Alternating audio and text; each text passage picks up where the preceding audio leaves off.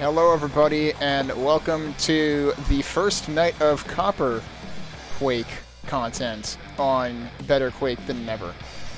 Copper introduces a bunch of gameplay changes, and I might try to skim through some of them. And actually, let me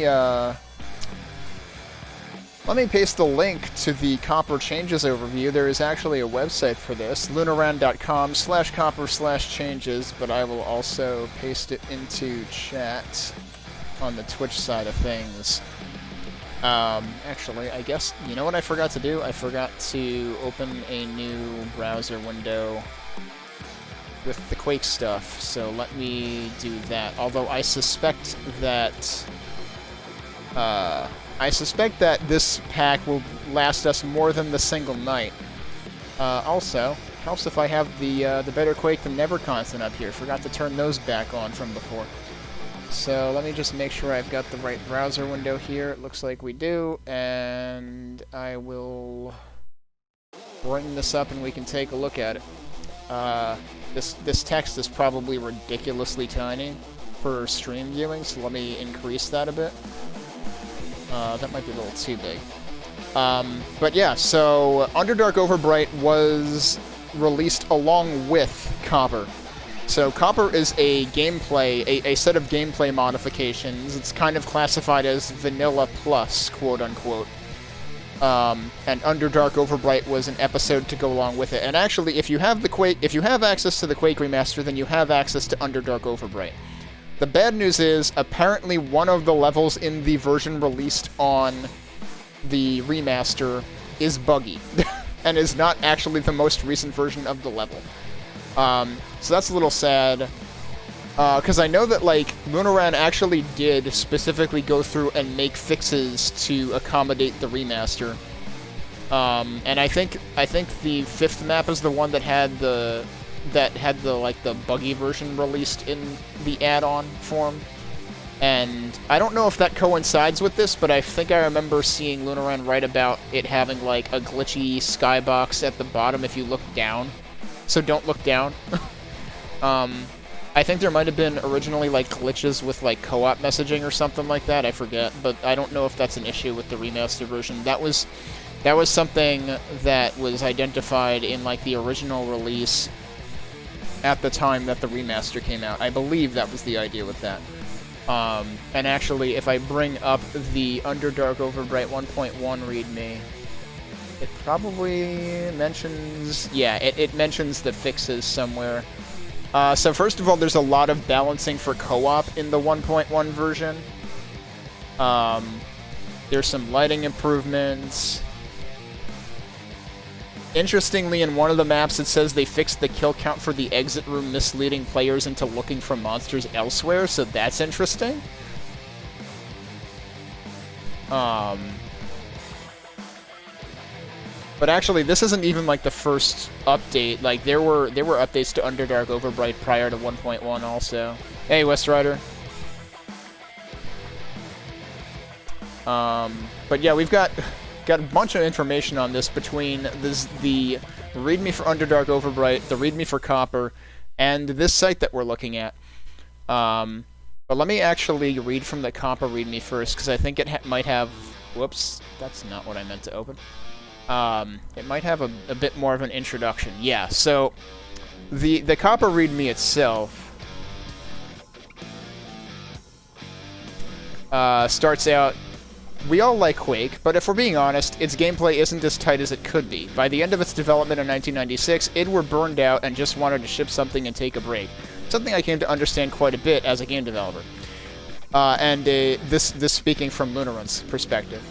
And a hurried Doom clone sewn together from dark fantasy was what we got. Over the years since, several high-profile single-player mods have sought to expand Quake's breadth, perceiving problems in its design as gaps that need to be filled, and new content as the solution.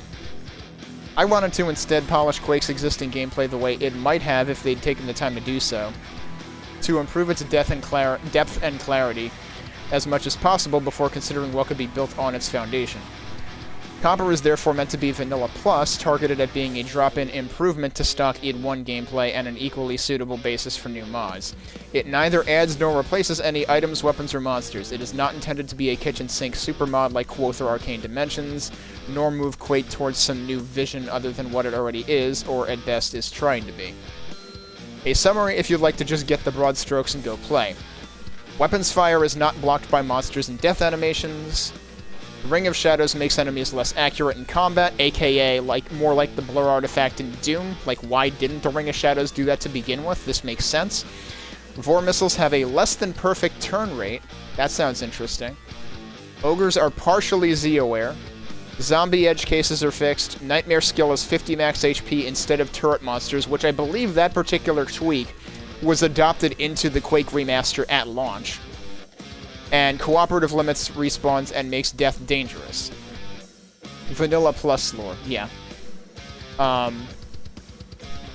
So yeah, and there's more in-depth info on the changes that Copper makes on lunarun.com/copper/changes, which is what this website is.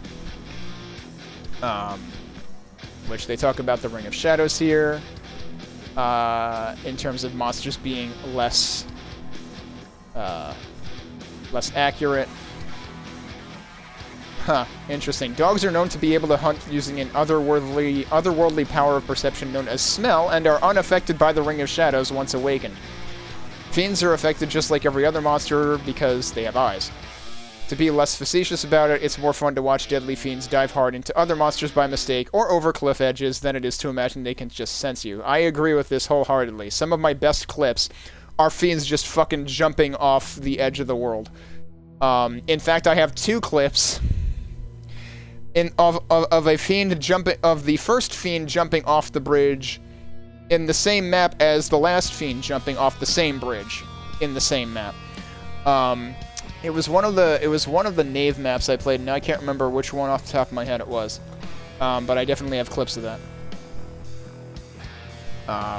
Mappers almost never bother to place a Ring of Shadow in their levels, and when they do, players are never excited to find one because the power to merely delay engagement with monsters is of very limited value. Yes, this is 100% the problem. The improved ring is now a very good soft power-up for mappers to place in their levels, especially when hidden before nasty ambushes, when granting the extreme power of a quad or a pentagram is too much. Players also enjoy watching the chaos that ensues. Importing Doom-style invisibility also imported the reasons for Doom's players' perception of invisibility as a powered down. The ring originally blunted melee damage in Copper, but not ranged attacks. It was expected that monsters' confused random shots would make for adequate ranged protection for invisible players, but it created an upside-down situation. Average skill players who didn't have exact muscle memory for anticipating and dodging attacks perfectly were hit a lot less than liked it, but the unpredictability robbed high-skill players of the ability to consistently avoid hits, sometimes being tricked into dodging into a projectile that should have missed. Copper adds a little extra for skilled players to alleviate this downside. Monsters regain their normal accuracy for a second after a player shoots them. This lets players manipulate monster accuracy to a degree, letting them use their weapons to force an individual enemy back to the state where its projectiles can be dodged reliably, as well as adding a strong method for directing infights. Damn, there is a lot of thought that got put into this. Vor missiles have been given a limited turn rate. They will still follow the player aggressively, but sidestepping them is now a skill-based option to buy a few seconds of safety before they loop around again. Sure sounds like they're like Revenant bullets now. Their maneuverability is reduced once their parent Vor has been killed, providing the player another option for shaking them that encourages staying in combat rather than fleeing. Vanilla Vors are hard for mappers to use because the player response is almost always excessive caution, leading to a hard stop on combat. The minigame of Hide from the Vor Ball is so high priority because of their perfect homing that it overrides all other gameplay rather than adding to it, and often forces the player to backtrack through lots of empty map. Yeah, I know that feeling. I'm going to start skimming this a little bit. So the Semi-Z Aware is something that I'm pretty sure we've experienced in a couple of other hacks. So that's not too new, but... Oh, but Semi-Z Aware is new, I guess. The typical Z-Aware Ogre implementation makes for ogres that deadeye the player unexpectedly from any angle, but vanilla ogres are of limited utility to the mapper because they have a hard-coded firing arc, requiring that architecture be customized to accommodate them. And I've seen some customized architecture that's pretty impressive. The copper approach is simple: average the hard-coded angle and the perfect solution angle. This yields an ogre which is much more effective at localizing the bouncing grenade chaos to the player's vicinity, but still feels like the old ogre, so the player's existing instincts for fighting them don't need to be relearned. Zombies can be killed by any explosion, not just rocket strength blast. Does that mean ogre? Yes. Ogre grenades were formerly too weak to do more than knock zombies down even on a direct hit. They now do extra damage versus zombies, enough to jib them. This has been one of the things that I always thought was suspicious, is like, why can't ogres jib zombies? They're firing grenades. The axe kills down zombies feature from Honey was not adopted.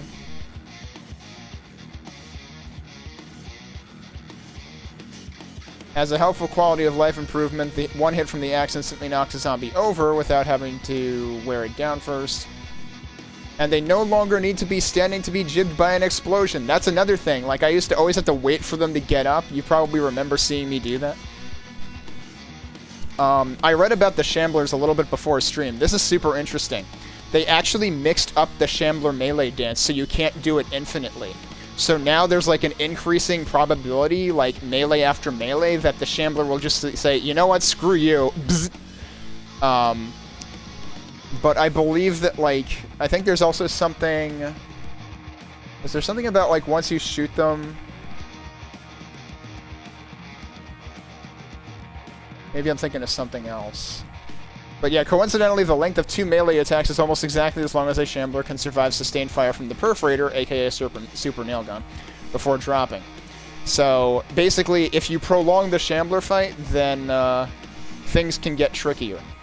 Also, Shamblers no longer try to fire lightning from beyond the maximum range of their lightning. This bug was largely unnoticeable at the typical scale of Quake's original maps, but became clear as custom Quake levels grew in scope. Yeah, definitely. We saw that in Smileside's map. I think that was the most recently we saw it, was in Smileside's map in the Jump Jam.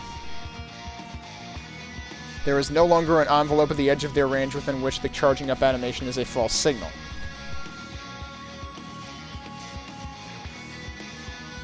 What about Enforcers is different? Oh boy. Rather than firing twice in a salvo, they begin firing continuously like a turret until they lose line of sight or are interrupted by pain. So they basically become like turrets that we've seen in some of the packs that we've played. When encountered in groups or at range, it places greater emphasis on using movement, pain juggling, and selectively breaking line of sight to manage their threat, which helps all Enforcers feel less like speed bumps and more like a unique threat. To avoid unbalancing the game too excessively in their presence, their laser bolt damage has been reduced from 15 to 12. The bug where players could be instantly killed by a fiend spawn or dog landing on their head has been fixed. Okay, first of all, I thought that was intentional with fiends. And second of all, I didn't know it was possible with anything else. I thought that was just a thing fiends could do. They could instantly end you. Fiends also have a better sense of when their elite path is clear and will no longer bounce spastically back and forth across a doorway at the or at the bottoms of stairs. Oh, but that's the most fun thing, is seeing fiends have problems with doorways. Man, fiends are actually going to be deadly now. Knights have had their health reduced from 75 to 72, enough to make it possible to kill them with 3 careful and complete shotgun blasts instead of always requiring a 4th. Interesting. I was wondering, I forgot of Zeo where ogres were in AD. But then they were also in Prog's Dump, okay. I couldn't remember if we had seen it in anything older than those. Helmet's magic spread fire projectiles have been sped up from 300 to 425. Wow. So it's a little more hectic bullet hell now. Fixes for the various problems with Rotfish, double kill count being solid too long after death, shrunken head and death frames getting stuck at the surface of the water have all been included. So I already had a pack that fixed the double kill count that I had included in my id1 folder just so I wouldn't have to deal with that. They also swim just a little faster and bite just a little harder so they're not just fodder. A spawn that loses sight of this enemy will eventually stop leaping around, giving the player another chance to find and kill it in its sluggish state. I could have sworn I had that happen once or twice in packs that I've played already.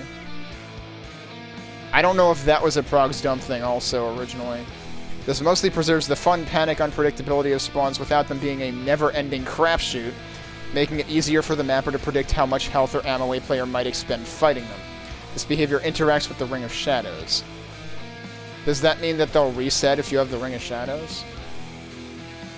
Thon still leads his shots to a degree modulated by skill, a necessary component of his balance when there's only so much that can be done with the level around him.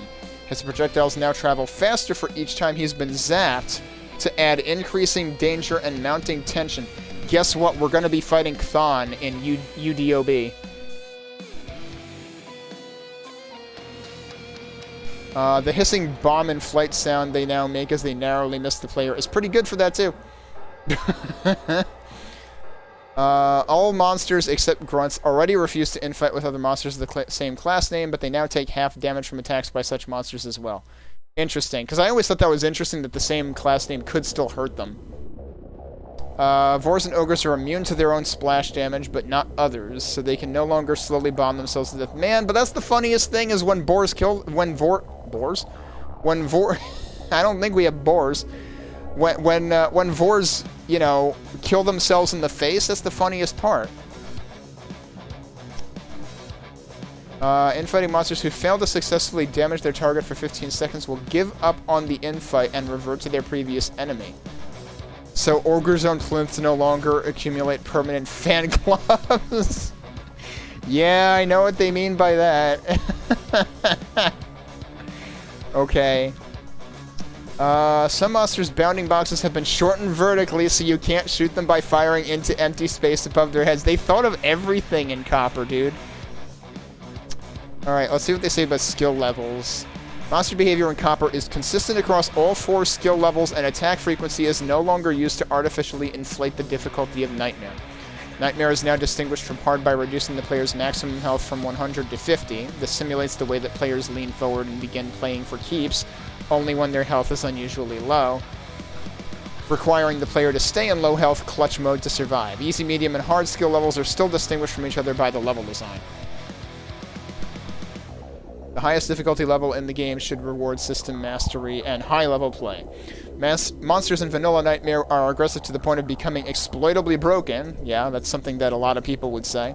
Forced to stand in place and fire continuously when the player is in sight, like mindless turrets.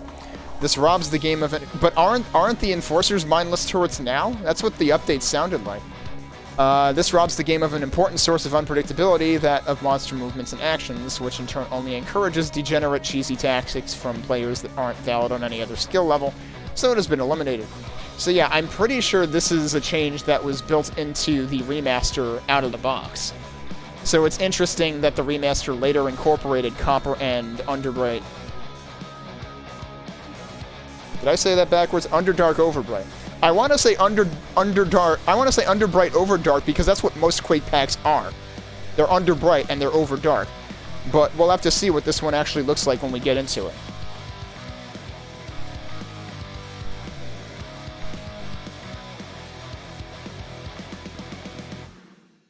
Alright, then there's stuff about co-op. I'm going to skim through that. Some health pickups have been given a visual pass. By popular request, plus 15s are now a little smaller than plus 25s to more clearly distinguish them. Yes, please, thank you. Mega healths now look a little more ornate, only a little, they're still adorably cubic, and have a unique top texture, so they're no longer generic brown boxes when viewed from above. While this is a break with canon that 15s are rotten 25s and thus should look similar, too many players seemed unable to tell the existing pickups apart, even with the extra rot smeared on. Yeah, it's way too hard to tell at a glance what they are. Took me a while to get used to.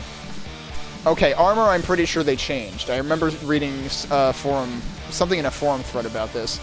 The percentage of damage diverted from the player's health by yellow and red armor has been reduced to 50 and 70 from 60-80.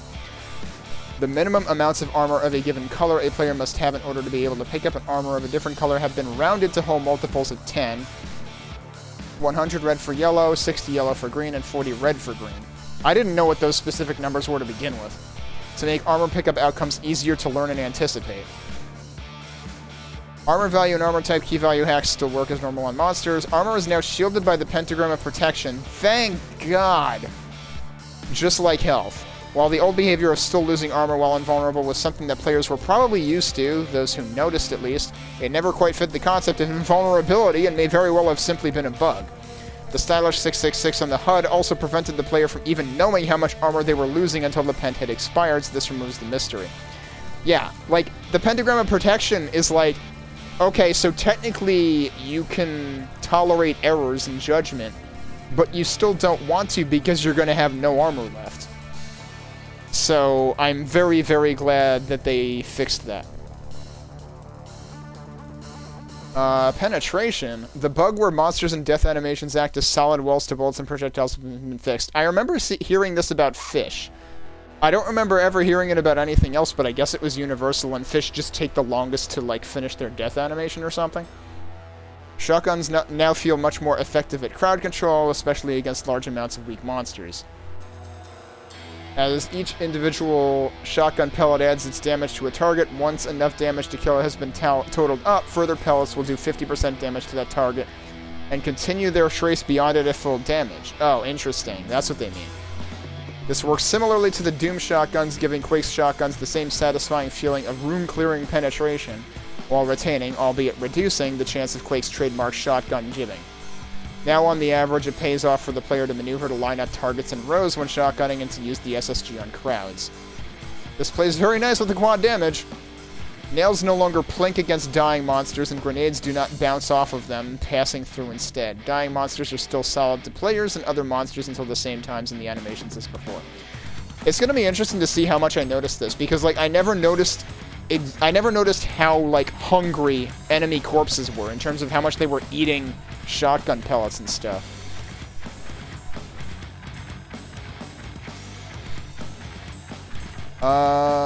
To help distinguish the two nail guns from each other, the velocity of nails from the nail gun has been doubled, while the perforator has been given a little spread comparable to the shotgun. Huh. This makes the nail gun better at long-range needling to reduce the necessity of efficient but boring shotgun sniping. Right, because the times where nail gun would become a liability is if you needed to lead shots, or if you needed the timing, if the timing mattered. Such as for the buttons in that Smile Scythe level in the January Jump Jam. The perforator now fires 2 regular nails at once rather than 1 nail that is quote-unquote better to better leverage the aforementioned shoot-through. Interesting.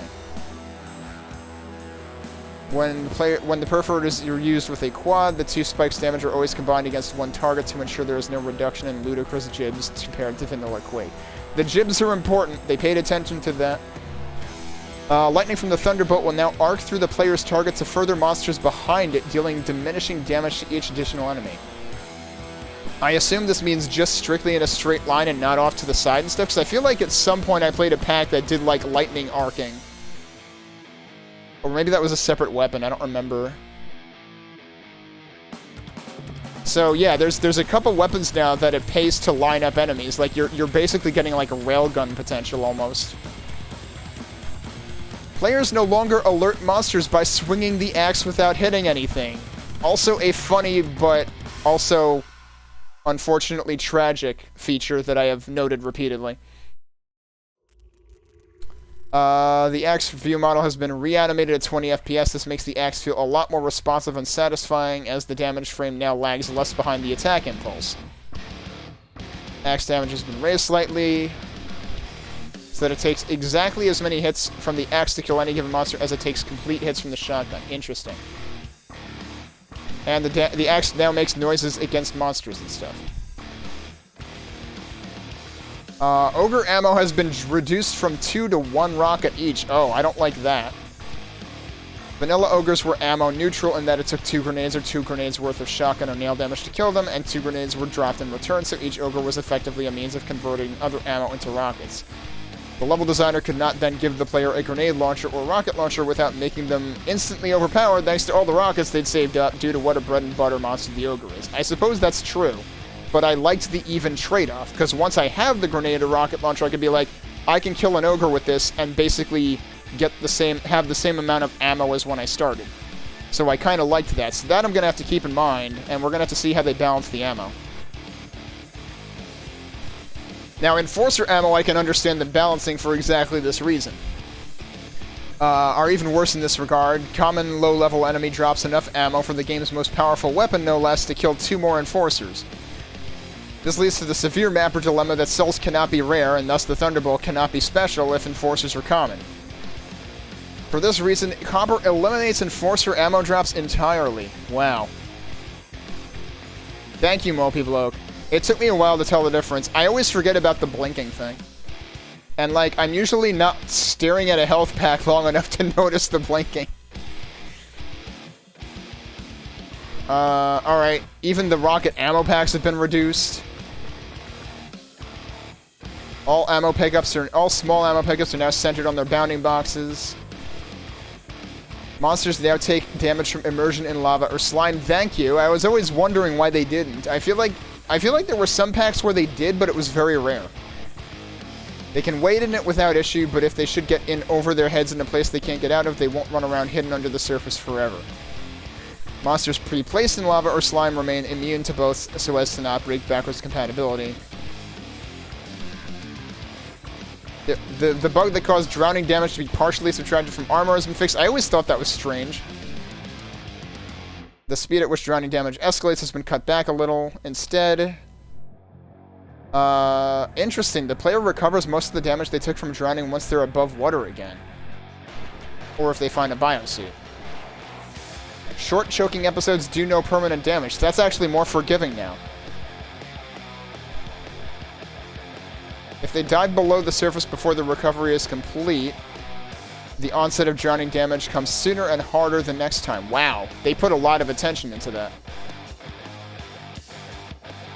Drowning damage and recovery, and only those two things are reduced by half on Nightmare to stay in proportion with the player's max health.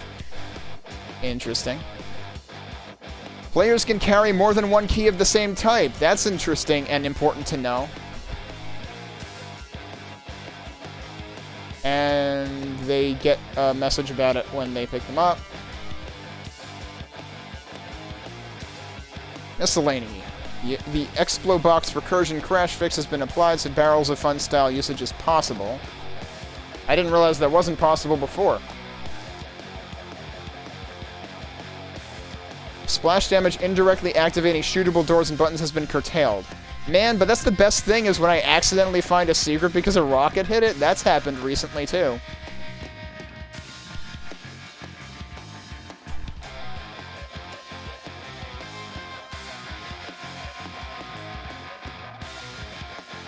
Intermission cameras will slowly cycle automatically or can be cycled by players to ogle every view of the nice level art they didn't notice while deep in skill-based high-level play.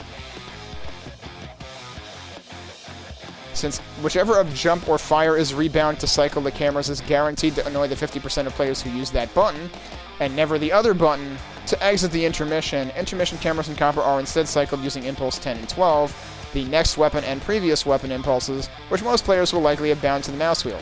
Interesting. So there's a lot.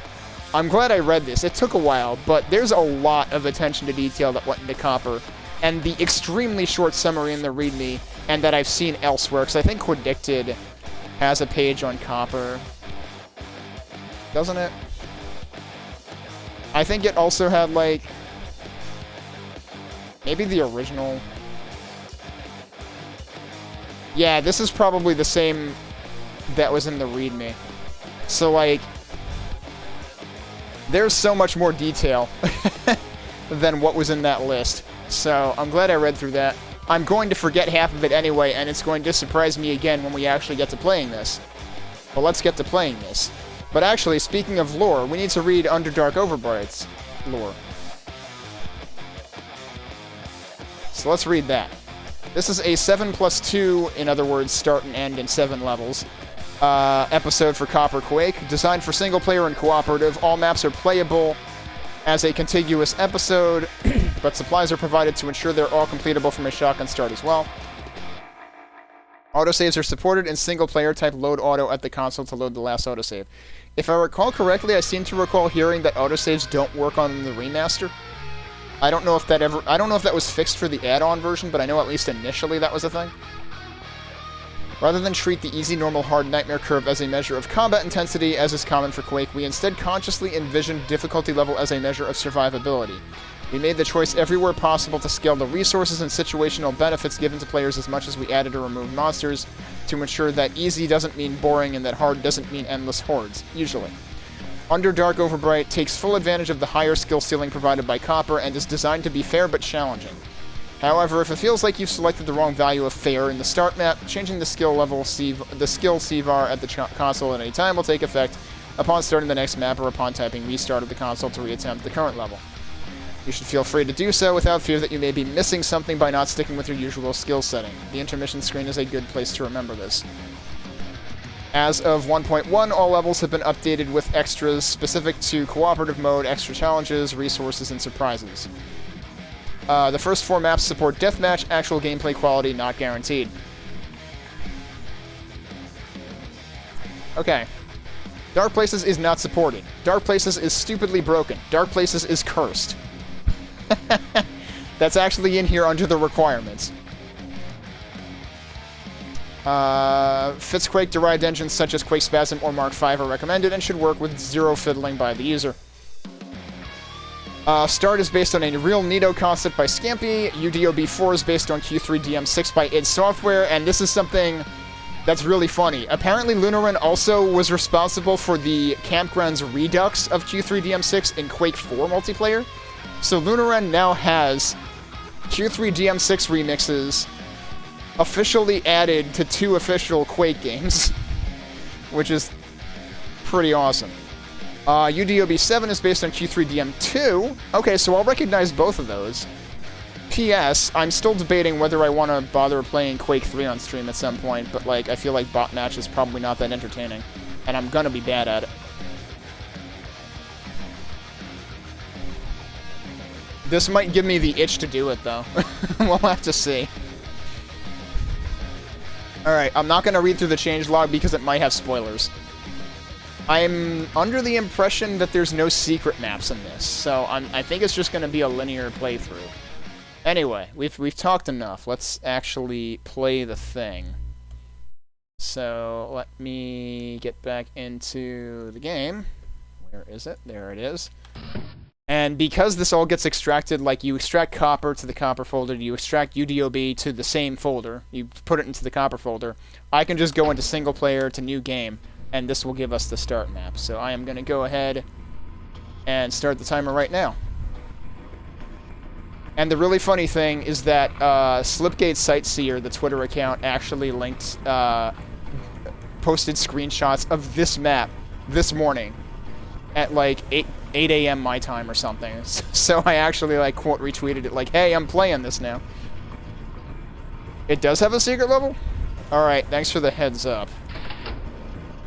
So I'm going to play on normal, because that's what I usually do.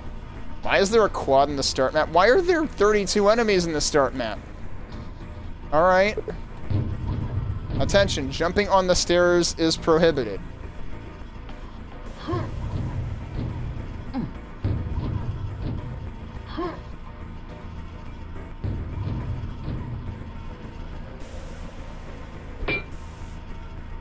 There's 4 secrets, and there's 32 enemies. Yeah, this feels like it's trying to...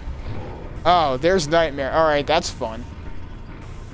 This feels like it's trying to riff a little bit on E1.1.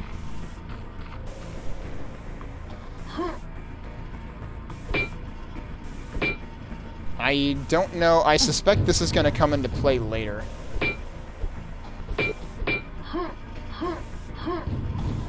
What if I jump exactly on that stair? I don't know. I thought the game would get mad at me.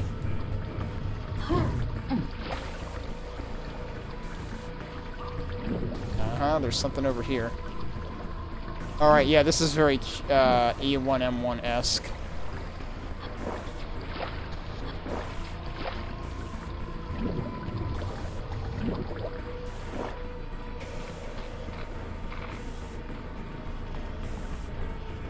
I guess that's Episode 1, Dimension of the Doomed.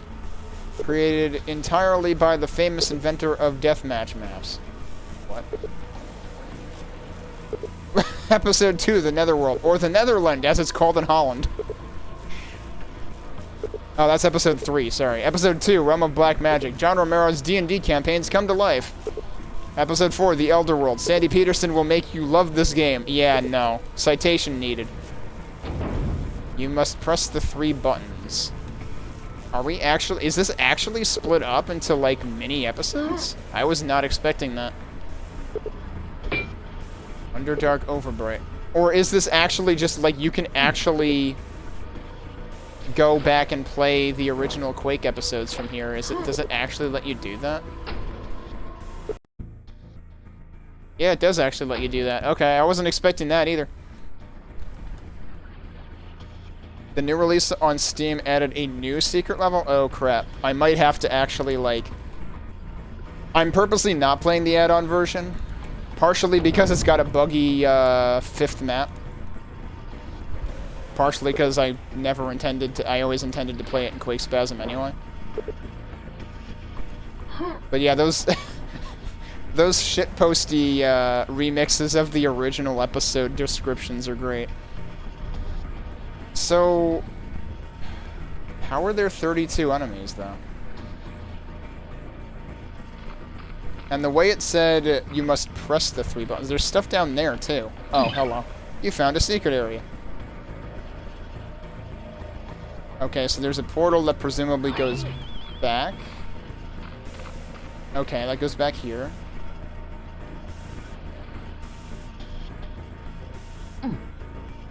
But then where does this go?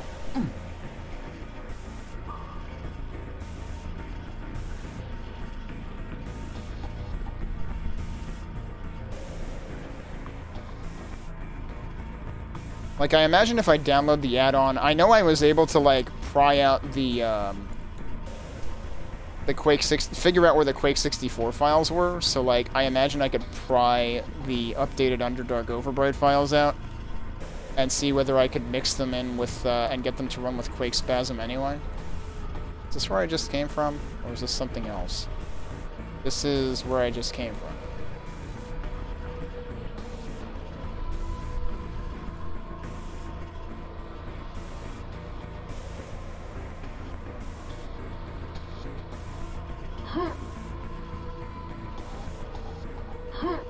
Oh, come on. If I just jump from here, will that work? Yeah, that'll work. I'm making things harder than they have to be. So this is the same you must press the 3 buttons door. And this part is also slightly reminiscent of E1.1, except it's dried up. Oh, yeah, those 3 buttons. But how on earth am I going to get to those buttons? So the Mega Health is still there, but the steps are different. So you got 2 out of 4 secrets now. Can I get over there from here? I can. So that'll open that door. Oh, hello. Oh, guess where this is?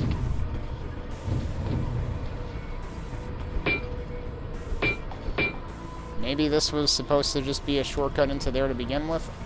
Like, I feel like I'm doing this backwards, but I also feel like they locked, question mark?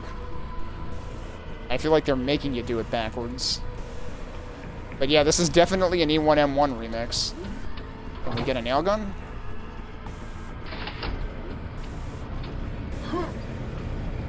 What is that noise?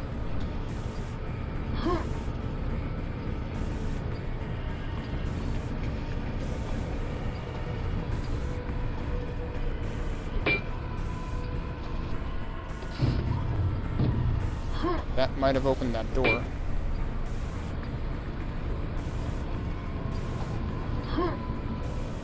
We still haven't fought anything, so something's got to make the other shoe drop here.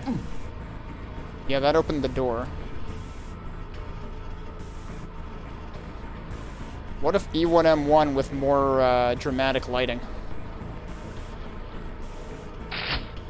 You want to bet this is going to make all the stuff happen? Yep.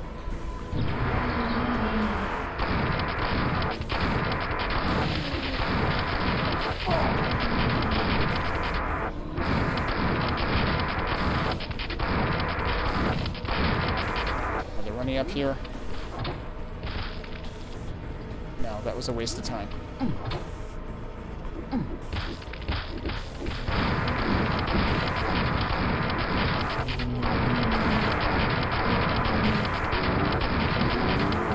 So let's try that again and see if there's a reward for killing all of them.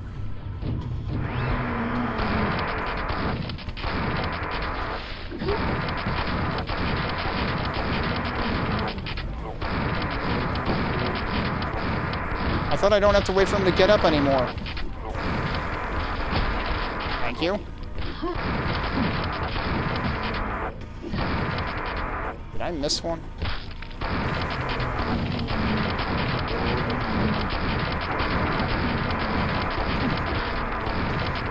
I still missed him. So I don't think I can actually... I was 3 short. Was that the only ones left? Okay, so yeah, this is actually the end of E1.1. That's fun. If I hadn't wasted the time because of that one that fell over and didn't die, I would have been fine.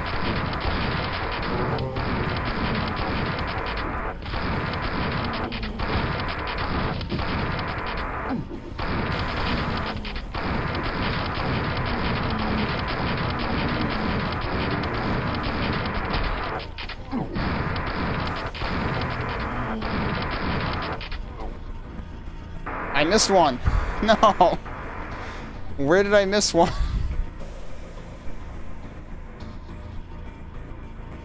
What's only for explosives? Oh, the, if they fall over. Right, okay. Apparently the axe seemed to work, though, unless it was just the timing. Unless I waited long enough for them to get back up. Oh my god. Can't hit that one. Is there one over here?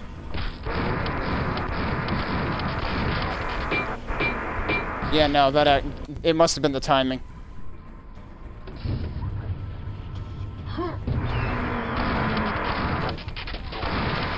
There's none under there, right?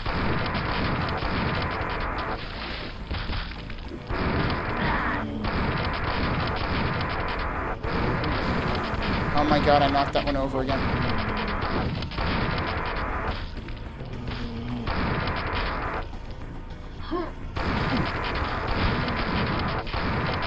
One down there. I should have looked for which one I missed. Alright, let's try to do it fast again, and then we'll actually work our way back if I miss one.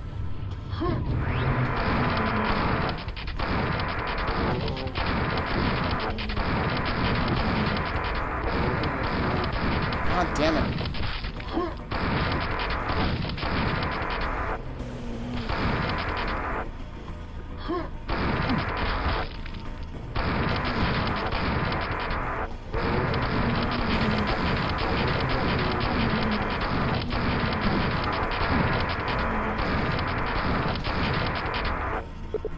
That time I got all. Achievement unlocked, Zombie Killer. Collect your reward if you can find it. I don't know what I actually, like, did to just pass them by last time. So, yeah, there's one secret left. So we gotta go looking around the map again. To try to find whatever the heck just opened.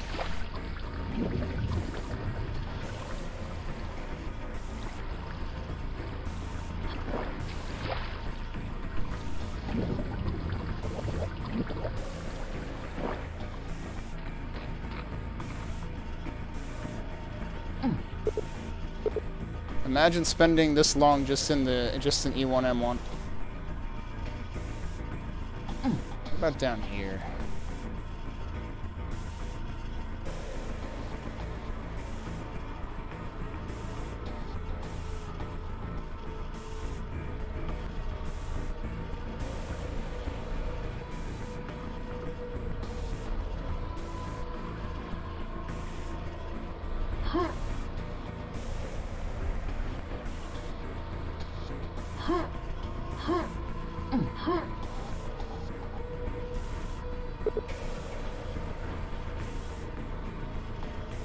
That's real interesting though, how they like force you to go around the map in a very unconventional way. So I could go through there, or I could go that way. This way is kind of easier though.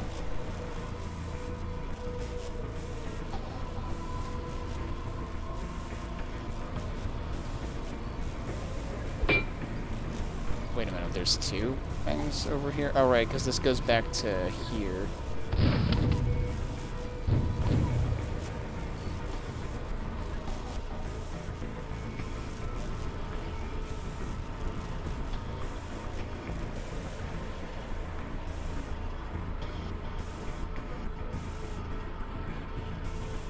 What about... There was never anything of note up here, was there?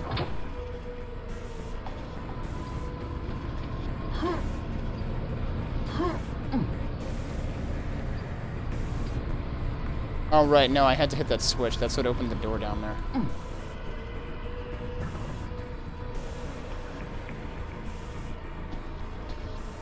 I would really like to find the reward.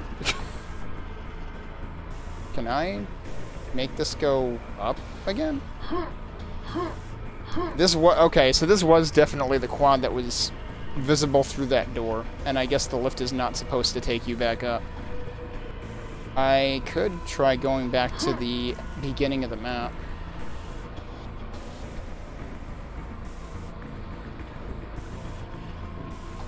I already tried looking in the water.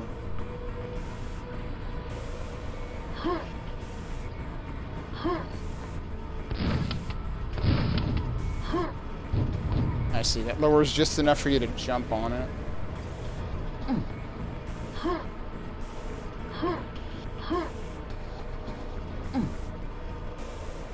Did I ever hit that button?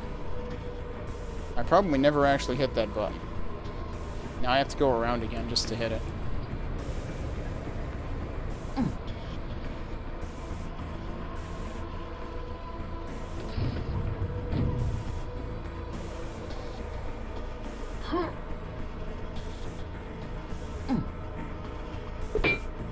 Attention, management not responsible for nukage-related injuries.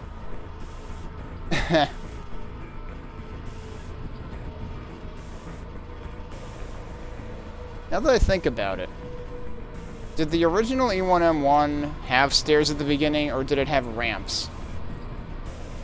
Because, like, that comment was obviously about, well, there was a nukage pit in the original. And the no jumping on the stairs might have been about, like, there used to not be stairs, actually. Because I don't remember.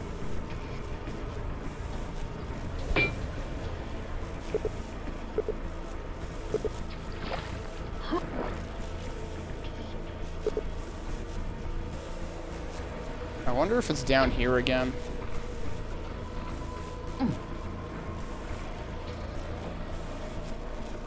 Doesn't seem like it, though.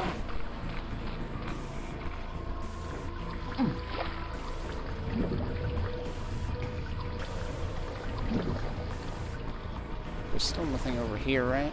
Right.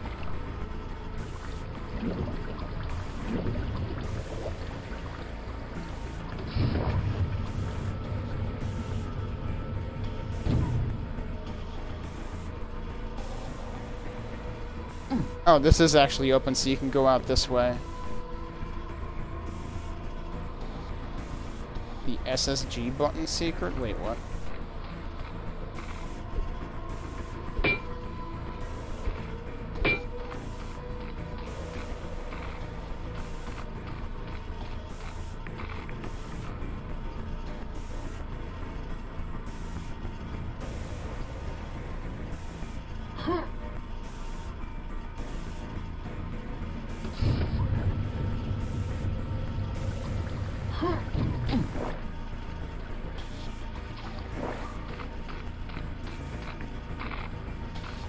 What am I forgetting from the original E1.1 right now?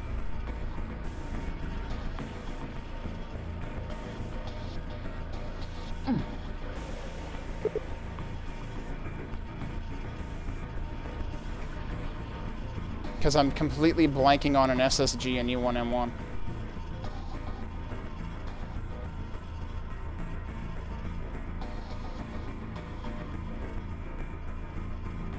Which I probably shouldn't be blanking on that.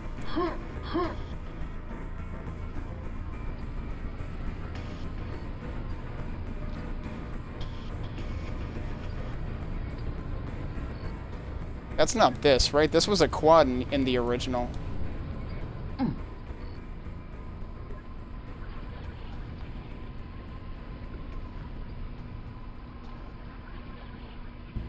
Not enough lore.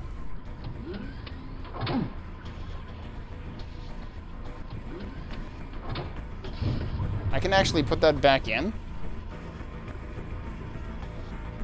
That wasn't a thing in the original, was it?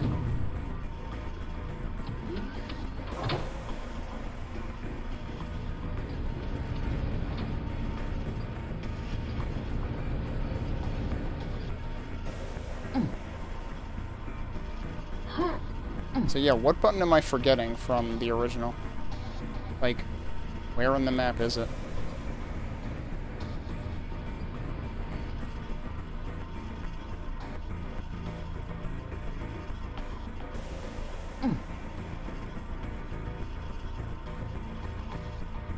The moving... You mean the one in the first room after the door after the bridge? Wait, should I be going that way? Probably not. This is probably not the fastest way to go back to it.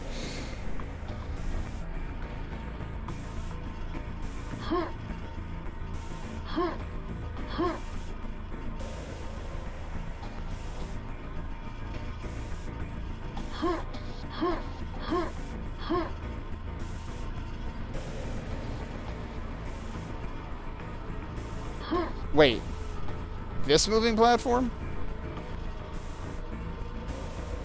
Oh, god damn it. I completely... Yeah, no, I totally don't remember that.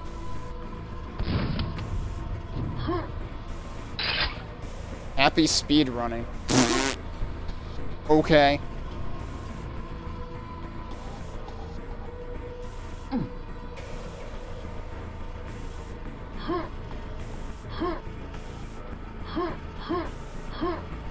Well, I will not be speed running, but... I think... Yeah, let me double check. That means we got all the secrets though, right? Yeah. It didn't actually give us an end screen because that was the start map. But we did get all the secrets. Alright, now actually into Underdark Overbright. And Space Jam, apparently.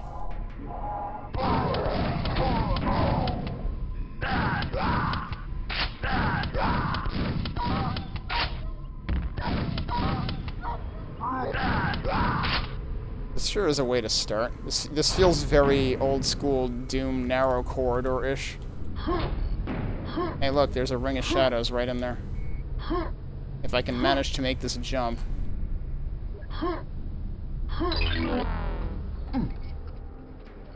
What did that say? Start to crate time 0. I don't think I'm supposed to get up there that way. Oh, and the SSG is right there. Okay, yeah, I'm supposed to do that.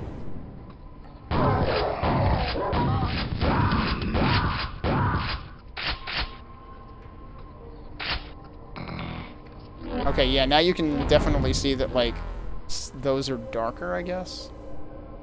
Actually, no, that's still... That was actually the lighting that did that, because I was like, wait a minute, that's still a 25 health pack.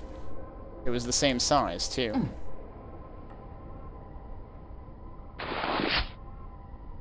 Hey, Kamikaze. You've played this already?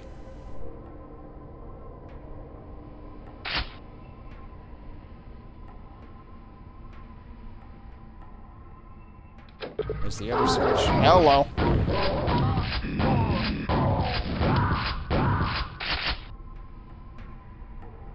That was a bit of a gaggle right there.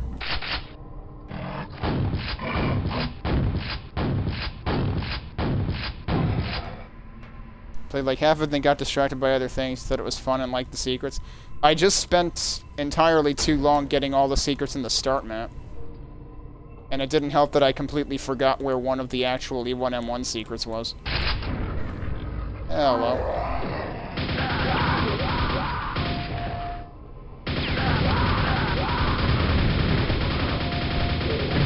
Ain't it great? We're going to jail. Wait, are we not done? We live here now. Is there a... That's not a switch. Is there a switch over there? Yep. There's also a switch over here. The red trim on that feels very Doom-like as well.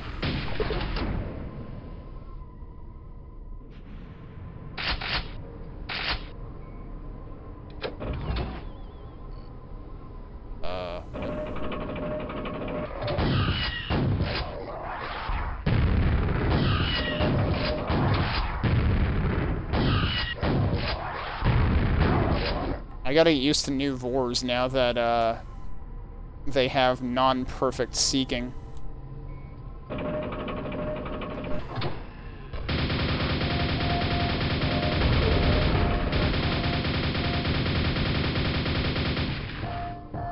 Wow, that missed by like a hair. Alright, there's a key up there.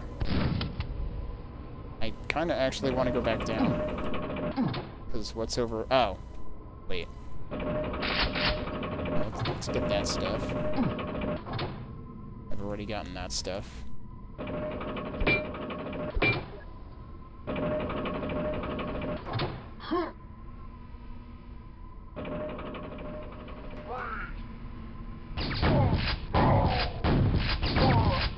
I have not given enforcers much time to shoot at me yet.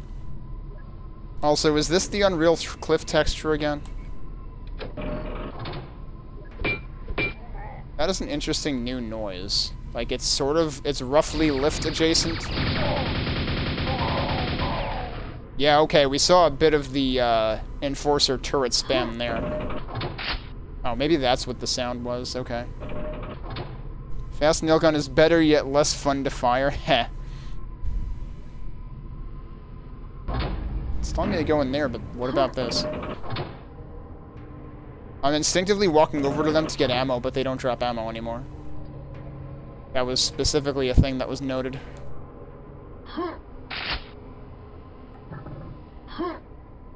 Alright, so that requires the key.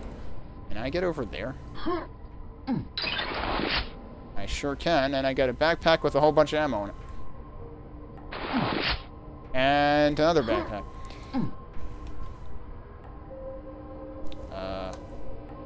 Ooh, that's interesting.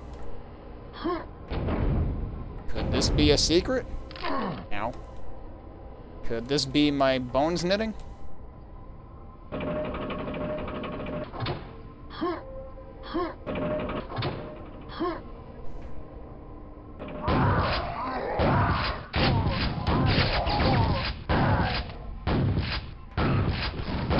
Well, still jibbed that guy.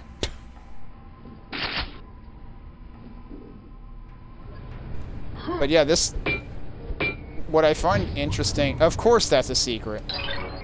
You remembered. Exactly. Like, that's totally a reference back to E1.1 again. Ow. Could you not?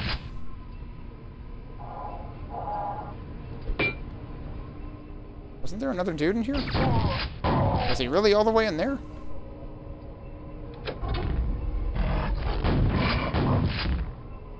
So fiends are supposed to be better at doorways now. But that was a pretty narrow doorway, so I'll forgive him for that one. Oh, okay, we got the key.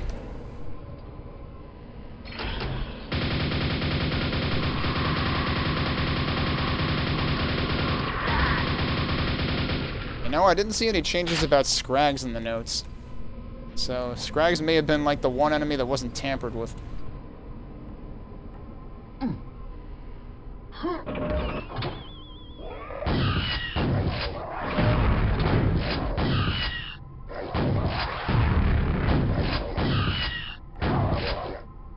Yeah, so far I really haven't given Vors much of a chance to shoot at me. I am still sad that they made it impossible for them to kill themselves. Is this the end? This is the end of the level. I missed 2 secrets. I'm not necessarily gonna, like, harp on trying to, like, get every single secret in every single level. Although someone in chat said there is a secret level. I'm just gonna, like, try to remember to use a different save slot as we move on past each level. Ooh, that's neat. We got fish.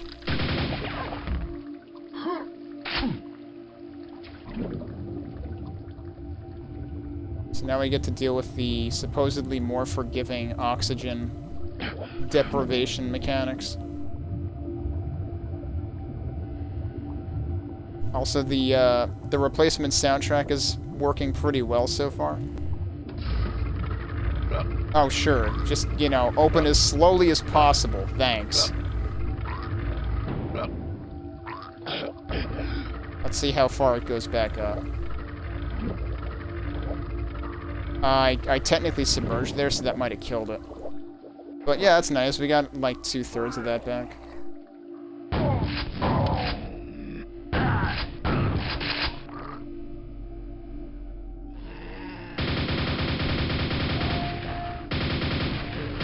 He almost made it. I feel like I might as well just get this now.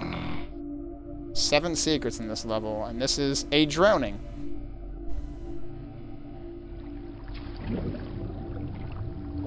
Yes, we have a largely underwater level, I take it. Alright, I don't know whether that means it needs a key or there is one through here. Probably means it needs one. Armor there.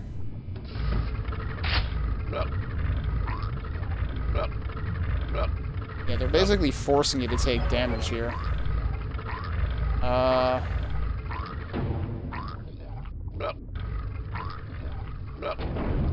Keep going. Okay, how much? Clearly they gave me that mega health to account for the damage I would likely take from that. I'm a little worried that, like, there's some stuff I didn't do. Oh, did this go backwards? No? Did those doors close again? Yeah, I think they do.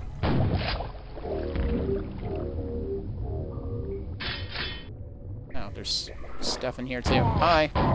Surprise! Oh.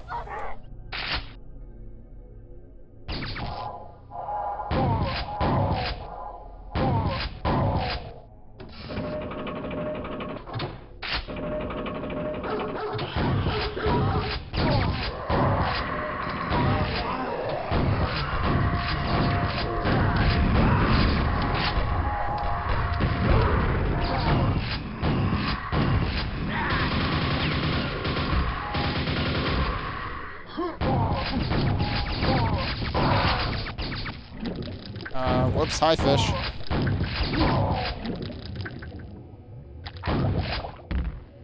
Oh yeah, that was definitely a marked difference, the way I was able to immediately move through that fish.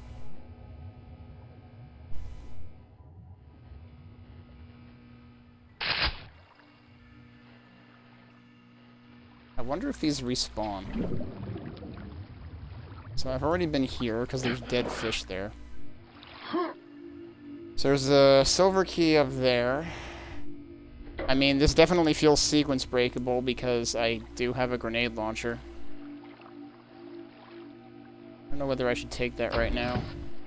Also, I kind of want to...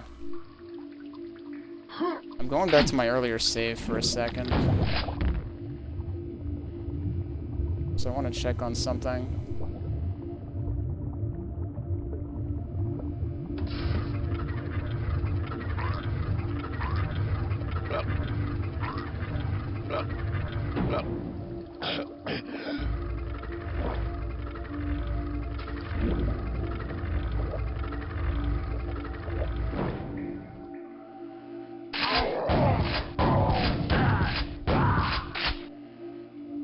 Okay, that was a silver door. So, one way or another, I will end up back here. Because I just kind of, like, immediately hightailed it down here last time. So I didn't even notice the silver door. Okay, let's go back to where we were. So, we're eyeballing the key fort right now.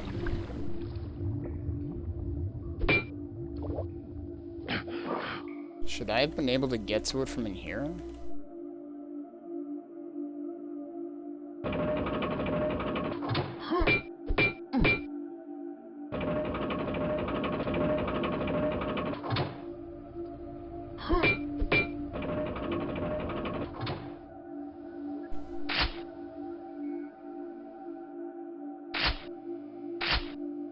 Oh wait, I didn't hit this, did I? Work, work.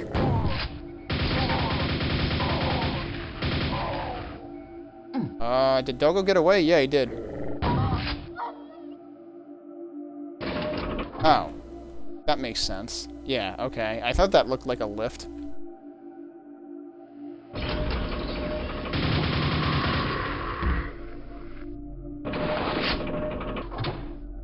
So we can get up to wherever that's an interesting arrow.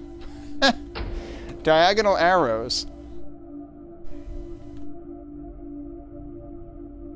Don't think I've seen those before.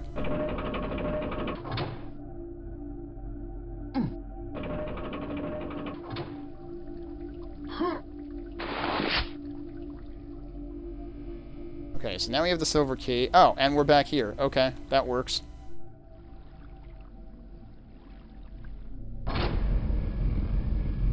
Yeah, this guy's already dead. So is that guy. This is probably completely fine.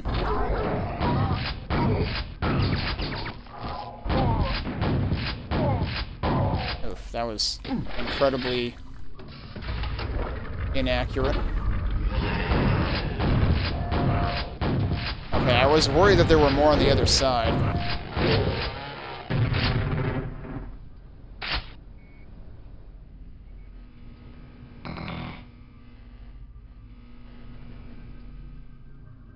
Now we need to do this one. These are the things I was swimming under before, aren't they? Oh, shit.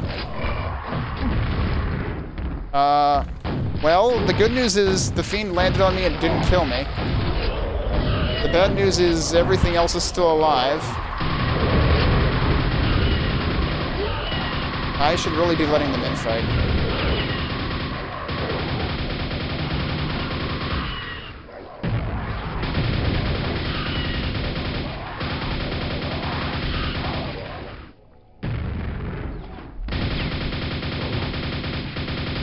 Oh geez, there's still more Vor bullets left. This is because of the imperfect tracking. I expected them to all explode at the same time, and they definitely did not do that. Are Shamblers furry? Especially based on some fan art I've seen of them, yes. But based on the lore that has been established in this channel, no, Shamblers are not furry, Shamblers are John Travolta. Oh, come on. I mean, the arrow's pointing up there because that's where the key is, but, like, that's not something? Really?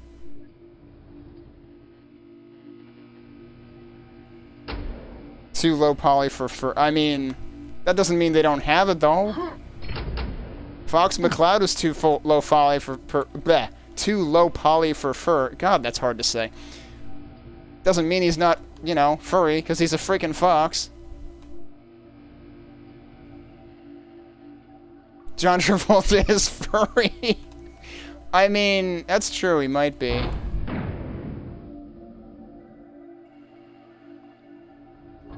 Is there, I feel like there's gotta be something else in this room. Oh. No?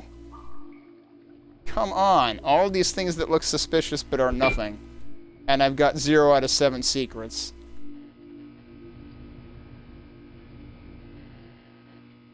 Alright, this is where I came in. Were there any other doors out of here? Alright, let's also hit the totally not suspicious looking ones.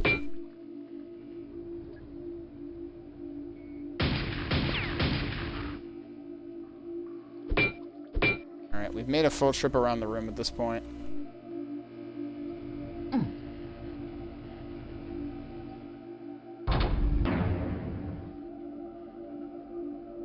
It never even occurred to you that they might be furry until you saw one of those fan arts. That's true, I suppose.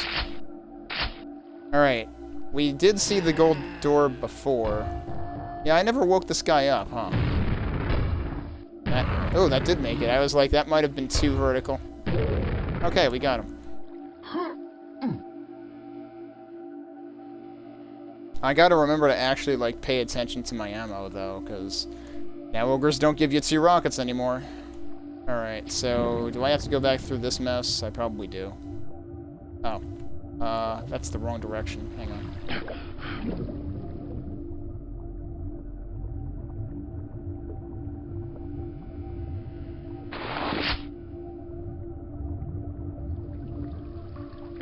Yeah, so see, this is one of the things that raised.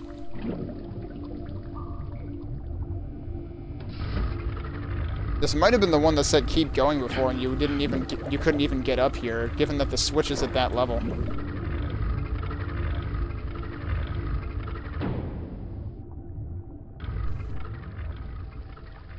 There's the other one. So yeah, coming back through here the second time isn't quite as threatening because you can actually come up for air. That's an interesting way to design it.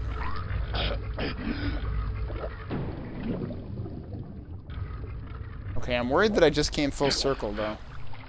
No, I think this is where I want to be. Because the gold door should be in... Yo, yep, it is, and there's John Travolta along with it. Oh, shit. Yeah, there you go. You can't really depend on him as much to keep meleeing.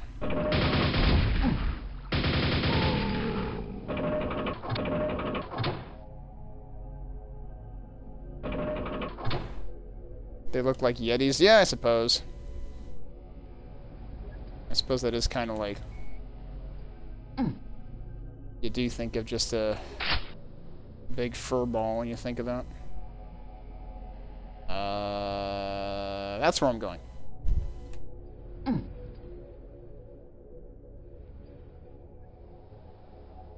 Alright. Have I been down here? I have, but hey, there's health. And that's kind of what I was hoping for.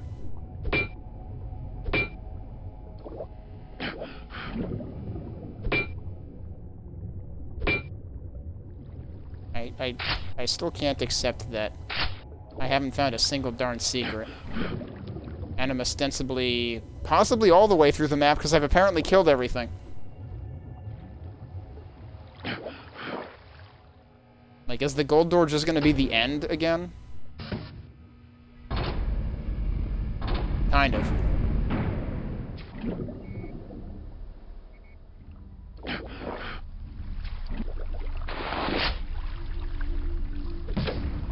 There's 2 sides to every slip gate. Uh-huh. Does that mean... Wait, I want to take another look at that.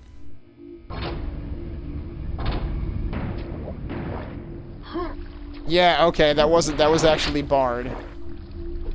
And that opened it. So it's actually... Oh!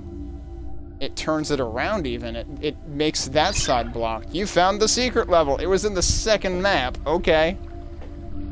That's fun, though. Like, because that's the thing. It's like, there's 2 places where you always look for secrets in Quake maps. One is under lifts, and one is the opposite side of a portal. So that's a fun way to do it. Alright, well, here we go. Secret level. We only found 1 out of 7 secrets, but it is the one that mattered. Alright, so this is actually UDOB 7. House of Pain with bullets? Is this actually going to be a remix too? Oh yeah, that's right. There were 2 things that were remixes. One of them was a Q3DM6 remix, which is Campgrounds, and one was a Q3DM2, which I think was House of Pain. So that is what this is. I haven't played Quake 3 in a while, so like Campgrounds I tend to remember pretty well. I used to, like, when I played it, I would always play through the early maps, because I don't know, always liked those. So I should remember this once I start getting into it. I need to remember... Was House of Pain the one where you fought Ranger?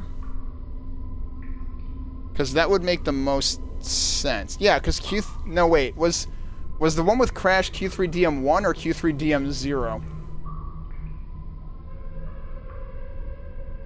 I actually forget the order of the early maps. But I'll be able to confirm that. I definitely remember a couple of the early ones.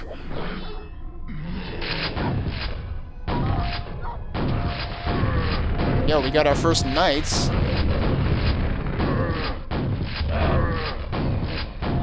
Oh, that's right. They made his attacks faster, the projectiles.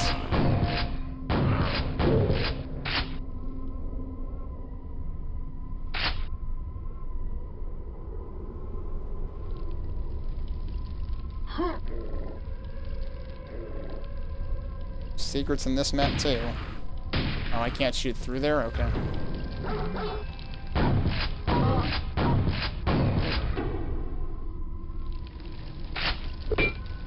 Donations accepted and appreciated. Look at all those ranger heads. That's definitely a secret. If I can get some kind of elevation to jump through it. Like, it seems weird that I'm not dinking on that. Alright, I might leave that for the time being.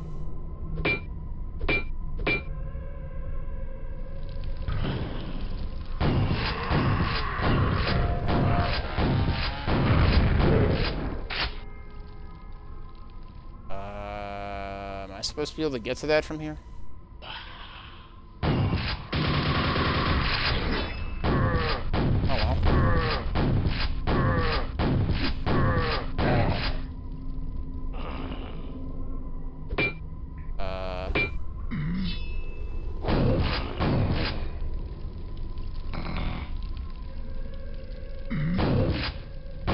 Surprised they didn't make these shoot nails or something.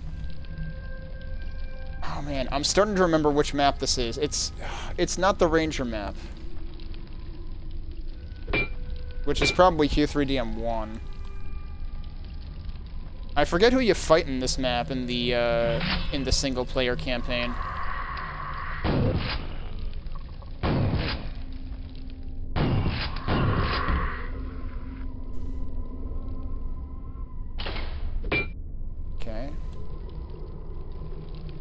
But I remember this square room. Was it Phobos? Yeah. Okay. Maybe. That sounds about right. Right, because wasn't House of Pain actually a Doom reference? Isn't that one of the episode 3 levels in Doom? Alright, can we actually jump through here and get this? Well, we can do that. Uh-oh. It's raining men. Hallelujah. Oh god, that and also that guy.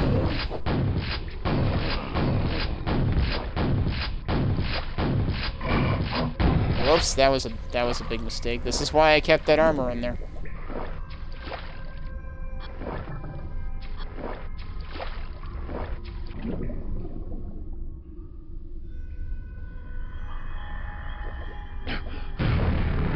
Oh, good grief. What the... Hi.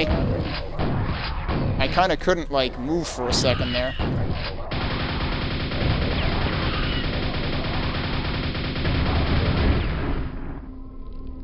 Okay, did I think I successfully avoided the things?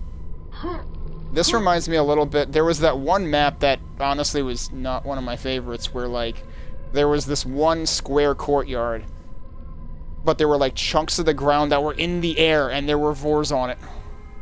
And it was terrible. But that's what this reminds me of. Well, I could use that ammo. Whoa, shit. Okay, I thought that was gonna dunk me into the lava. It didn't.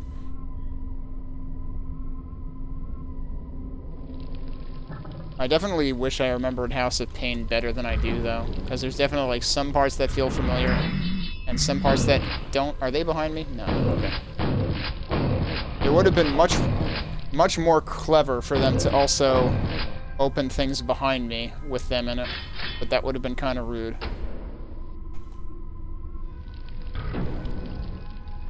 Okay. You need the silver key for that one.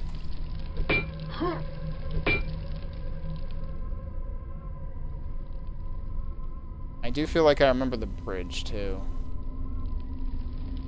Alright, gold key was on... Oh, I figured something had to give with those. Alright, what about the other side? Yup. Oh, I'm out of shells? Not anymore.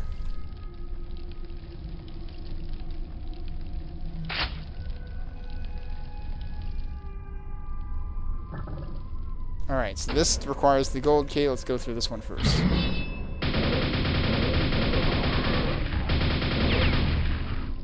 Oh, I just accidentally picked up health.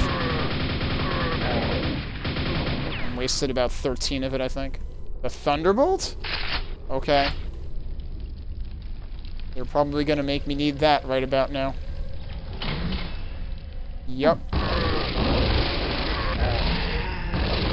Oh, shit. Where are they? Oh, they're over there.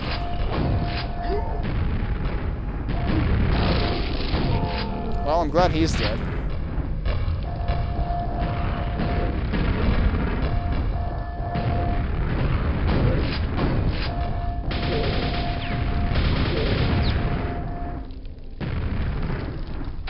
Fortunately, there's some health there. Oh, I'm not completely out of shells anymore, so that's nice. Can I get over to where they are? I can, barely. Okay.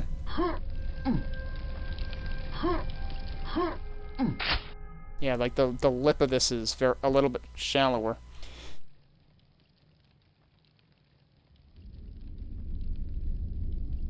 So it's like just low enough for you to get to it.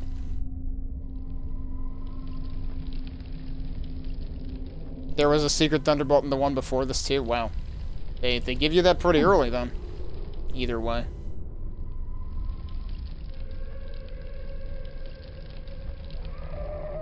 Of course.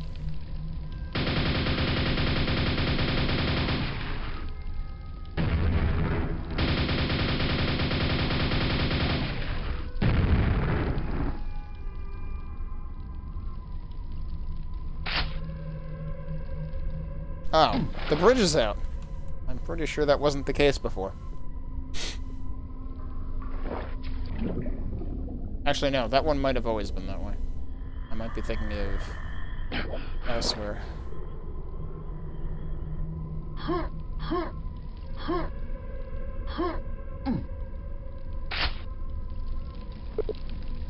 Locked, rusted, forgotten.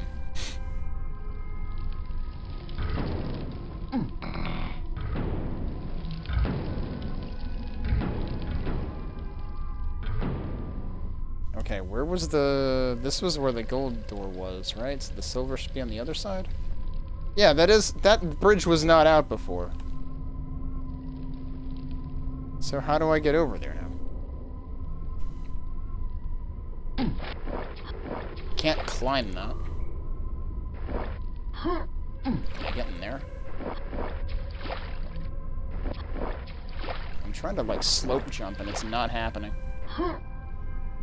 That worked and you can't actually get in here. Oh, yes you can. And there's... This is where I started, isn't it?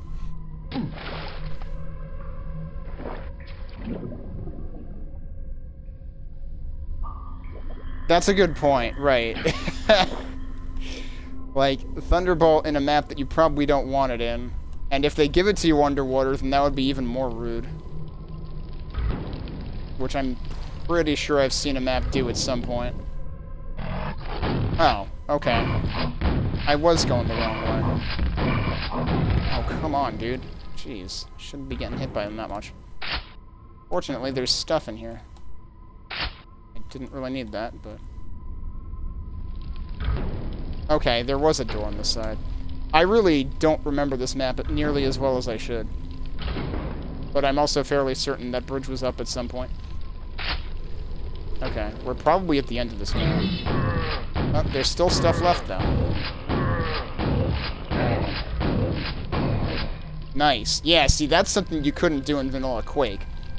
Is shoot through one and kill the other. You were very unlikely to do that. Why? Why is there a spawn here?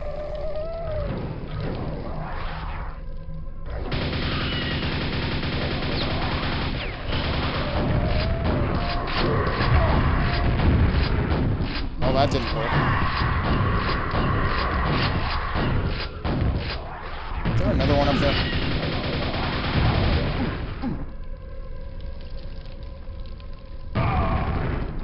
See, if the Vor projectiles did seek perfectly, they probably would have hit that column. But because they don't anymore, they hit me. The wider arc actually probably made that worse.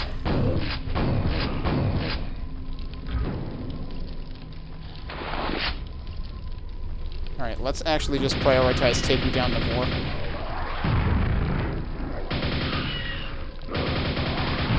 I forgot about the thing. Okay.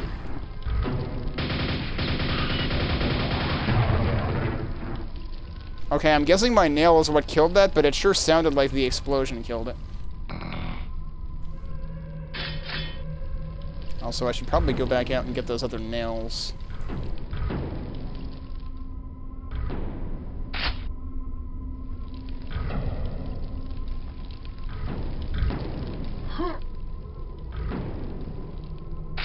Oh, there's also stuff here. Okay.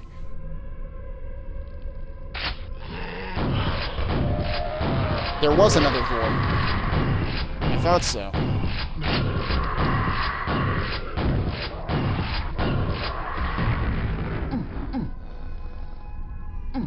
I accidentally picked up 2 nails somewhere. This is not going to work.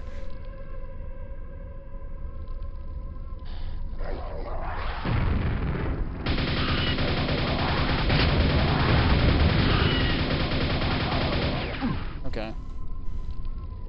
Well, I can live with that, I guess. Haven't found a damn secret in here either. Okay, that's beckoning me. There's gotta be something there. If I can make the jump. Uh-huh. Illusory window backpack. That also wasn't a secret? Alright, what about that window? I don't know if I'm gonna make this jump. Another illusory window backpack.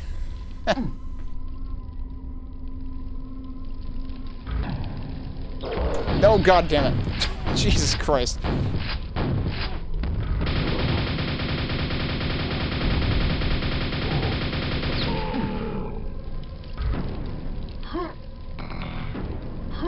Illusory window backpack. Another illusory window backpack. Surprise John Travolta. Alright, so I am batting absolute 0 on getting secrets.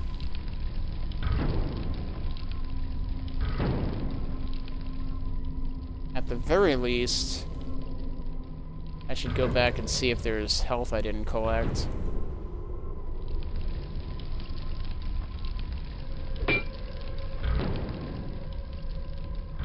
I really want to think there's something to that. All of them to... Are you joking or are you serious? There are definitely other windows that I suspected are a thing. Is this the same pipe as before? Yeah, that's what leads out of here. As far as I know, there's only one pipe like this. There's still an enemy I haven't killed too, so one of those could be in a secret. Why does this exist? Uh-huh. Oh, darn it. Easier to do this. Oh yeah, there's totally stuff over here.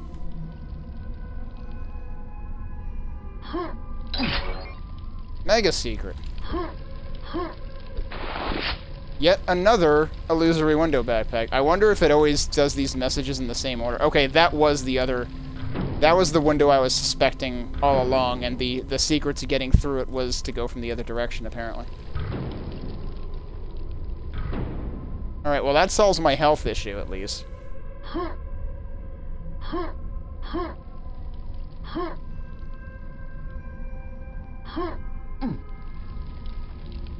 This is the door that said Rust and Forgotten or whatever. I'm assuming that's never going to open.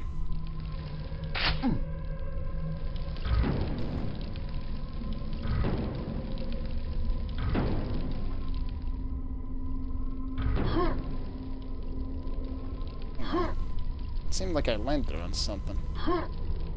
I did land on something. Still yet another illusory window backpack. I hope they're not serious about those windows. They're serious about those windows too.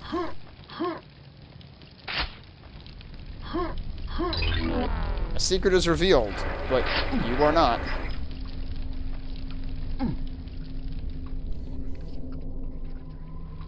Okay, we got 2 out of 5. I'm okay with 2 out of 5. That's a reasonable amount. But I need to go back the other way to get to the exit again anyway.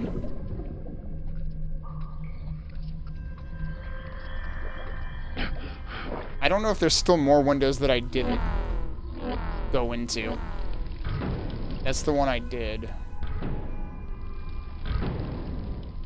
I don't know if this is one.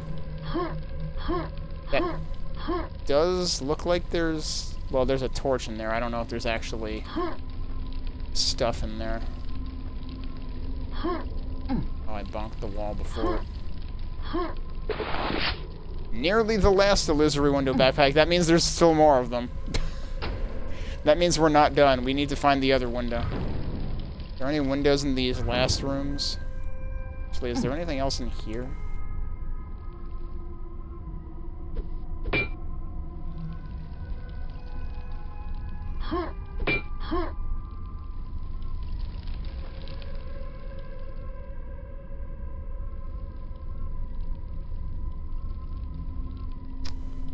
So I went through that window and I went through that window, but there is another window. I have no idea how I would get to that one besides a grenade launcher, but...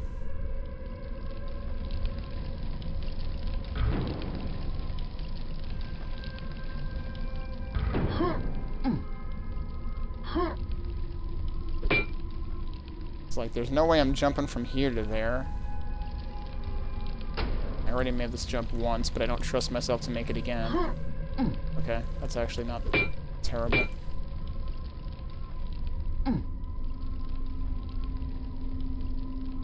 Seeing, is that just where I came from? Yeah, probably.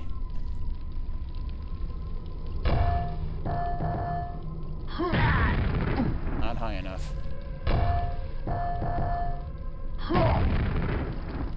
Yup. The wizard's secret reading room.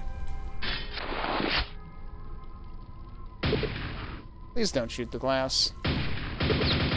Seriously, quit it. Please stop. Fine, a useless secret is revealed. Alright. I should do that again though, with losing less health in the process, so let's try to do that in one shot instead of 2. There we go.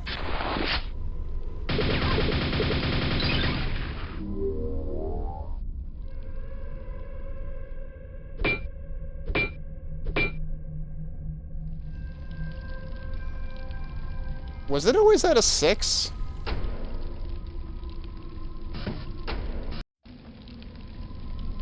No. What the fuck? They added a secret. It was 2 out of... I was at 2 out of 5, and now I'm at 4 out of 6. I don't know that I've ever seen a Quake pack do that before. It was the most... It was so useless of a secret that it didn't... Well, I don't know if that's the one that increased the max, honestly. Also, wait. Yeah, which one was the one that increased the max? I'm assuming the useless one did. Yeah, the useless one did. Okay. Wow. Okay, I think at this point it doesn't say anything else. I figured I should still try. See if they added any other flavor text. I'm still not convinced that I've gotten all the windows. And I feel like now I'm compelled to get all the windows.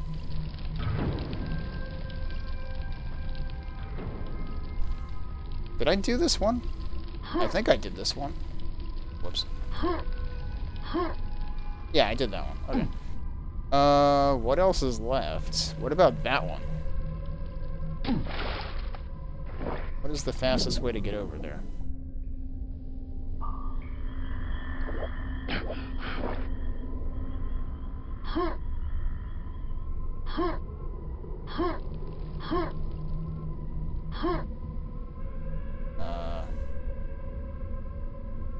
That's the one I went in before. Which side am I trying to get on?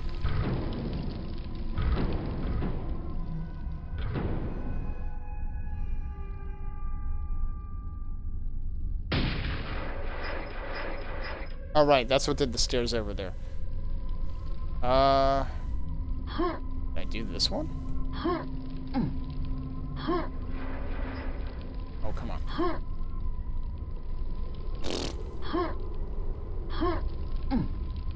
Why is this one impossible?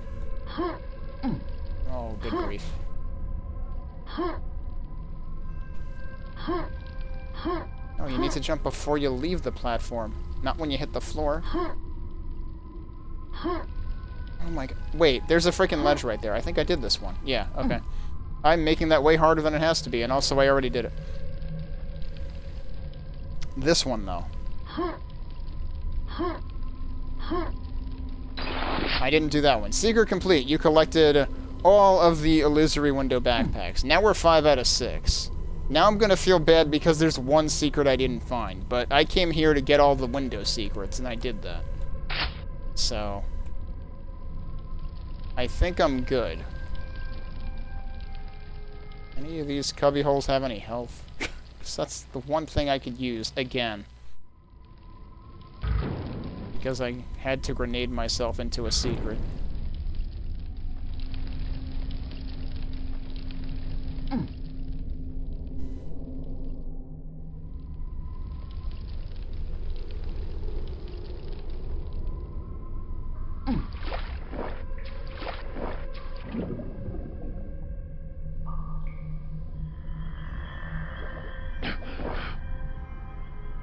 The room with skull holes. The room I just left.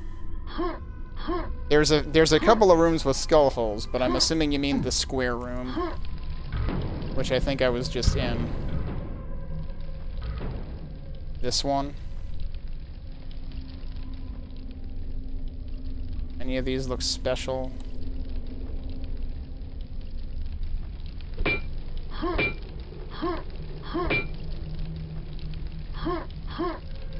Oh, these torches don't hurt you. Okay.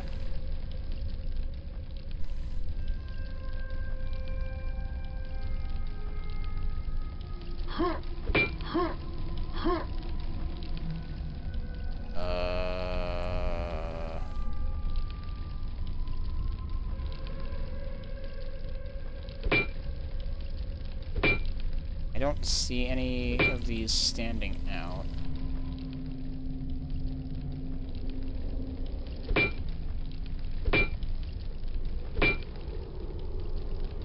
Unless there's anything, like, on top of them or something. Like, I want to think the skull holes themselves hold the secret, but I could be wrong. Wait, no, what's that? Nothing? Of this side. Also nothing?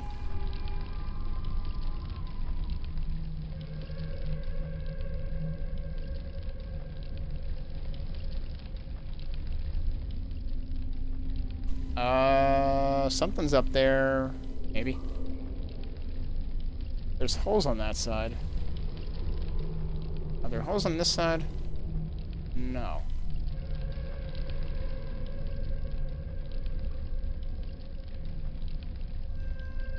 I don't know if those holes are big enough for Ranger to fit through. But even if they are, how the hell am I getting up there? I don't think I'm grenade jumping that.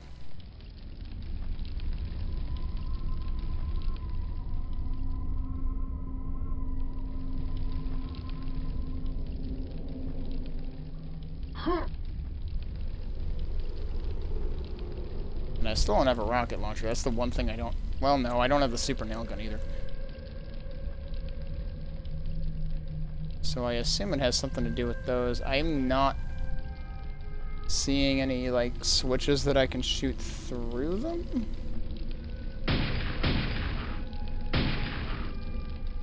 Don't think so.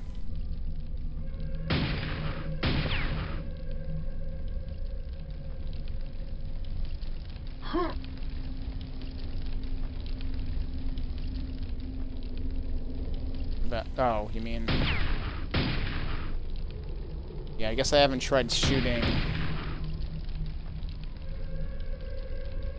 I was trying to, like, see if these were false walls before.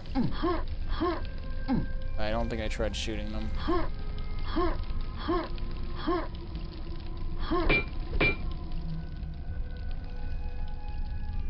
It's the wrong side.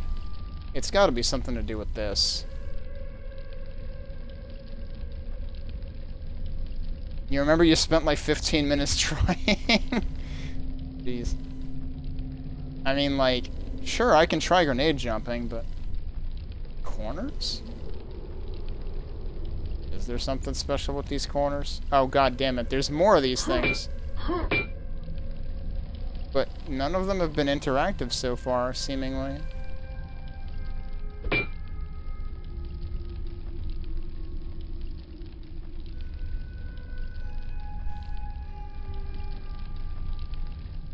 That definitely looks like a switch. Okay, that one is. I thought I just tried nudging another one, though. I mean, to be fair, these corners are dark as hell.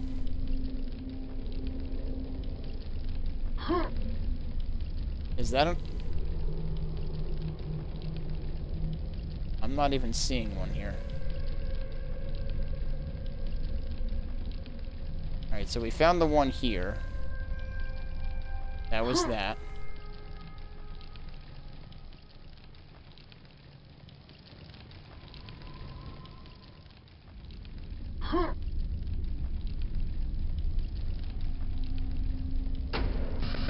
This is stupid.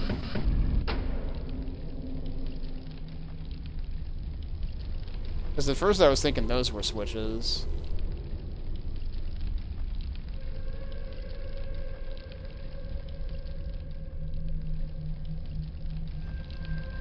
Alright, that's one. So those two corners I was able to find, but then these two opposite corners...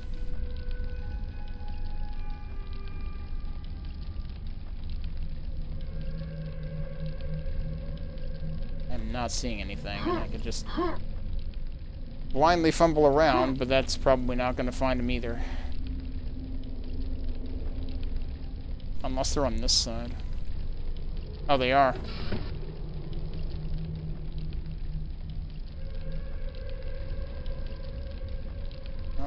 What about this one? I think this was the remaining corner. Oh, it's over here. Do I really have to jump over from this thing? Yup. A wall has shifted. I didn't hear anything.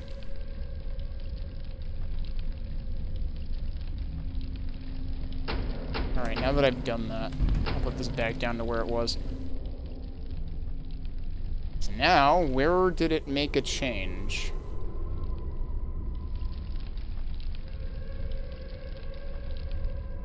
This is a... This is seemingly an intentionally very obtuse secret.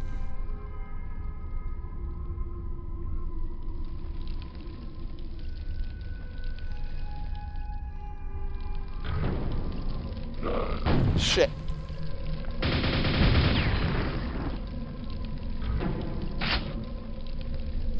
Wow, world's tightest spiral staircase. And here you go. But yeah, that was the one enemy that was remaining. And that's another grenade launcher. And then, oh wow. The Hunchback's secret found. There's also extra armor, which I apparently don't need. Oh right, one thing that the site didn't mention, that the page with the changes didn't mention, was how armor stacks in this. Because, like, how do I have 164 but it's yellow? Because I think I was reading in one of the one of the, I think it was one of the Funk message board threads that, like, apparently armor, like, incrementally stacks or something. Okay, so we did that. I need to get... Wait, where do I need to get back to at this point to actually leave? Yeah, I need to get to the other side, don't I?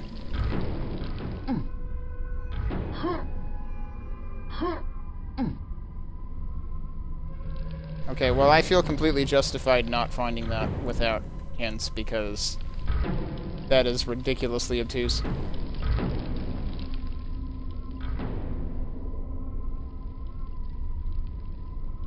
Also, the funny thing is, this part of the map reminds me of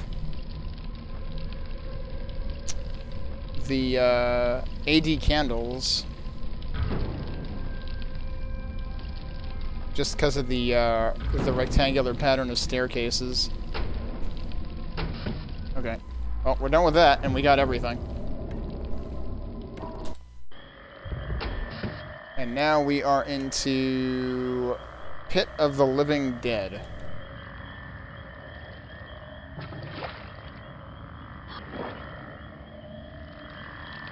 So I'm guessing there's going to be zombies at some point. In fact, there's zombies right now.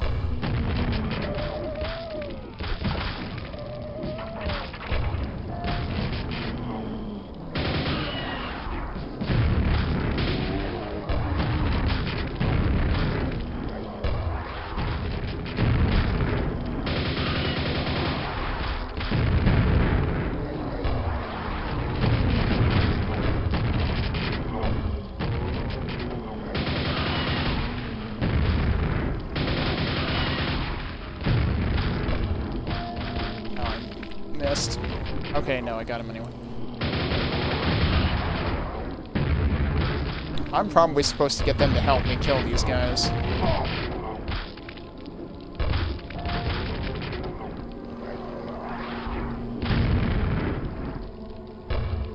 Because otherwise I'm not sure I actually have enough to kill them all.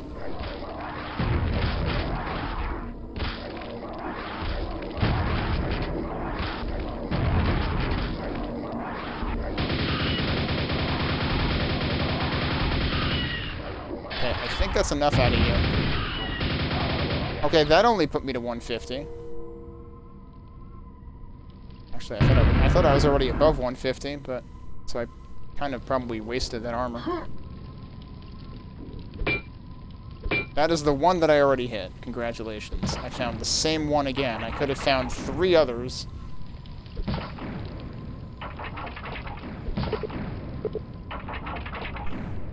Oh, was that supposed to just crush them or something anyway? There's a key up there.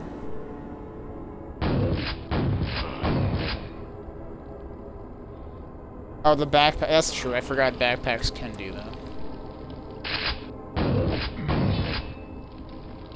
Just heard another one, but... Oh, hi.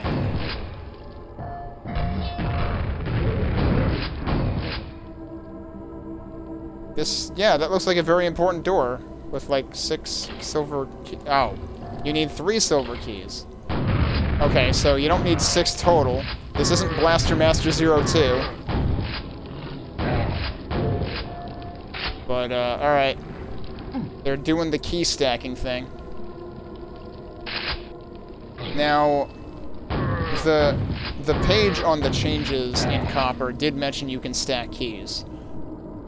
It did not say anything about them preserving after use, so I don't think that's a thing. Got more dense hallways here. Well, I could go down there. Or I could go up here.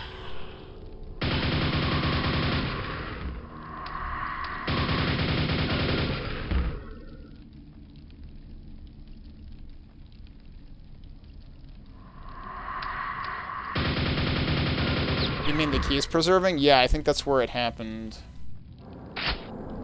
Was when I was playing the Progs Dump stuff. This is gonna open all of the things, isn't it? Oh no, it's gonna open them in series, I guess. Nope, it's gonna open all the things.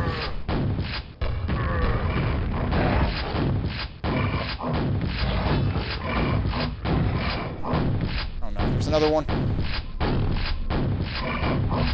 Oh, I couldn't quite strafe that. Jeez, and there's John Travolta, and I'm stuck in a window. This is terrible.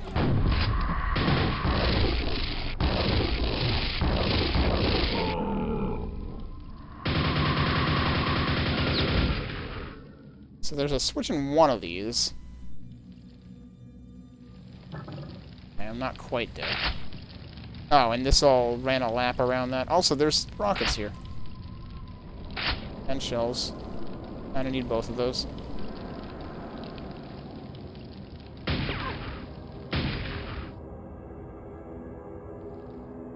There's 7 of these? That's a weird number.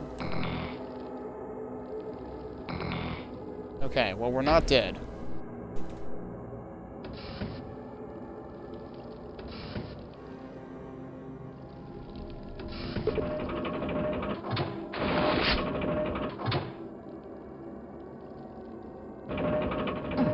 Oops. I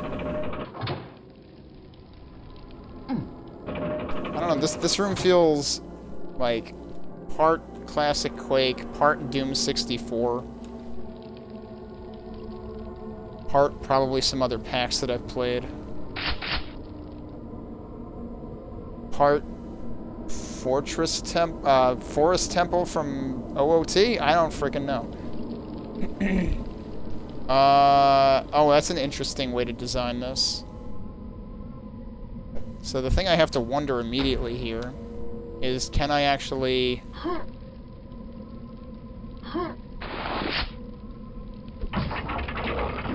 Why?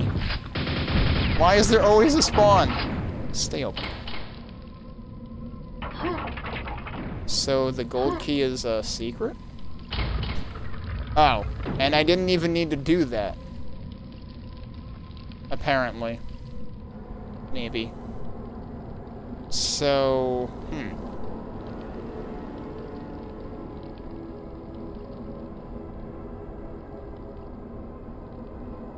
Now, yeah, one of the maps by JPal definitely used that feature. Because for whatever reason, there were switches that opened doors, but the doors would reclose. So you actually needed to be able to use the keys again, because the doors were the switches were key locked. Wonder if I could have gotten that from up there, actually. Seems unlikely. Oh, hi. Where'd you come from? I'm just sightseeing here, don't mind me. Oh, hi. Friends elsewhere. Whoa, that's a bit of a drop.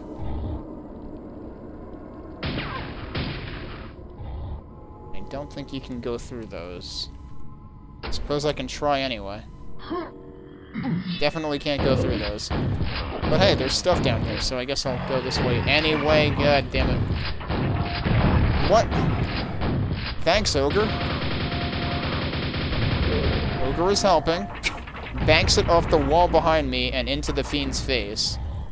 But also, what was all that noise about?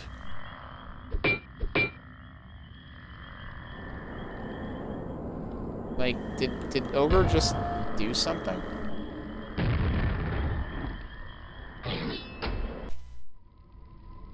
Oh, was that before the whole thing? Damn it.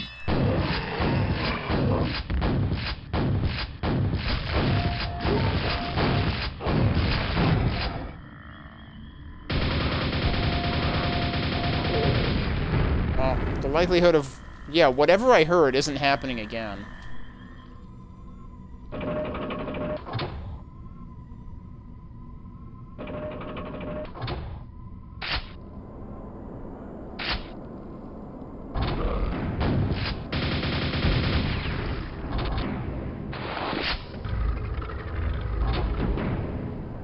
Oh, okay. That's the way you return from that.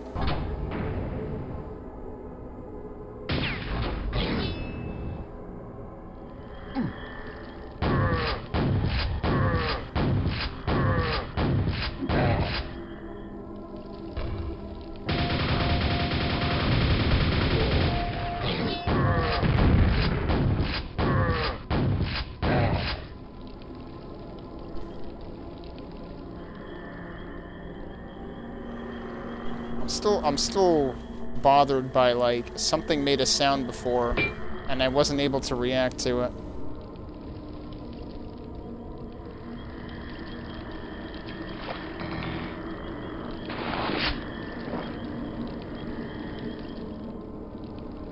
Also, there's gotta be a way to get up there. Wait. I don't know. Can I make that jump? Is there anything over there? Nope. Okay, yeah, I can make that jump. Can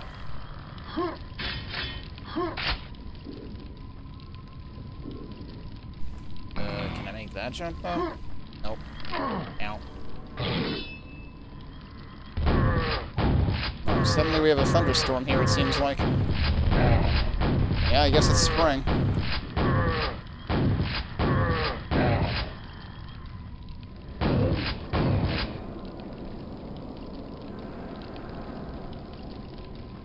It needs to apply to every... I don't know, would that ever break maps?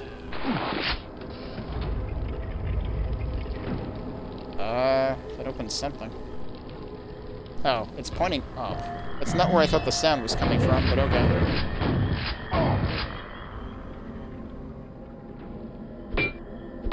Wait a minute.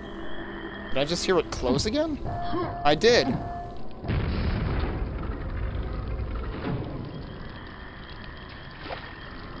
So it's a temporary thing, whatever the hell it is. How did I end up lower than where I started?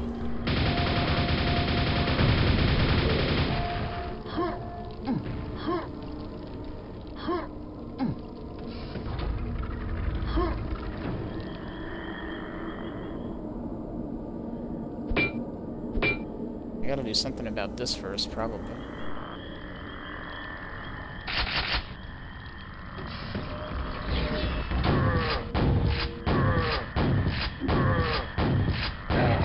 Assuming, is this also temporary or is this permanent?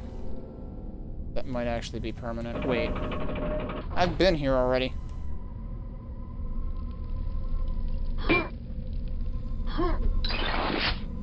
Now the secret area. Did I get another key? No, this is a door that uses it. Okay, worth it. So you get a secret behind a secret. And there's 10 total. But hey, I got the rocket launcher, so that's kind of the most important part as far as I'm concerned. Sounds like one of your crosshairs for bad ideas. Man. Oh, I can actually land up there. I feel like I failed to do that before. Okay, yeah, so that lift stays enabled. Oh, hey, what's in...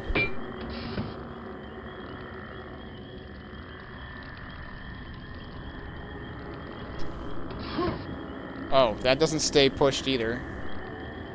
But it also doesn't make any noise.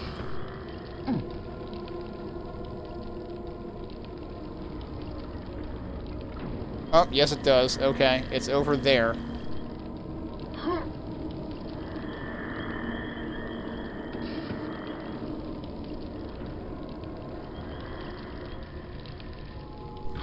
Oh, come on. I got stuck. I mean, I don't even really need it right now, but for the sake of finding secrets... Wait, where the hell was it? Oh, crap. It was over here? Yeah.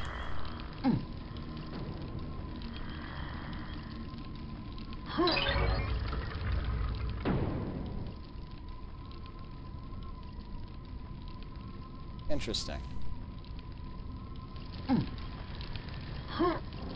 Still can't get up there, though. That was the secret area. Okay, surprise.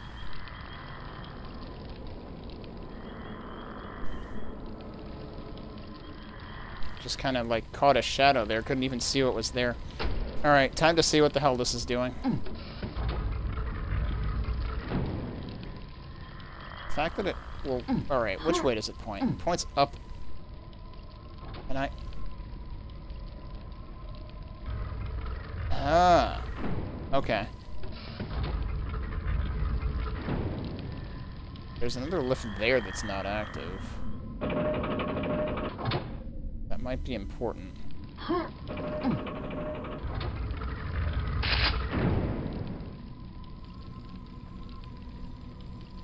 That's all the way the heck up there. Oh.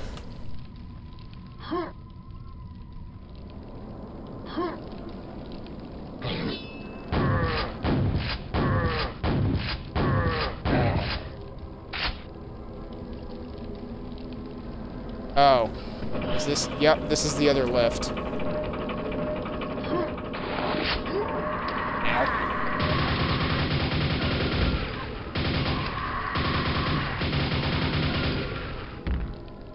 Ow.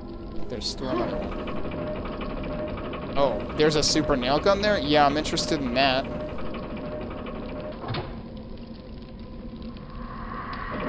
There you are.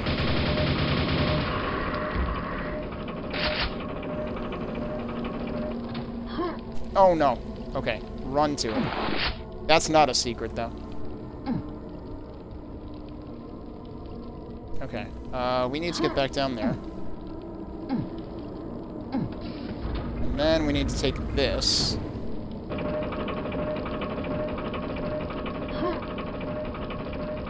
Is this really gonna be long enough? Yeah, it is. And there's another one right there. Did I just see that move vertically with that bridge? Maybe I should try that again. Where am I right now?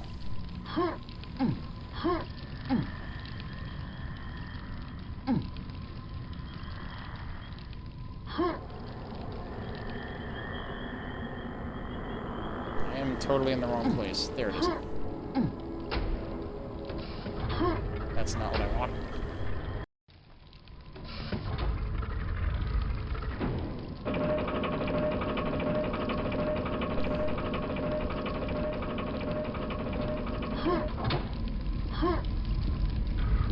Yeah, how the hell are you supposed to be fast enough for that? Taking that is not fast enough. But but I can't imagine how you could be fast enough. A better viewer experience? I mean, there's no dot in the middle of the screen, I guess. Would it really be that annoying? Alright, how the heck... I mean, I do have a rocket launcher.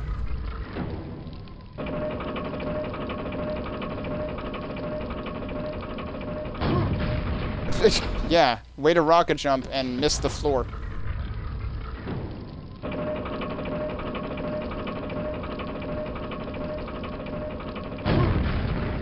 I could have done that sooner.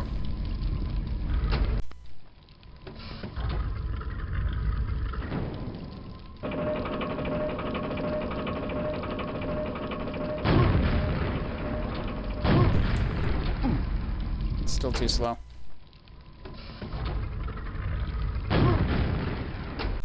I feel like you need to know how to speedrun to do this. And I'm just like hitting into the wall.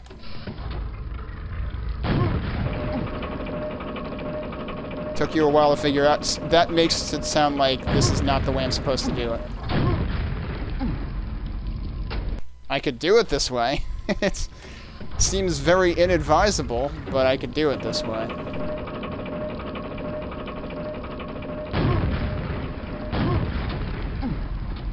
Got it.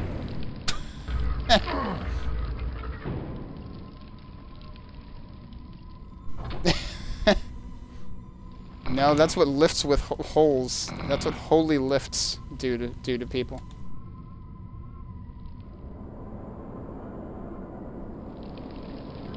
Alright. How many... Crap. How many... I have 2 silver keys, right? Hint, use teleporter? There's a teleporter? I don't know if I found the teleporter. Oh well, my way was exciting anyway. So I think I have 2 keys. I don't know if this will tell me how many I have. Oh. It uses them one at a time, and it told me I had 1 left. That's fun. Okay. I did not expect it to do it 1 at a time. That's really neat. Wait. The way I did it is the intended way? Or the teleporter is? I would assume the teleporter is, if it involves not hurting yourself multiple times. Alright, what haven't we done? I've done stuff over here.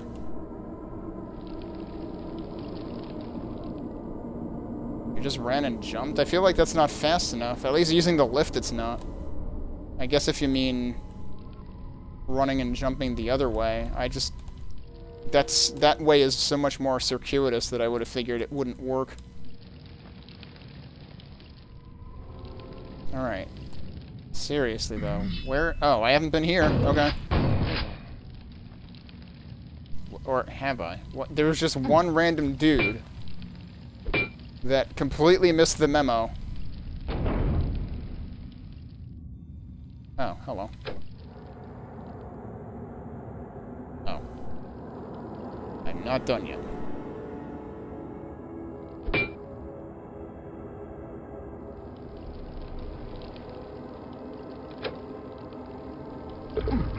There we go. Hello. Hello.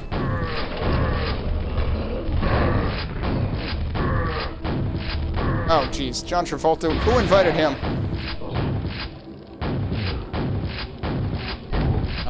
Where am I?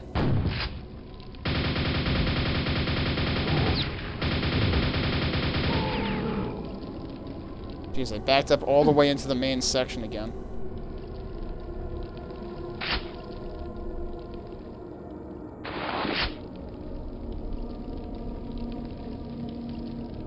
Okay, well, everything's pointing me to the elevator, so I guess we're taking the elevator.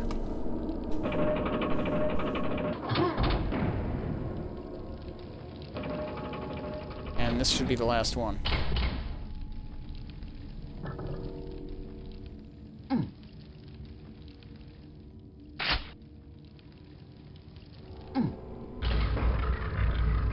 Oh, I guess that's the end. Okay.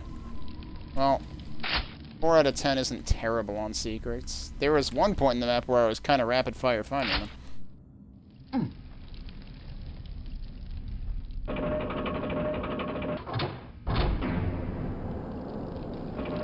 Anything else interesting up here?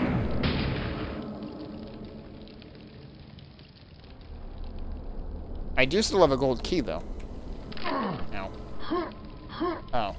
There's also a gold key right there, so I guess I'm doing that again. Shit.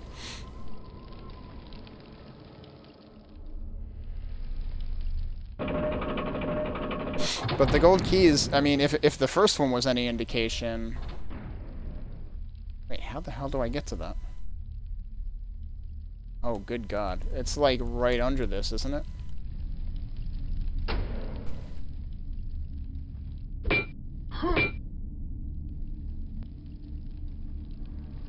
How the hell... You might have to rocket jump this.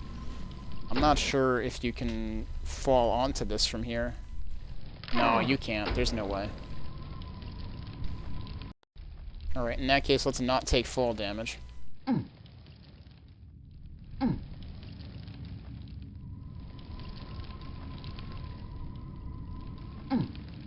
Okay, the problem is I can't correlate where that was. Hang on.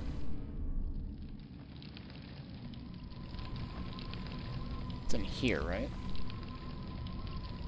Yeah.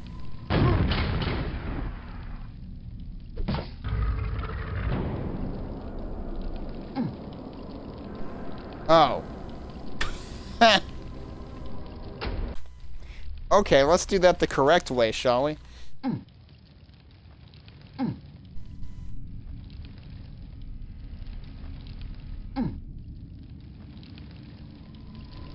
Crap, I keep losing sight of where the thing actually is.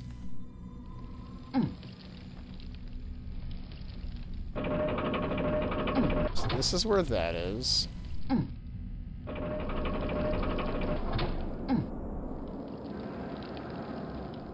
It's not out here. Oh, wait, no, it is out here. It's over here. So I should be able to see that from... Oh, maybe it is from up there that I have to shoot it? Maybe I wonder if I'm supposed to do this. Oh, god damn it. Yeah, how on earth are you supposed to shoot that? The only way I can fathom shooting that is with a grenade or something. Or maybe a rocket. Yeah, that didn't count. Maybe. Nope. Grenade is intended? The problem is they did the thing where, like... There you go. Where splashed...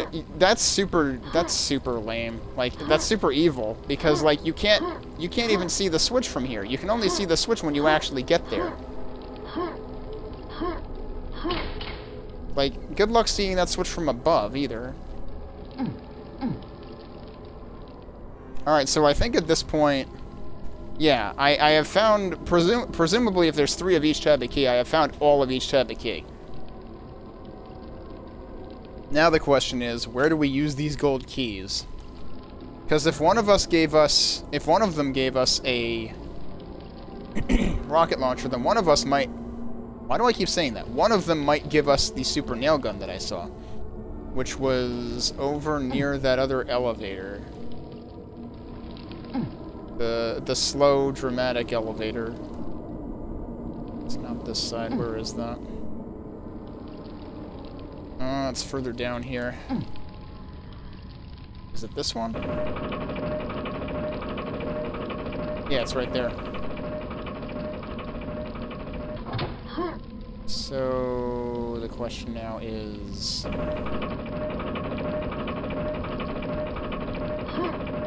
How do I get back there? Oh. Yep. Bingo. It needs one of the gold keys. Okay, that is definitely worth going out of my way to find. And that wasn't even that far out of the way. So that one was actually somewhat predictable. Where the third one is, I have no frickin' idea.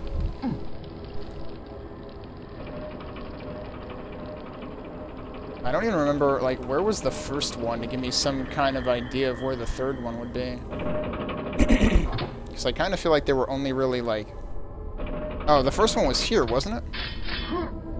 Yeah, I guess I'm picking that up. Yeah, this is where the first one I found was. So one was in here. One was in... the whole mess over... here, right? Yeah, there. There could be one over that side. What was this side? That's the actual exit. Okay. Let's try this side.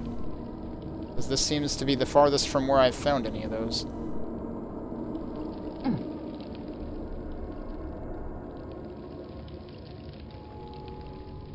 Oh, but that's also the exit again.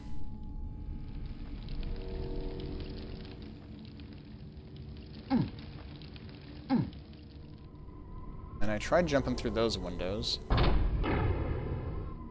There's another window here that I haven't tried. Oh, that's nothing. And this is now part of this whole section. I tried submerging in here anywhere. Doesn't seem possible.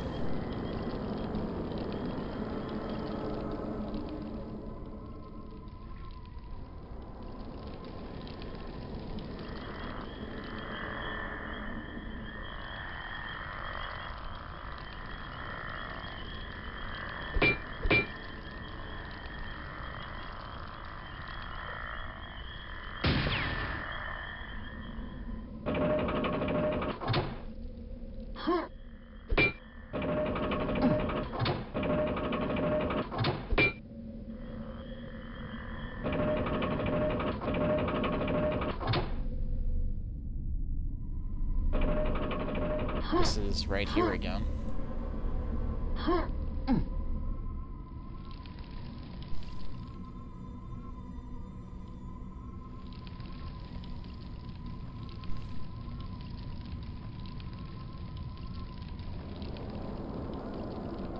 Wait, not the one I was just at though, right? Didn't seem like there was anything under that one. There is that other elevator though.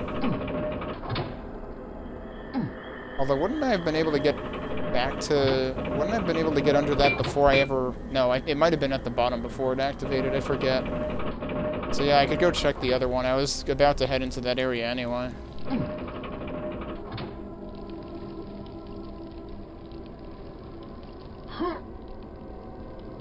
Also, is there anything else worth checking out again up here?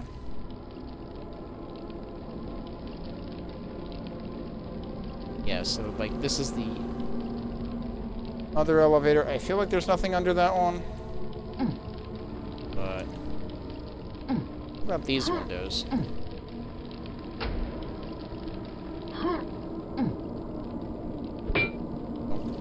I think that's the one I checked before.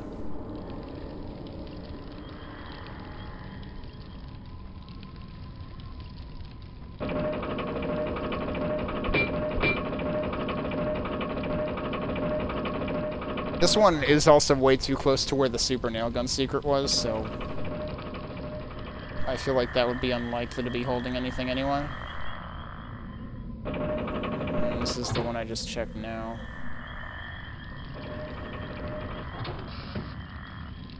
That was... Oh, what was this? This was the Mega Health thing, right?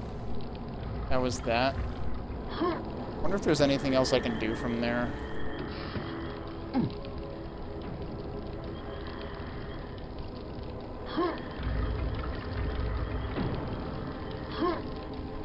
Probably not, because I did kind of look at things from there before.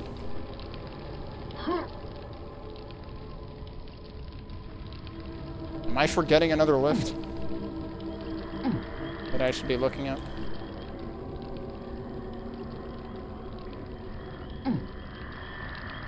This is where we started.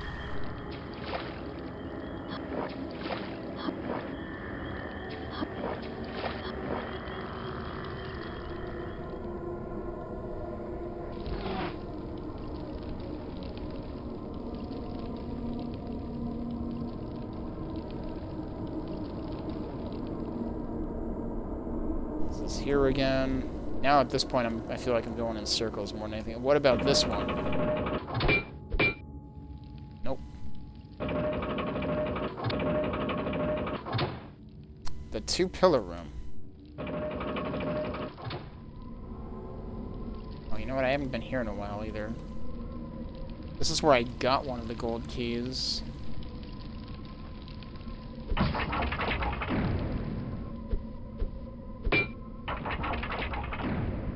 It's funny that you can get through to this from the back, too.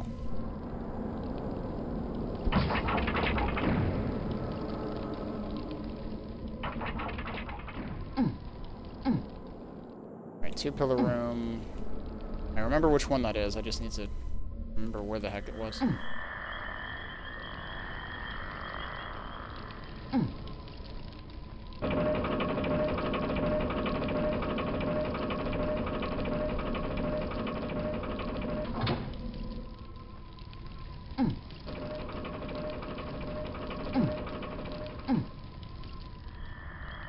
I can't go back that way.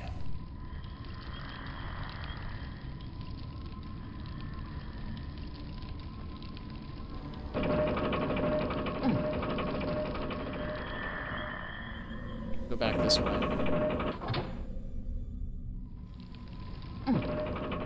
Okay. Where was that? I think that was close to here.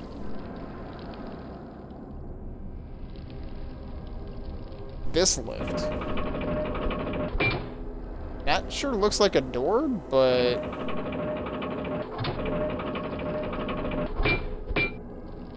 it doesn't have a key insignia on it.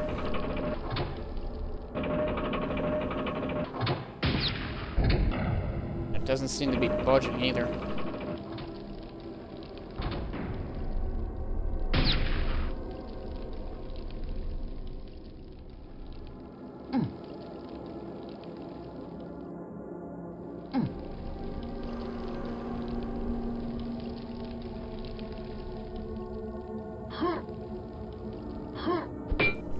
Is hiding something. Nope. Oh, hello.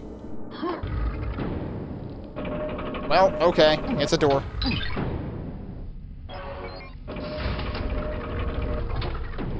And it's another door. And it's red armor. Okay.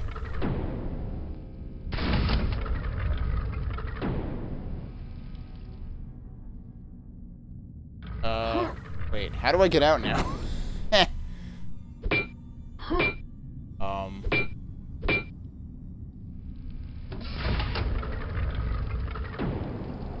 Oh, wait. Can I ride this up? I can ride this up. It's the actual staircase. God damn it. This is like an inverse Hexen move.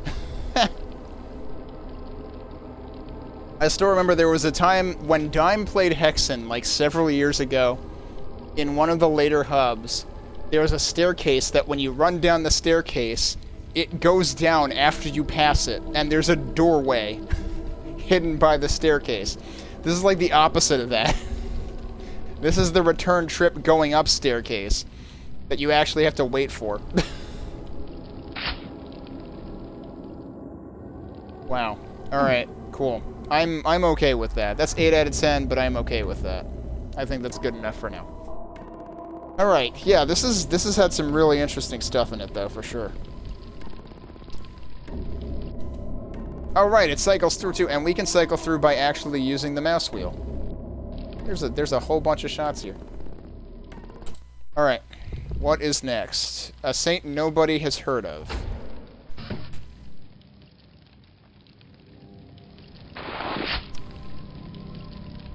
I'm debating whether I want to... I should probably take a break before we start this. Because this could be a bigger map. Also, I have over 200 armor because of the backpack I just picked up, I think. But yeah. Let's take a break, and I'm assuming I'll have time for at least 2 more levels. Is this 4 or 5? This is 4. So, we might get through the majority of this tonight. We'll see what happens. It will likely bleed into a second night, though, which is what I was expecting to begin with, so... and we've got more copper content to follow this up with, so we can go directly into more copper-based packs once we're done with this tomorrow night, too. But yeah, let me take a break, and we'll continue with this map when we get back in a few minutes.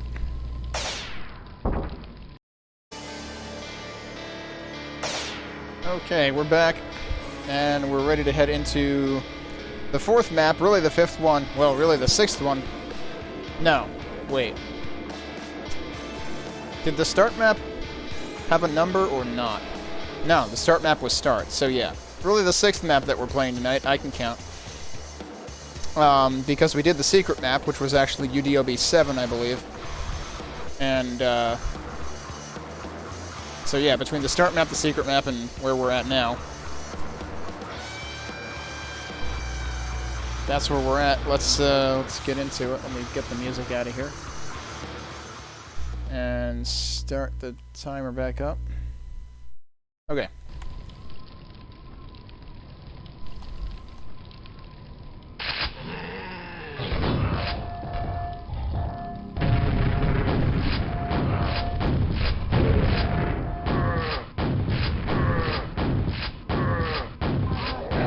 I do feel like this pack is very focused... What? Thanks, Grunt is helping. Why are they just handing me a mega health? That doesn't bode well. I do feel like this pack is... like, more close quarter focused than a lot of packs that I've played. Especially lately. And I kind of like that because, like, I tend to be a fan of, like, OG Doom 1, episodes 1 to 3. And I feel like that's more about, like, tight corridors and, you know, more interesting level geometry in that way. I think I'm gonna leave that mega health until I need it.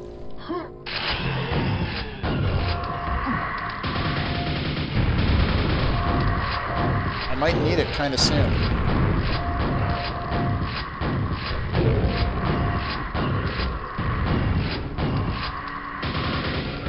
Okay, now we're fine.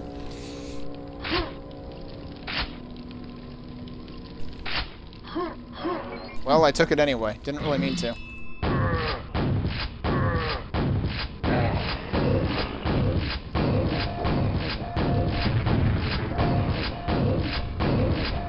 I can see where this pack could get kind of dicey in a couple of places on hard difficulty. But, like, If there were packs I was gonna replay on hard, it would be like stuff like this, stuff like Epics of Enmity. So I'm pretty sure I played that on normal. Okay, there's more armor there. I really don't want to pick... I don't think I can pick that up right now anyway. Okay, that's presumably a shortcut.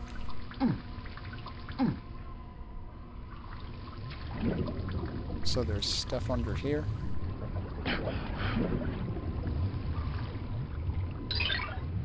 But why are there spider webs in it?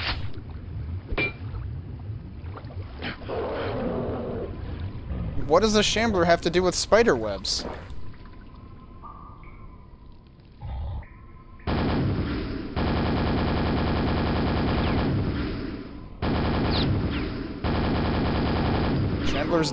Shambler got his John Travolta impersonation on there for real. And didn't actually shoot me. That seems like a bug. That seems unintended. I see that switch.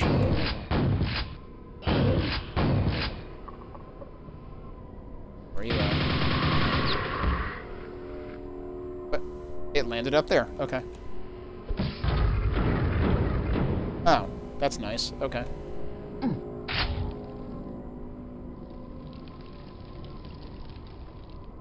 There's still storms going on here, and they're kind of intermittent. There was like one thunder strike earlier, and there was one just now, like half an hour later.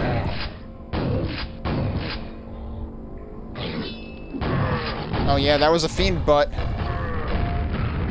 Well, he's dead. And so is he. Okay.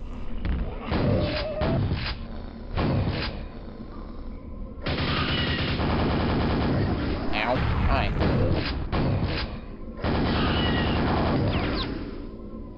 Yes, I need those nails, actually. I just heard another guy. Oh, hi. Oh. Alright, you pissed him off. You done goofed. Hi. This is apparently the greeting room, because it's just over and over again. Oh, hi. Oh, hi.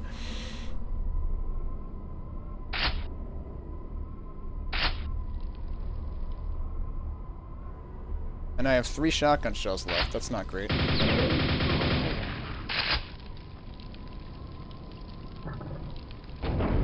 Opens elsewhere. Alright.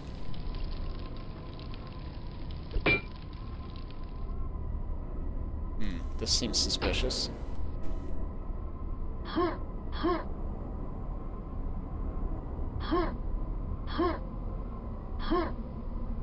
Where is this taking me? And what are those?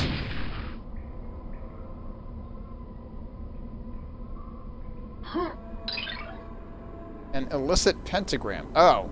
Jeez, totally didn't see that in the dark. Okay.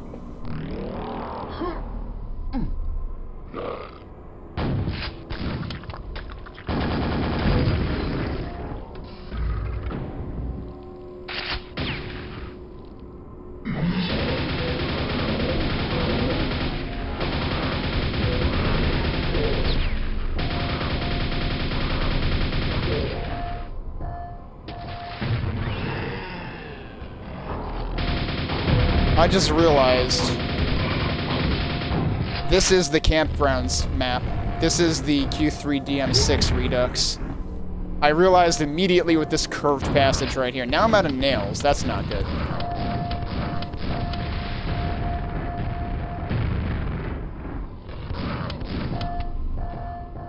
Except I'm pretty sure that was a flat passage in the original Q3DM6, not stairs the way this is.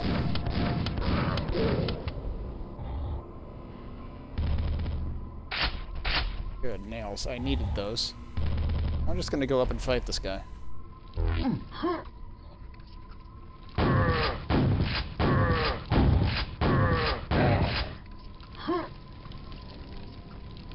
Alright, gold key door there.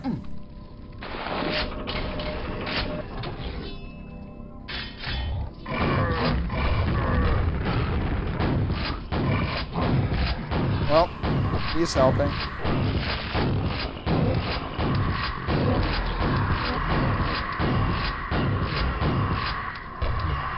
I can't believe I managed to not hit anything.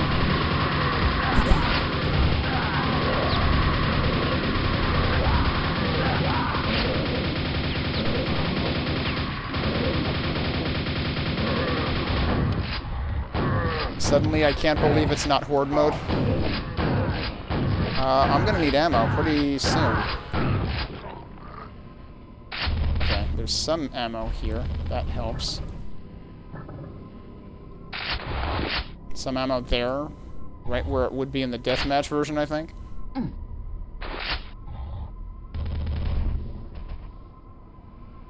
Didn't I already fight one of those exactly right there? Was that... That wasn't the same guy, was it? Because he was very softened up. Alright, so the gold key is over there. That's a cool stained glass window.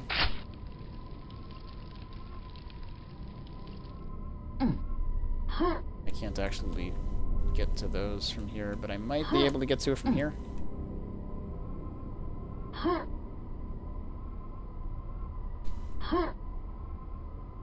Or not. Not quite. Okay, so that was actually the quad damaged courtyard. That is a rocket launcher pretty much exactly where the rocket launcher would be in Q3DM6. But there's no bounce pad, so good luck getting to it. I apparently hit that already. Wait, really?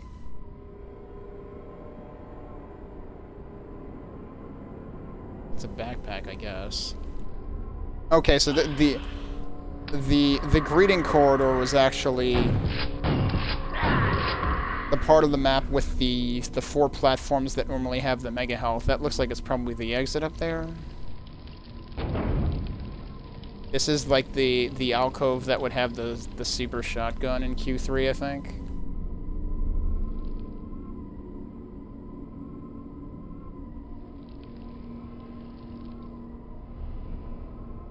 Okay, well here's the silver door, so I guess let's go in there.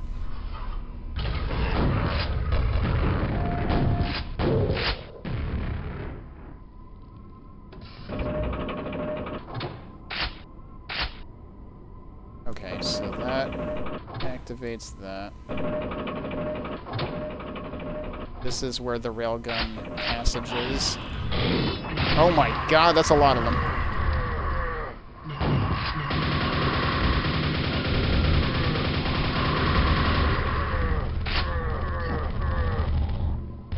Like, hit you guys? Yeah, okay, that'll work.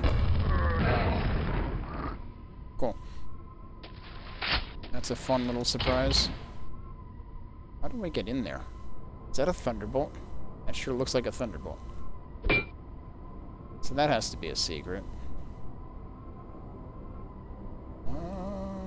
Can I jump in there?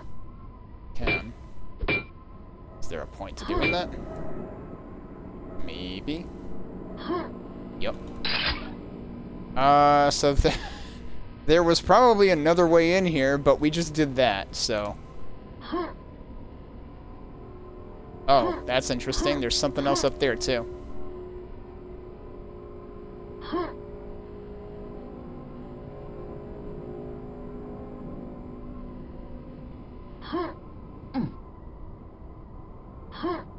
I can jump in here. No. Maybe. I'm not getting to the next one anyway. Alright, where was the gold key door? We're probably, well, yeah, we're getting close to done with this. Gold key door was here. This seems like a jerk move. Having that slot in the middle. Have I been down here?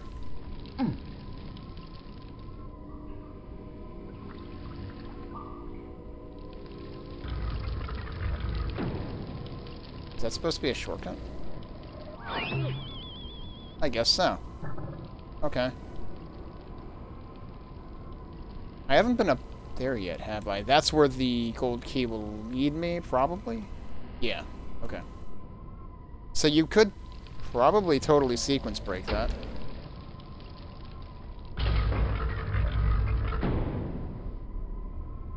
I saw that fiend butt. Oh, come on, dude. As awfully handled as possible.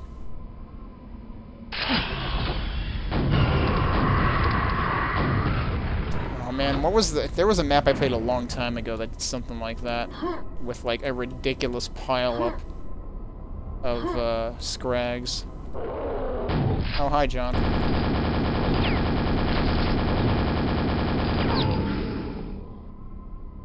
Well, I was able to do as the manual said and bait the melee long enough to get...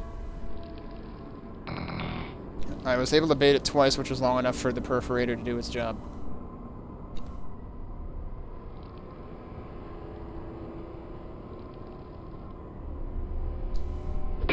I would definitely like to figure out how to get to that armor before I end the map.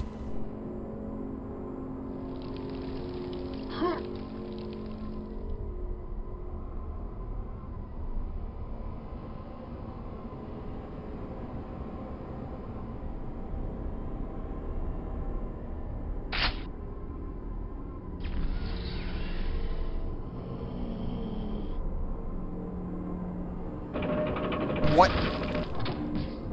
I'm assuming that's supposed to be a shortcut. What the... Oh. Well, that's what those were. Thank you for the live demonstration. Is it always the same sequence? We probably have to hit all 4 switches. And yeah, that's probably intended as a shortcut.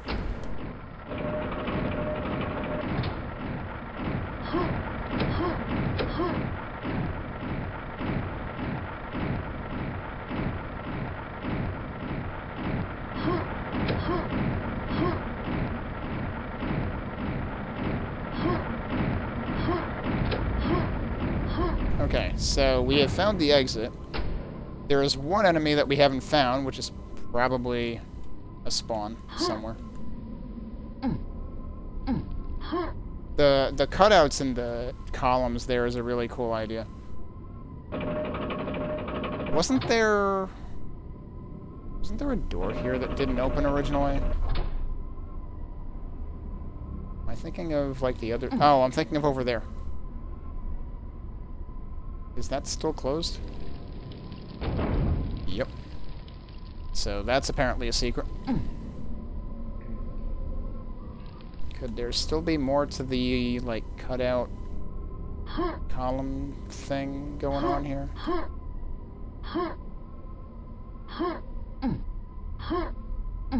That didn't work.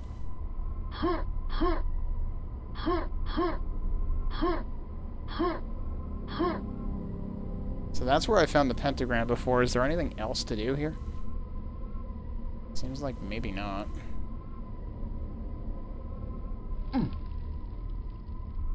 Just gotta wonder how elsewhere is elsewhere with this door.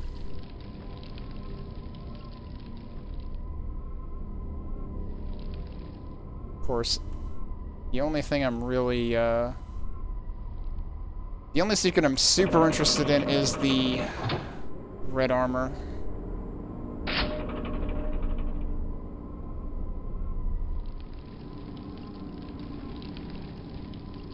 Huh, why is there a platform there? I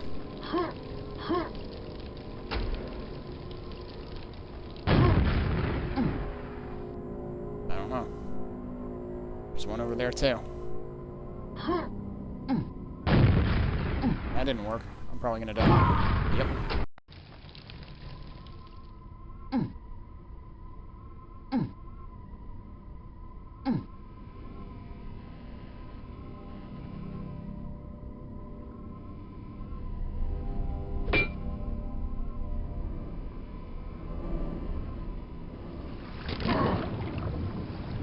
How did I...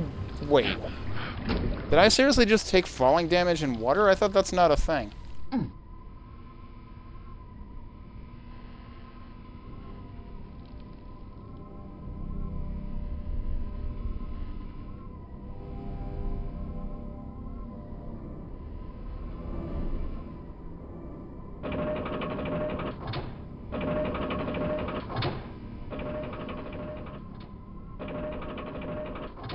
Also, have I actually investigated down there? Yeah, because that's where this old guy was. Oh, there's actually armor right there. I could take that too.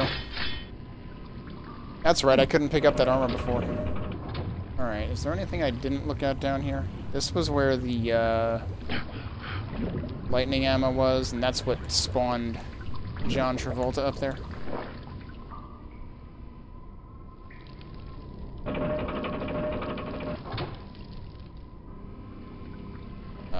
That's already pressed. This is a shortcut to... Oh, that's what that teleporter entrance is. Okay.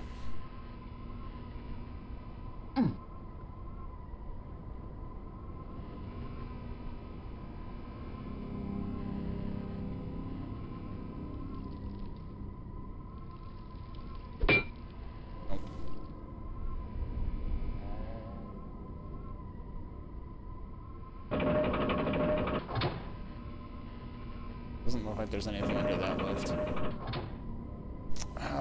The armor was up there. Right? Yeah. So... Ooh, there's steps over there. So, how do I get over there? From right next to the exit? Okay. I was actually... right next to where I wanted to be, apparently. At the very end of the map.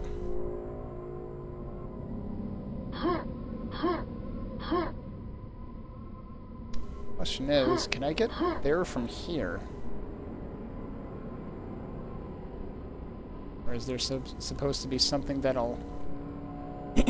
that'll raise a platform or bring out a platform that'll help with that? Because that jump seems like it's not going to happen. I mean, I could rocket jump it, but... yeah, that's not happening.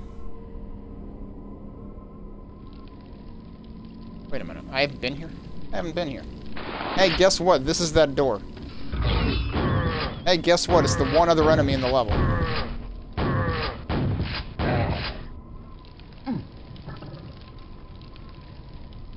Okay.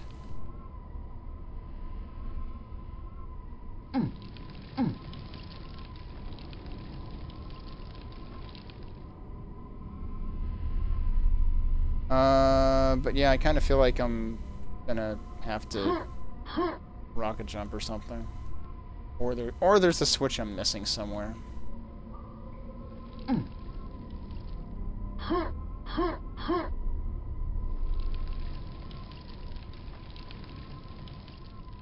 Wait.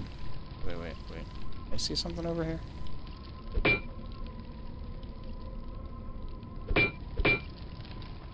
For a minute I thought I saw one of those, like, recessed small switches, but...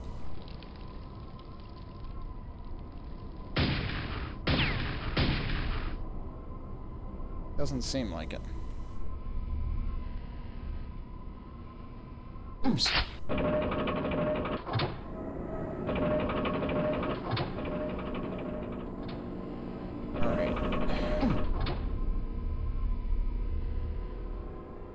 This is exactly where I was already. I don't know what the hell I'm doing. I mean, if I'm gonna rocket jump up there, I might as well do it from here. I say that, and then I fail to do it. Yeah, there we go.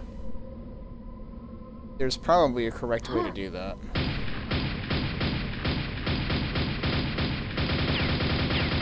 There's a lot of shootable surface in there that could be hiding something.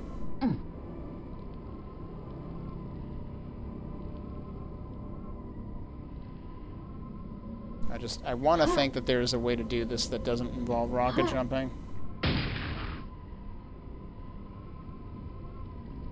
I'm not seeing it. Wait. Is there a jutting out brick over there? There is. That's the way to do it without rock. Yep. What Fletch said. There's a little ledge. I was just not looking on the right side of that wall. I was paying attention to the left side.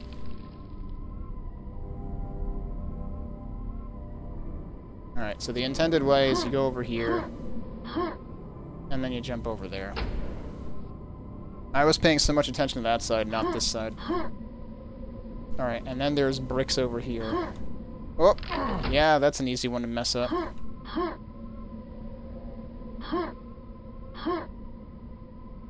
Is there an... Oh, okay, there's... some broken bricks there. Okay, so we got 4 out of 7. I'm okay with that. And we're not done, holy shit. Alright, so hang on a second. Right, okay, the game did totally josh us. We are at 104 out of 104.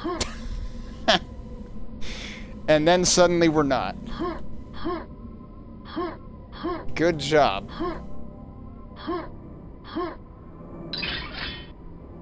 I didn't necessarily want to redo that, but I wanted to see... I was like, was I hallucinating? Did I just get gaslit? Didn't the game say I had 104 out of 104?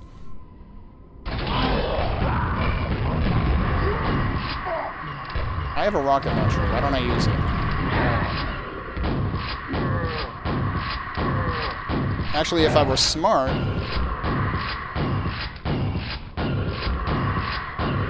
If I were smart, I would have done it with the yellow armor, and then gotten the red armor afterwards. That would have been the correct thing to do. So let's do that. Oh wait, I saved it after I got the red armor. Never mind. Well, we're redoing it again anyway. God damn it.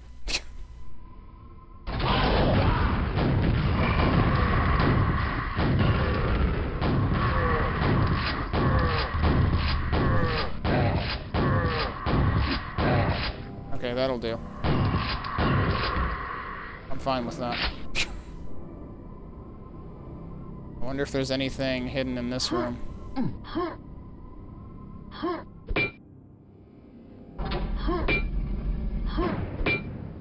Also, is this the real exit this time? Okay, that is the real exit that time. Well, that was a surprise at the end. Okay. Jeez.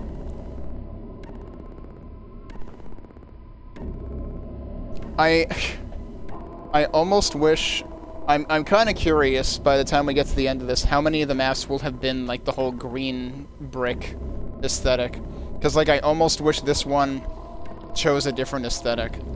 Those windows are really cool, though. Like, I feel like this could have done really well as, like, I don't know, somewhere closer to, like, either Runic or at least somewhere like what the House of Pain Redux was like. But either way, still, in terms of, like, layout and design, it was pretty cool. Alright, what is this? Last Waltz.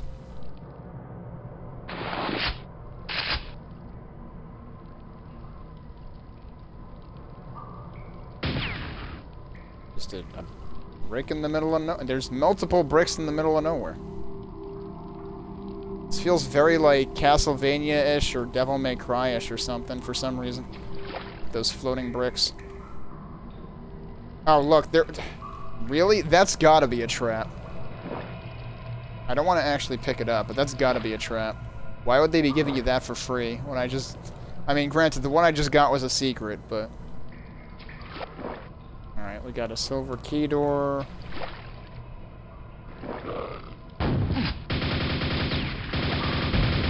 When the first enemy in a stage is a spawn, I do not hold out much hope for this stage.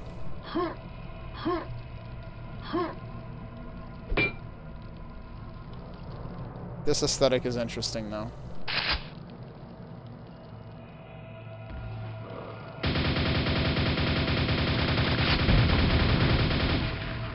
Ow. Yeah, if we're gonna have 118 spawns, I'm gonna be having a bad time. There's also a lot of backpacks. God damn it, now what? I didn't even mean to land on those.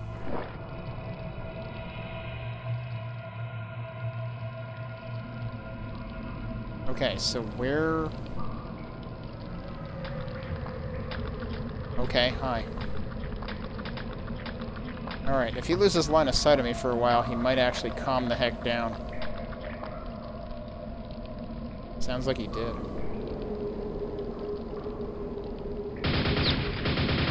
Yeah, that lasted like 2 seconds.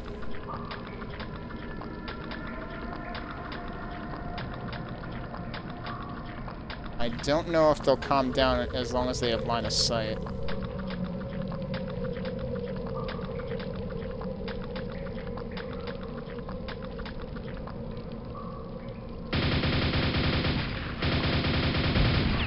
Well, if he's just gonna bang his head on the wall repeatedly, which is kind of how I feel fighting him.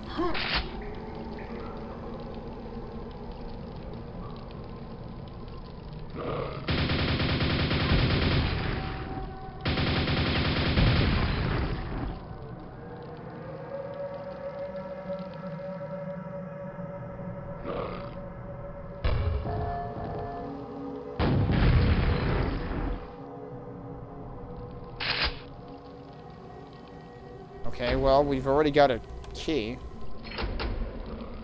Yeah, figured.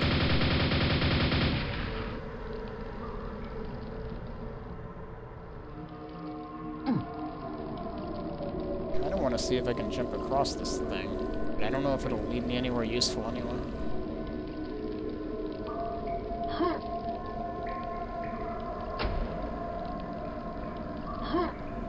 You can land on them. I don't think that does anything for me. I can't get to that from here. However, there's some bars over there. Wait, I've been over there, right? Can I just jump across from that? Oh shit. Guess what? I just heard like 3 more spawns when I fell.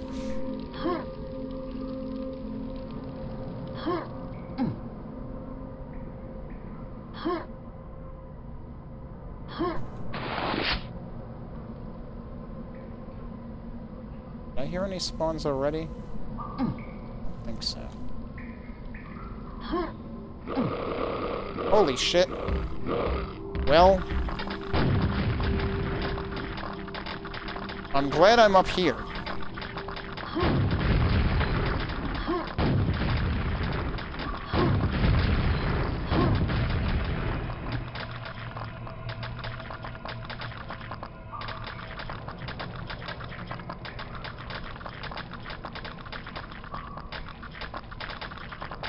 Seems like there are some places that they kind of like to get stuck in.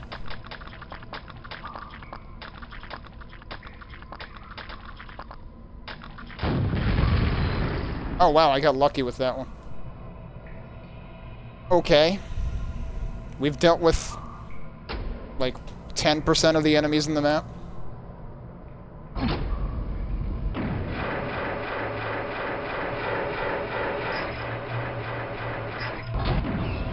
Oh, finally, something that isn't spawns. Finally, some real fucking food.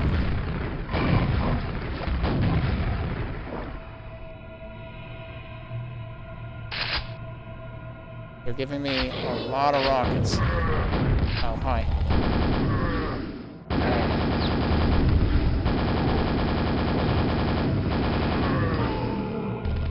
Whoops, couldn't see you. Behind the big-ass corpse over here. Interesting. Suddenly lava.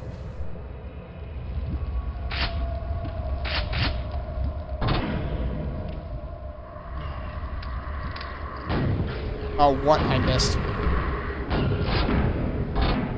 Those have spikes on it. I don't think I like that door. Oh, shit. Yeah, one of them's still chasing me. Okay.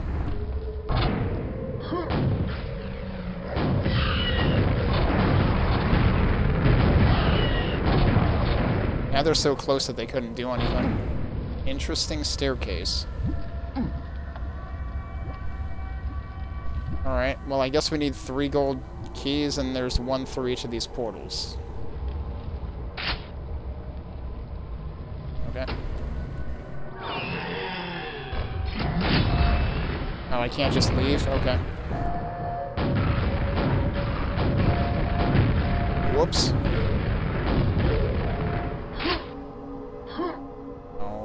get that. Yes, I can. They were giving me all kinds of ammo in here. And we're also not done, because that's still barred. I was gonna say, this sure feels Longest Yard-esque. Okay. But why, though?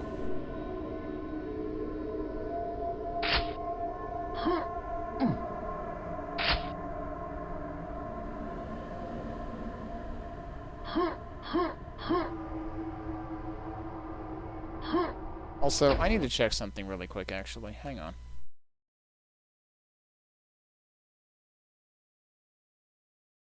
I was curious whether this had any of its own music, but it looks like it doesn't. So this is all coming from the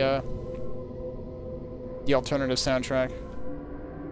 Because I'm still unfamiliar enough with that to, like, be sure whether I'm hearing... Because, like, some packs do have their own, like, custom, very ambient music. But, like, this has been going really well with this. Shoot 5 switches. Oh, okay.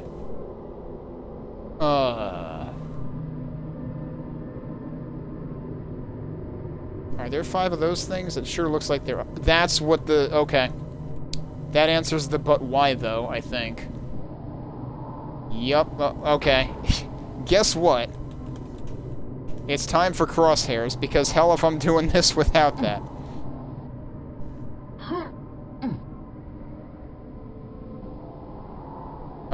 Good luck hitting that one.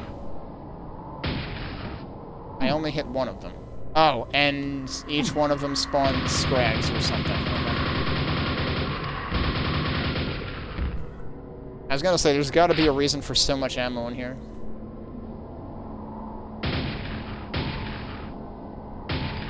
I missed that one.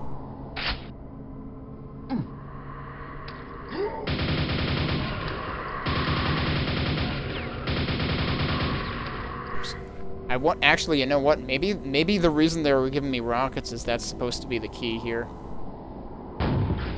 Yeah, that works. That I hit already.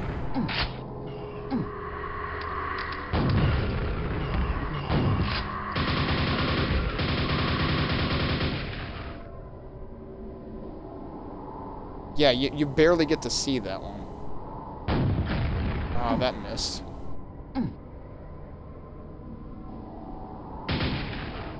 Good luck hitting that one, seriously. That's the wrong friggin'...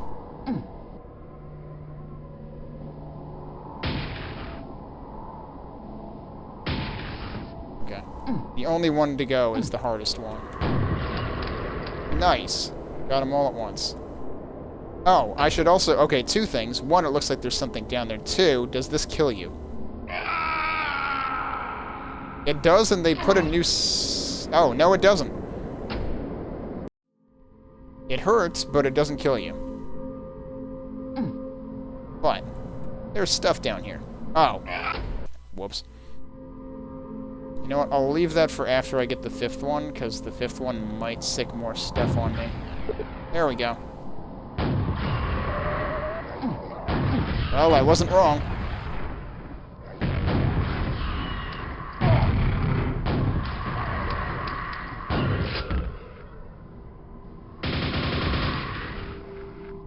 Okay, yeah, so I think I made the right call with that. Let me make sure I didn't leave any ammo around.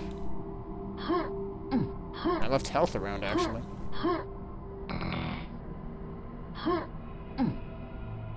Yeah, you can actually see the armor from there, too. Okay, let's go grab the armor.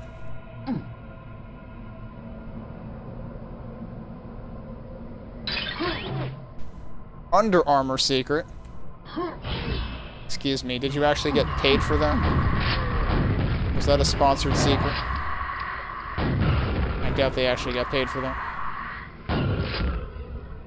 Alright. So that's 1.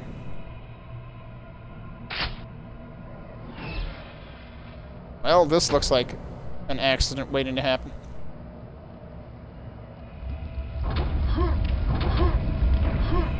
Yep.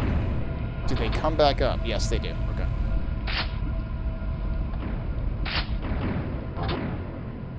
More armor.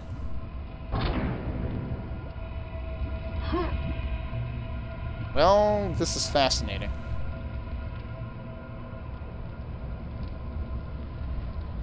The structures there plus the lava kind of superficially remind me of the first Heresy map I played. Because these remind me of the things that you saw way out in the skybox. Well, I don't know if it was in the skybox or if they were actual structures, but okay. Guess what game we're gonna be playing.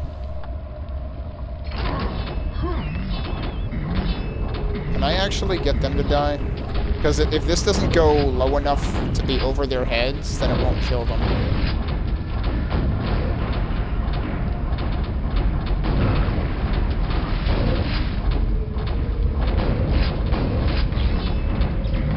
Oh no, there's more. Great, we've found the Billy Mays room of Quake maps.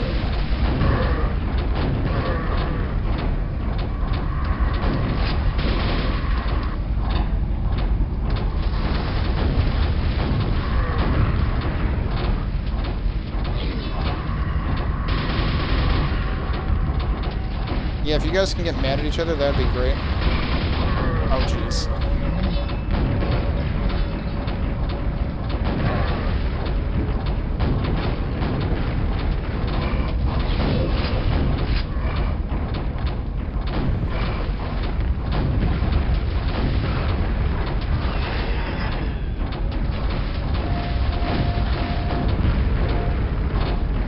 Oh, if he dropped his ammo down here, that would have been great.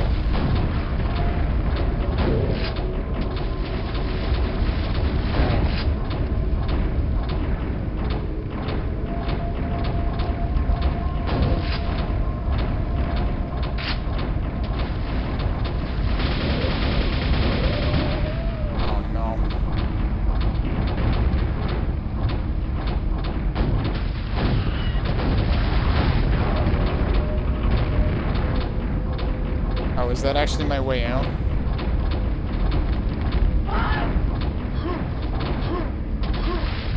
I was not expecting to have poorly timed that badly.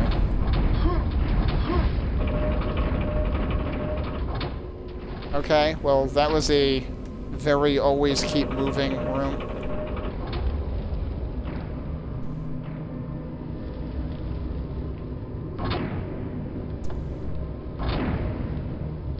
I feel like I shouldn't take that yet.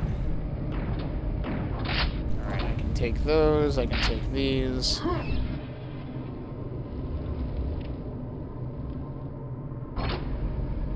I think this is the one I didn't go through yet. Yep.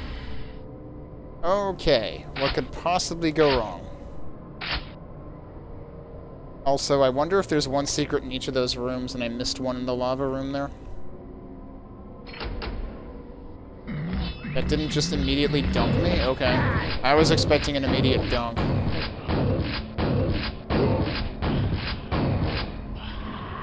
Interesting. This feels very Doom to me. Okay, that is not what I was expecting.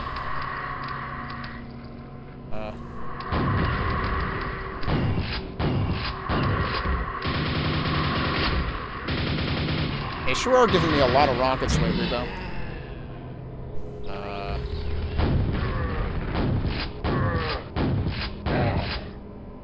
Where'd the other one spawn?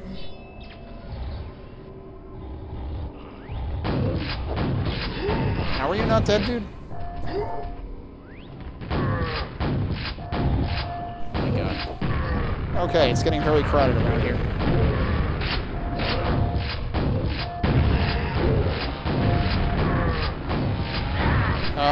Well.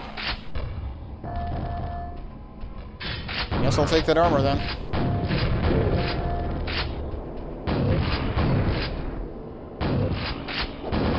I'm out of shells, really?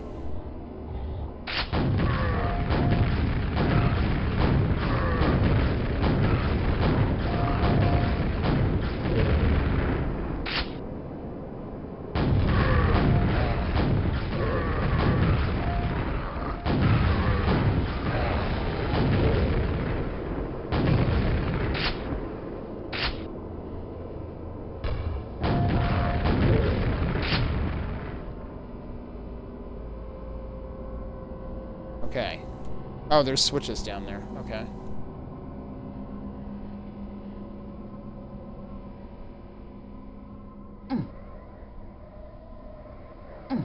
And this also opened up.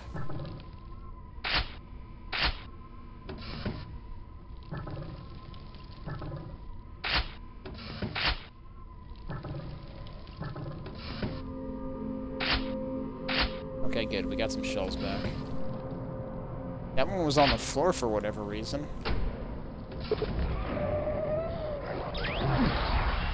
Surprise!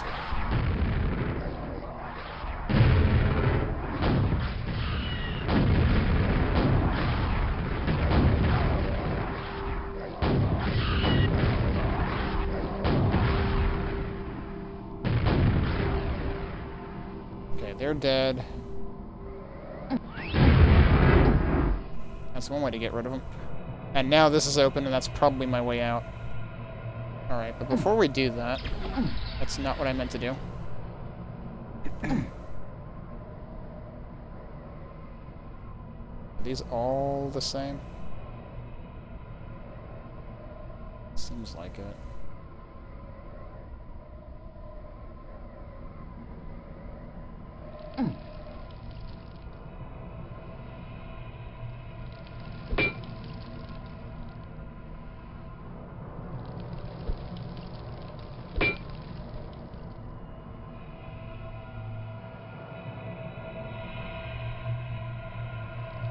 Maybe I should look around for any sign of a secret in this room.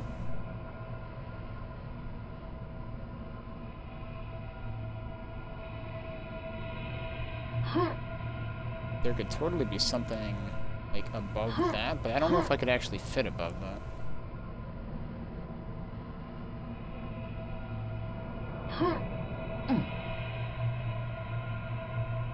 Is this actually matching this? Yeah, I think it is.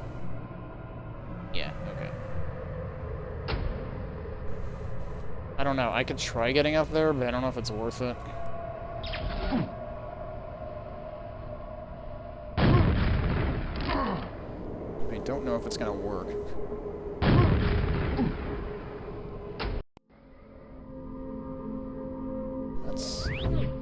Let's just get out of there.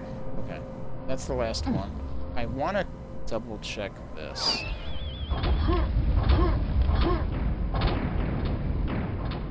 Actually, now might be a good time to take that anyway. Get out here anywhere?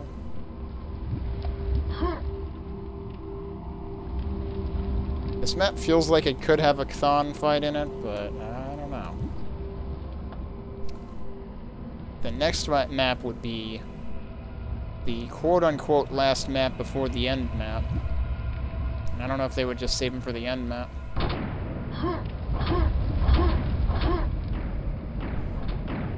I didn't really look around the bottom there, did I? Ow.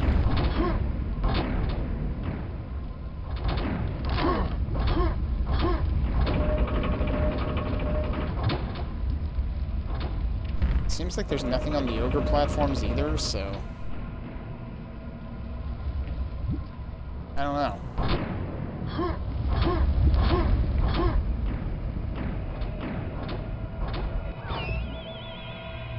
Anyway, let's move on, I guess.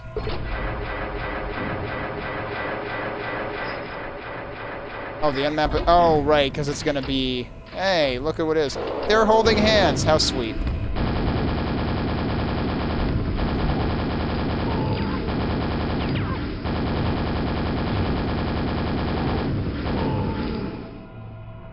Now I should go back and get the nails that I couldn't get before. When you say the new end map, are you talking about... someone in chat had mentioned there's a new map added to this in the remaster version. I'm not playing the remaster version. Is that what you're talking about, though?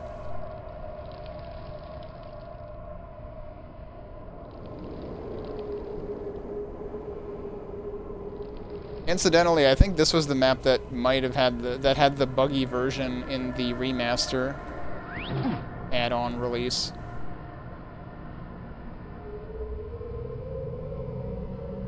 Which, given that one section, if one of the bugs present in the remaster was the don't look down bug because of the skybox, then yeah, I could see where that would be problematic with the first of the 3 gold key sections I went into.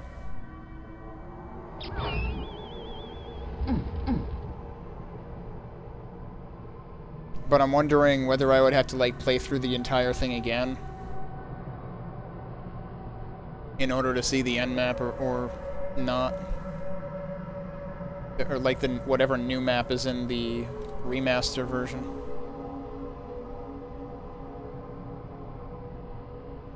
That's what I figured, was that the end map would replace the id end map.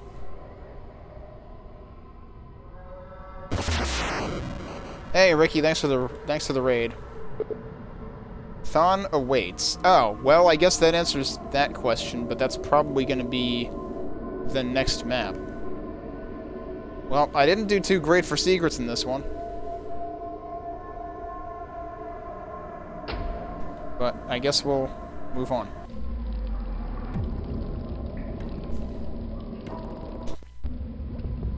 Okay, yeah, this looks like a boss map. This, how deep is your life? Apparently this map brought to us by the Bee Gees.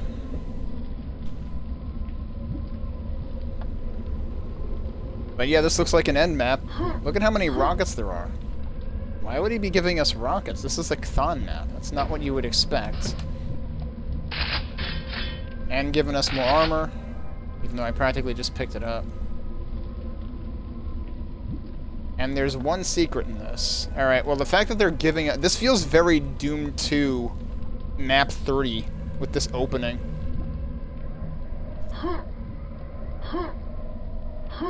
I can't jump on those? Well, okay then.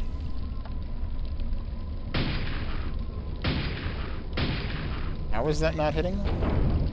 Rockets are your... Okay. So we 100% absolutely have to use rockets. Oh, hi.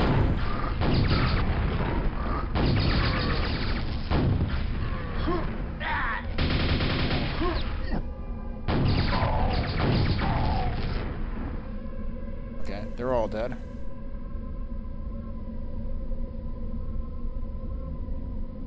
I don't think there's a secret in the void this time. Oh, I thought that might have been a rune switch type deal. But apparently not. So, okay, what was the point of that? Oh, now we're on the upper level. Okay. That was the point of that. So there's a mega armor over there. What am I actually doing up here? Oh. Fuck. That hurt.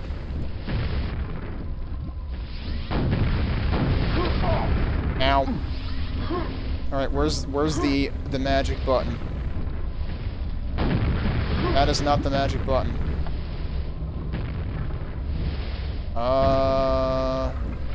God damn it, did I screw up? Well, going through here again probably isn't a big deal. The amount of damage I took is kind of a big deal. Ow! Rude. Did you not do that? Alright, let's... No, whoa! Okay, yeah, avoid the spicy meatball.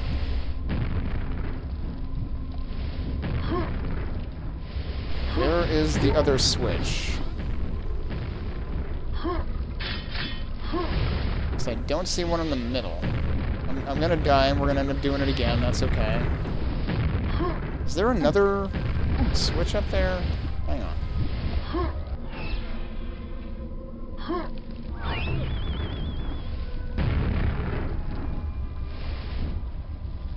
Wait, where the heck? Okay, so there's one of them.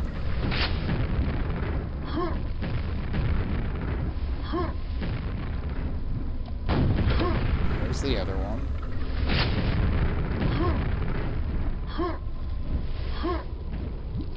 Is there another target down there? No.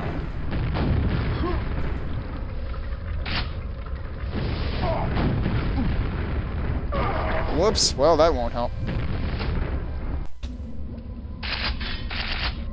Yeah, have I just been... That one doesn't come back up.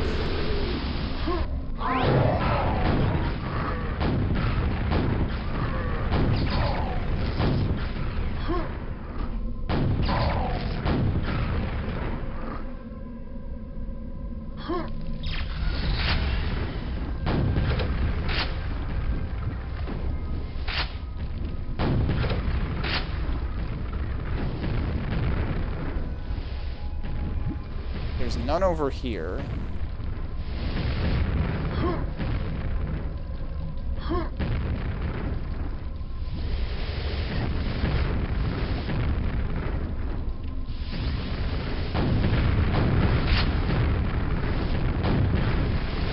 Yeah, you can't shortcut it. You have to actually get it in there.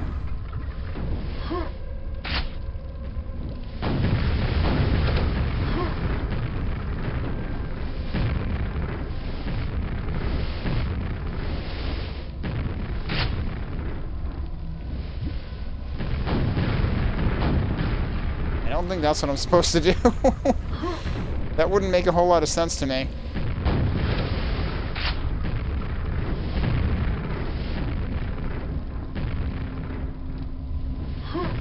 Hey, Dime. Wait, what?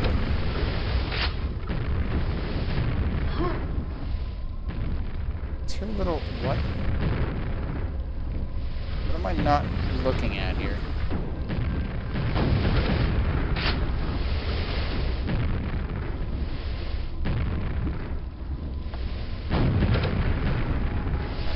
Look down here for a second.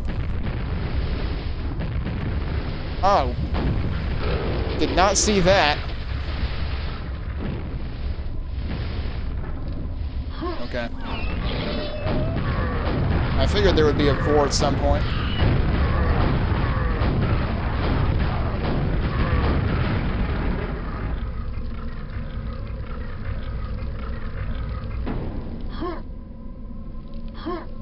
Oh, how nice of them to put health here. I mean, I definitely saw the things coming down, but I didn't see the thing in the middle there. Because that is not where I was looking at all. Oh, shit. Well, guess we're doing it over again.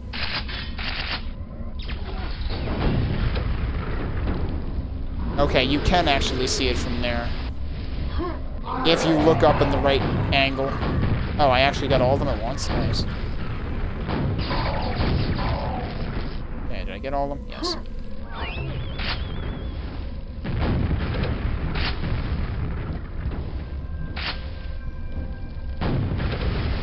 Oh, that is the wrong place. It's over here. Ow. This is not the one I went through before, apparently.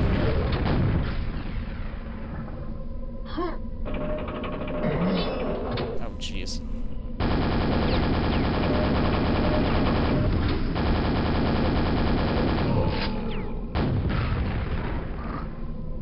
Oh, I'm out of oh, jeez, hi. I'm out of nails and I just rocketed myself in the face.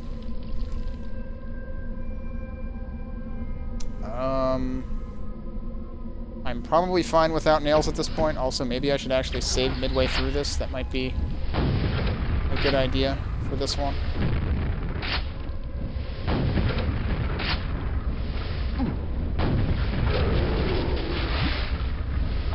Okay, that's 2. Oh yeah, doesn't he get, like, more aggressive or something in this?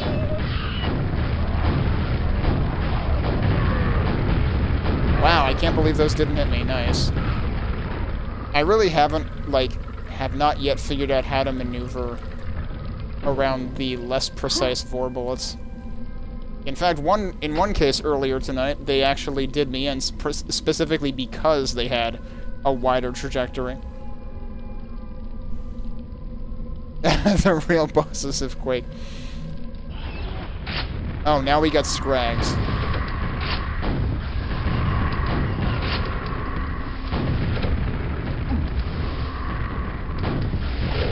Alright, you're dead. Wasn't there another Scrag? Why is there... Okay. Clearly we're not done. And this also regenerates. Do I have to go spelunking in lava? Yep. Oh wait, is this the beginning? This is the beginning. No, it's not. Worlds of Quake await. Hang on. Number 1, there's a secret in this map. Number 2, at the very least, let me pick up the armor that was at the top of it.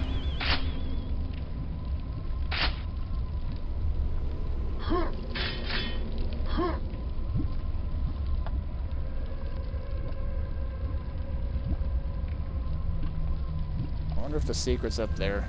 And the interesting thing is the pentagram regenerates.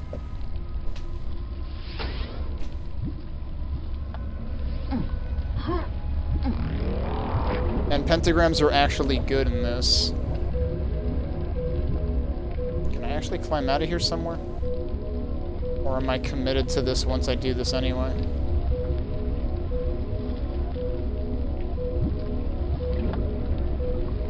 Kinda seems like I'm committed to this anyway. This does look like the beginning of the map, though. But I think it's not, because I think I couldn't pick up all the rockets at the beginning. So that's interesting that they make that look very much like the beginning, but it's not. I was hoping I could take that pentagram and then go out and do other stuff. I'm kind of curious if there's anything up there.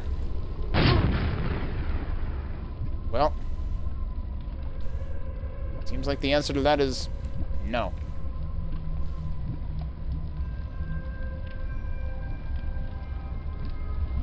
Oops. I guess I can check the 3 areas again.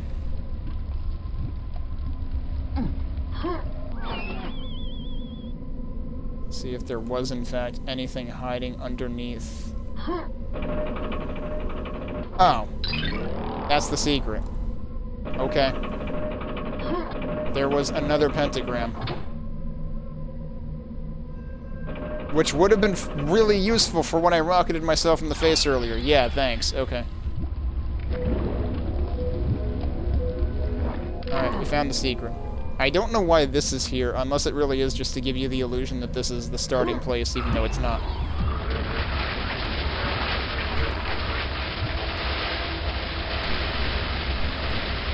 That is a lot of gibs, a lot of jibs, and a lot of splush. Alright, so yeah, we're back to the start map, but... And we've already done all the things in the start map. So... Do I actually need to play all of Quake to play the end map? Because, like... That could take a while, and I'm not really... I mean, I guess that is the idea, because, like, Copper changes it up. So the idea is to actually have you go through the entirety of Quake. But, like, since that didn't give me runes or anything, I imagine you still need runes to actually play the end map. But yeah, for those of you who didn't see the cheeky... summaries that they put as alternatives for the episodes. Dimension of the Doomed, created entirely by the famous inventor of deathmatch maps. Realm of Black Magic, John Romero's D&D campaigns come to life. Episode 3, The Netherworld, or The Netherland, as it's called in Holland. And Episode 4, The Elder World, Sandy Peterson will make you love this game.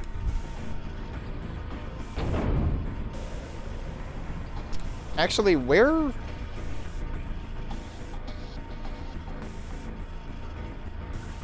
I don't know that there was any, like, explicit indication of where the end map would show up.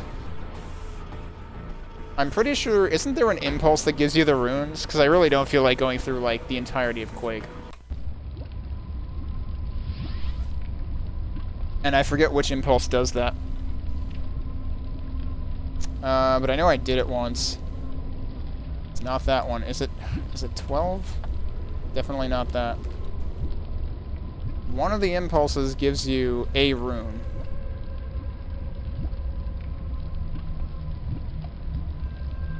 And I don't remember which one it is. Let me look it up real quick. See if I can look it up anyway.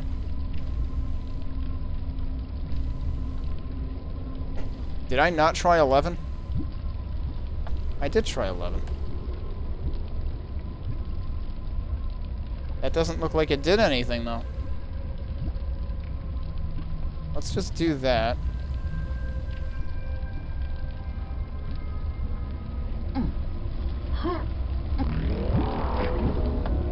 And see if it does anything when I leave. But I'm pretty sure it should show up right away. Yeah, no, that's not doing anything. I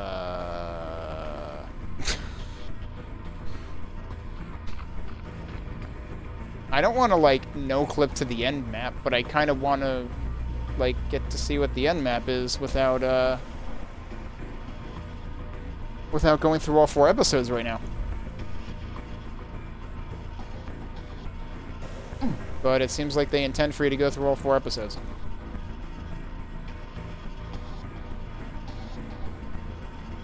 Yeah, I suppose I could... Oh, that's right. I suppose it would start you with no weapons anyway. I kind of wanted to see, like, what it changes in the start map, I guess. That's kind of why I was hoping to use the impulse to change the, to give myself the runes. But, the one that's supposedly... Oh, wait a minute. Let me try one other thing.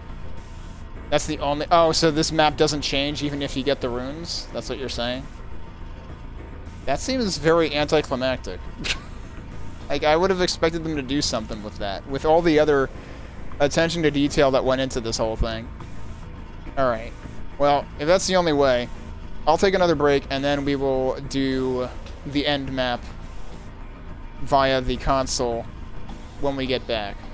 And maybe at some point I will play through the entire thing with Copper, but I'd rather focus on, like, the new maps for the time being. So, I guess we actually will get through this in one night. So yeah, let me take a break, and we'll do the end map when we get back.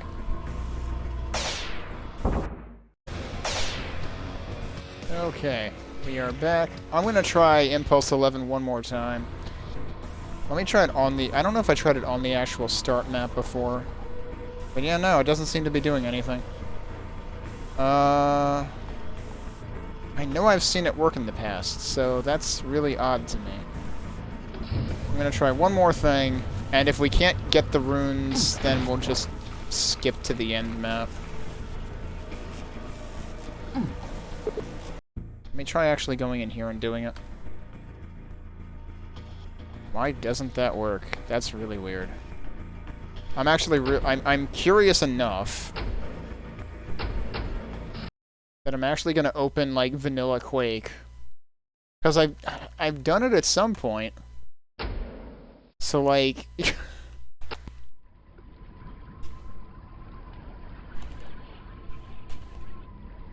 yeah. In vanilla Quake it works. In Copper Quake it doesn't work. Why would they break Impulse 11? Look at it. Look in the status bar at the bottom right. Every time I open the console Impulse 11 and close the console, I get a rune. But in Copper, that doesn't work. That's lame. Why would you do that? I wonder. This has all 4. I don't... No, but that's a different start map. That's not going to work. What I'm wondering is, like... This is the end of E4. What if... I don't think this is going to work. Also, I don't remember where the hell on the map this is.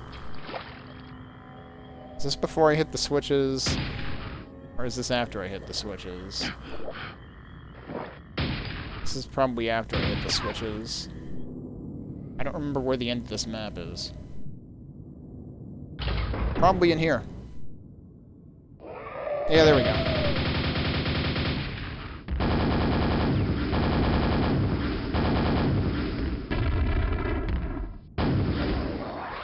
Oh, you are over there.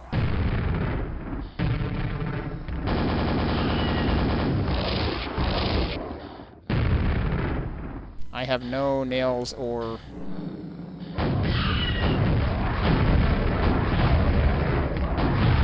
Were 2 of them up there? No. Well, maybe.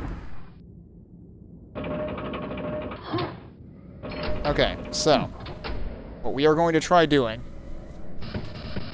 let's make this very easy. Put it at the very end. I don't think this is going to work, but we're going to try it anyway. I'm going to see if I can transplant the save. This is all in the name of science to see whether we can actually get to the end map through the start map. I highly doubt this is going to work. But we're trying it anyway. Alright. Yep. It doesn't like that at all. Okay. I tried everything I could possibly think of. But that didn't work either. Oh. I need to try jumping also. Alright, we're just gonna go to the end map through the console. Alright, so let me start the timer again. And... I'll do this. Oh, come on. Why? Yeah, that's about how that was gonna go.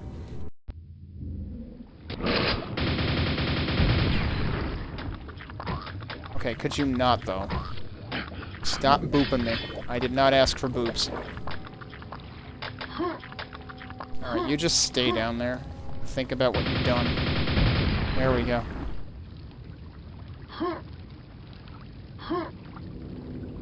Okay, now what am I doing? This is bobbing up and down. Can this get high enough that I can jump in there? No. There is a sunken slip gate, so that's interesting. So, once again, we have an underwater map.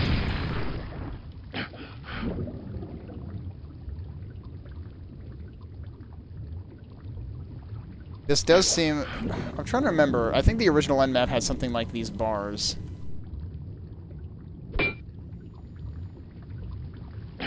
So I think this is a bit of a remix in that regard.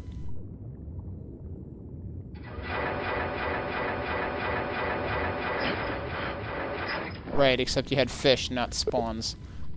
Awaken the altar of elder magic. Wait, now I have all 4 runes. When did I end up with all 4 runes? Or did it do that when I started this map to, like, make sure I'm not...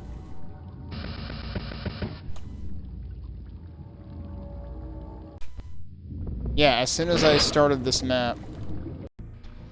But if I do map start, I don't have it. Also, the name of this is Mothers Be Good to Your Spawn. So yeah, guess what? It's interesting though that it actually does... Huh. Is that red line on these ammo boxes new? I feel like it is. Oh. Alright, so you actually have to use that to get in there, and then I frickin' squander it like an idiot. They might be doing more with this than last time. And it actually comes through there, so you gotta wait for it to go through there, so it actually spits you out in there. Yeah, this seems like a remix of the end map.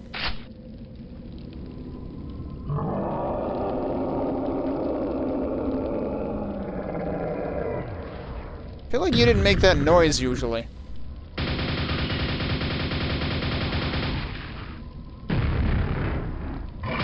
Oh, hi. I would like another weapon.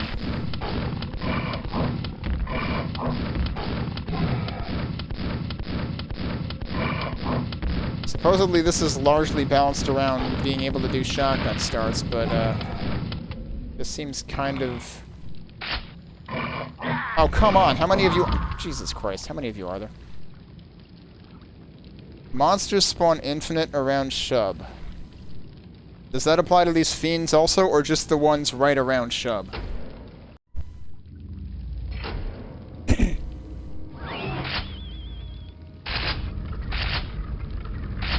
Also, I guess this ammo comes back, so maybe I should actually use this.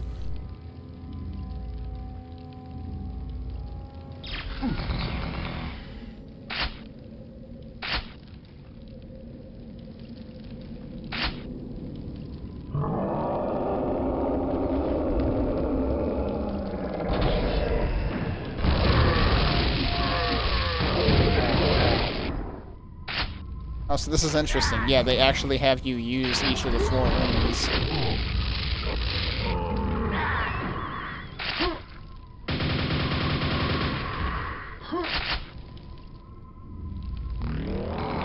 Probably shouldn't use that right now, although, wonder how much I can make that count.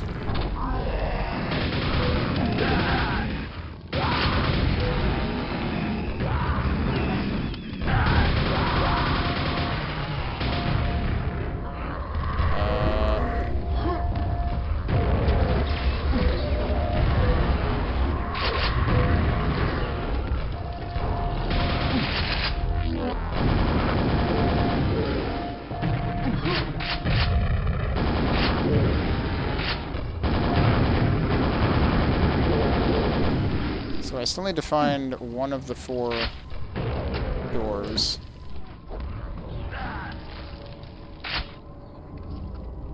Oh, this respawns too? Okay, nice. Hi.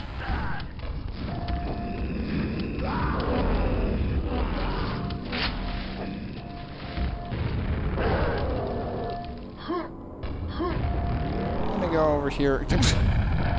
Freaking infinitely bouncing John Travolta.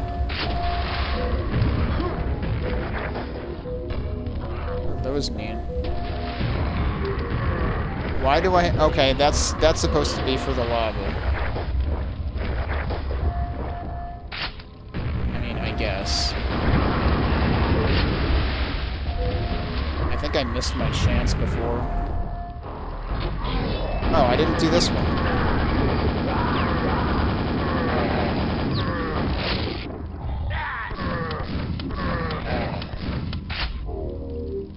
If I could get a super shotgun, that'd be great.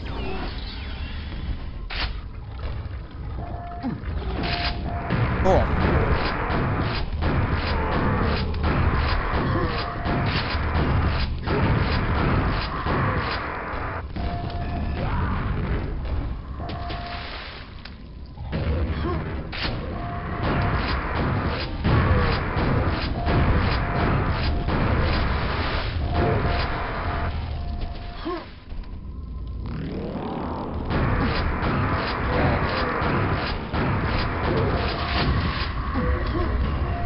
So.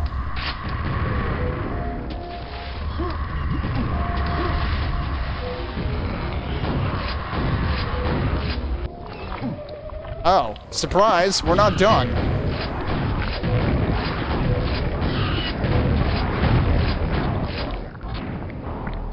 Oh dear. This seems terrifying.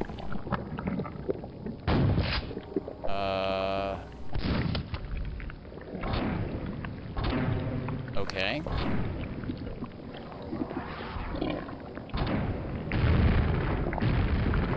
Do I need a ring of shadows?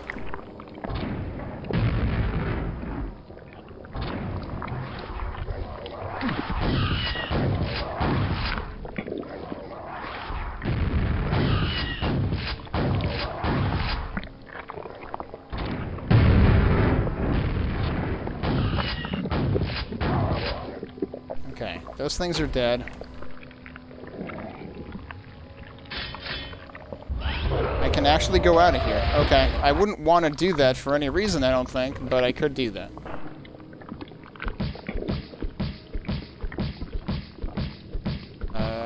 Okay. We're actually playing Deep Rock Galactic right now. I don't know if that actually does anything.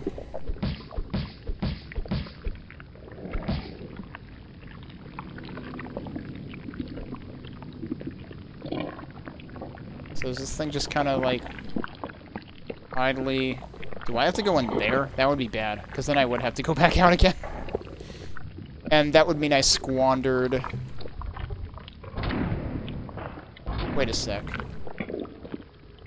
There's health in there. I don't know why there's health in there, but there's health in there. Alright, I kind of want to go back out, collect the, at the very least, the pentagram again. Oh, well, this is the quad. I'll take that.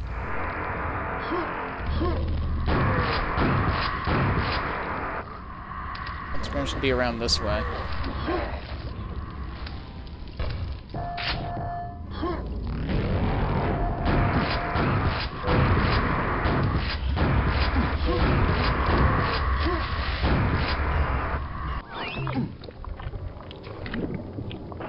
Oh, there's stuff underneath here. Okay.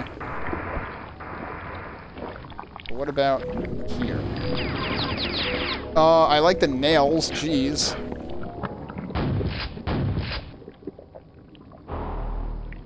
Okay, so now what? Yep, there you go. Oh, shit. Hey, when did I get this rocket launcher? That's cool. I think I'll use it. Oops, all scrags. Did I hear a fiend? I definitely heard a thud of some sort.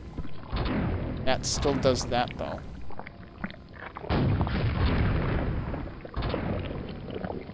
Okay. Well,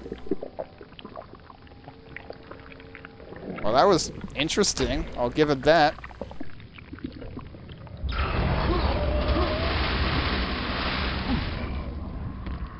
I am once again heading to the quad.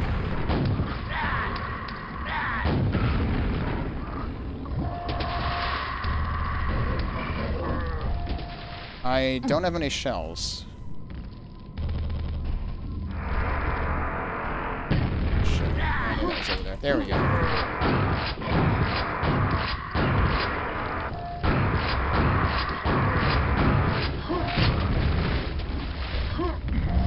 I didn't actually pick up the pentagram. I wanted the pentagram. That is not the pentagram. Actually, I want that too.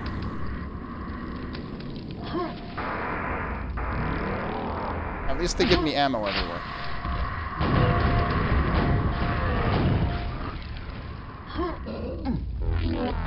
I like how I accidentally also had 66 health.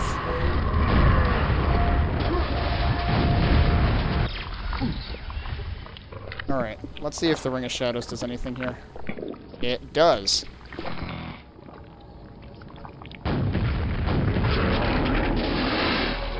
And it just pooped out a mega health at me.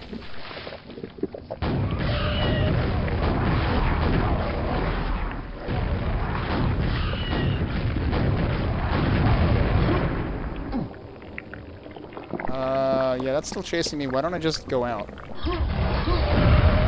Oh, shit. Hey, there's armor. I'll take that.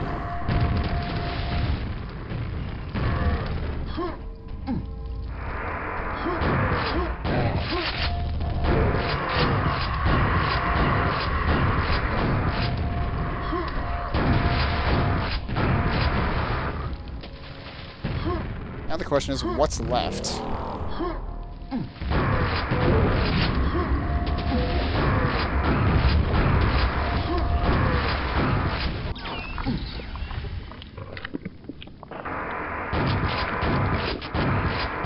Oh, that does make a difference, doesn't it?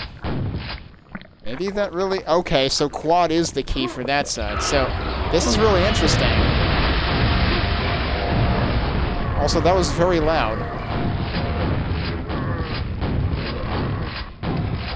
Which one is this? That's the pentagram. So yeah, one needed pentagram, one needed Ring of Shadows, one needs quad.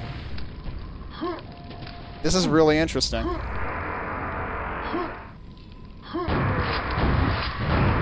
They actually gave the power-ups purpose.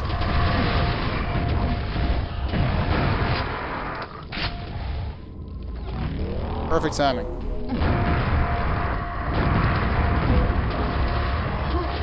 Technically don't need quad. Yeah, I suppose, but it would probably take forever. There you go.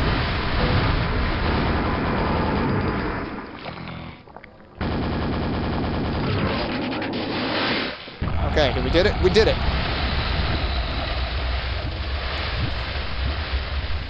We did it. And there's the runes, apparently. And there's a Vor that's just minding its own business, I guess. It's like, excuse me, Vor? We're actually done, Vor. You can stop that now. And Vor's like, quiet you, I'm busy being majestic. Alright. Is this the same congratulations message? No, it's a different one. Congratulations and well done. You have beaten the hideous Shub-Niggurath and her hundreds of ugly changelings and monsters. You have proven that your skill and your cunning are greater than all the powers of Quake. You are the master now. id Software is currently out of the office, but if you leave a message, they will be happy to salute you in a couple of months. That's... And again, I don't have any runes. So it gave them all to me for the end map, but it took them all away when I got back to the start map. That makes me wonder if you really aren't supposed to ever have runes in the start map. But surely there's gotta be a way to legitimately get to the end map, otherwise that would be weird. Anyway, aside from that weird bit where, like, it seems like the only way to get to the end map is to map end, this is a really cool pack. So, I mean, lots of solid level design, lots of interesting secrets. That end map was super interesting because it gave a purpose to each of the power-ups that it gave you. And it was honestly pretty forgiving because once you figured out where those power-ups were, you know, you could keep getting those, you could keep getting ammo. So you really weren't, like, you weren't truly outnumbered. Or certainly not outgunned. So yeah, really good stuff there. Let's see what the reviews say on this. And I guess we have 2 pages of reviews potentially to look at, because you've got the original version and the 1.1 version. Also, let's bring this up for later. Alright. So, and then there's also the copper page, but there's not too many comments on there. I guess we can start there since I'm here, though. Although, actually, that's because I'm on the newer version. Yeah, so there's more comments here. And I guess these people are probably commenting more on copper itself than Underdark Overbright, although it might be a mix. Overall, I like this, but I did hate that the super nail gun got less accurate. Also, is it just me, or does the sound effect of picking up a backpack sound like slurping on a milkshake? Can't say I ever got that one out of it. Now I'm probably not going to ever not think of that. Thanks, I hate it. The ogres are definitely more deadly, not as much as in Quoth or something wicked, but still more than vanilla Quake. Gochun says, hey Solamori, I kinda like milkshakes in my backpack. This episode is done very well, very challenging, at least for me the ammo is a bit scarce as well as the health. But that's what makes it challenging. It's balanced though, but you need to figure out how to proceed, and this is for all the maps in the pack. He's talking about UDOB, I think. I'm guessing they played it on hard for that to be more of an issue. There were definitely some times where I ran out of a particular weapons ammo, but, like, that's just trying to encourage you to mix it up, I figure. I've definitely had other stuff do that.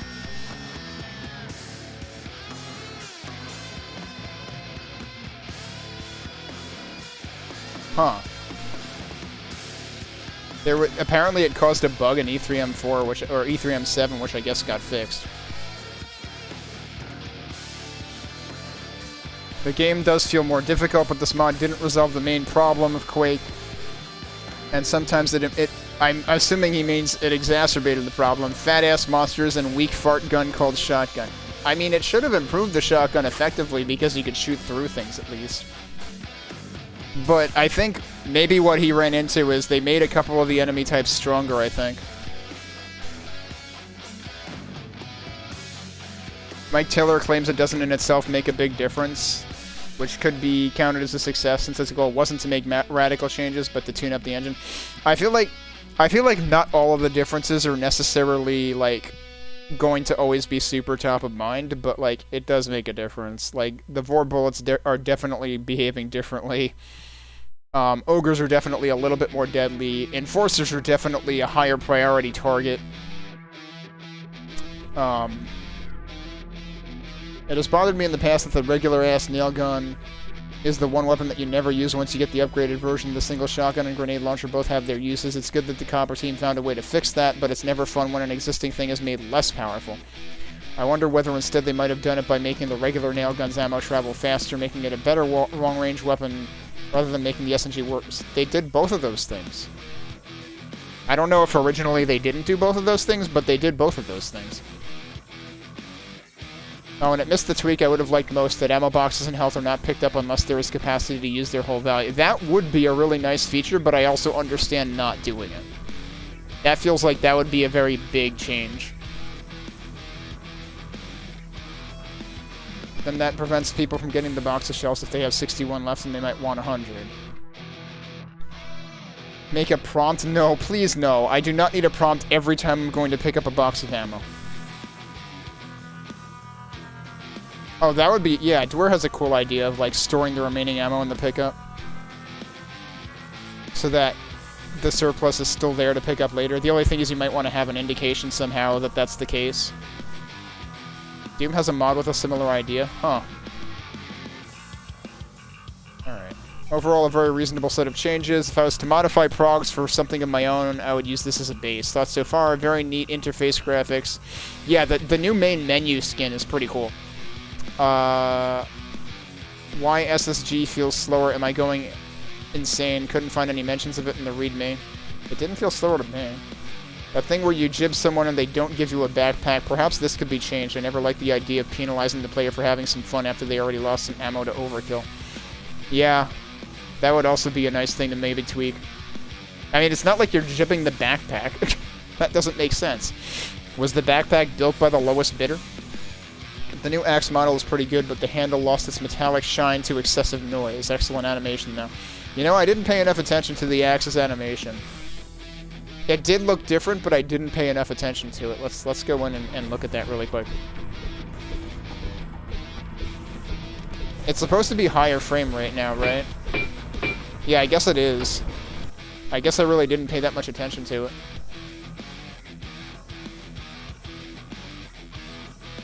I wholeheartedly agree with the super nail gun nerf.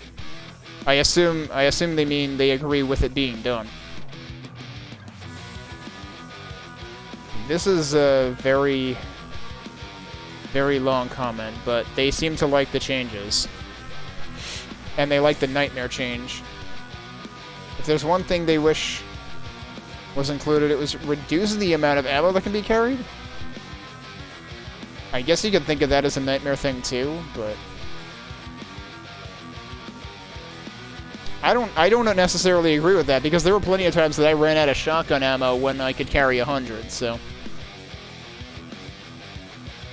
Okay, Dwyer agrees with the SMG nerf, but disagrees with the nail gun buff. It's too similar to an assault rifle now, and that might be kind of what Mopey Bloke was getting at. Was that like the nail gun doesn't feel as satisfying anymore with the bullets going faster. Limiting rockets is a minor change in comparison, but I'm still tempted to ask, what is it that the author has against fun?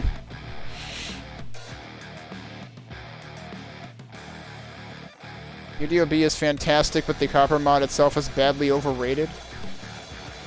It does little for Quake that previous mods have not already done better.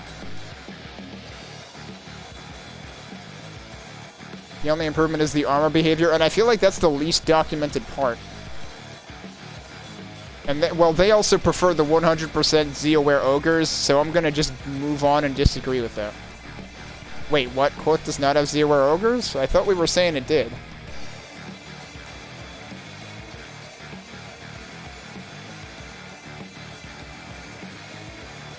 Nerfing Nightmare? They didn't nerf Nightmare.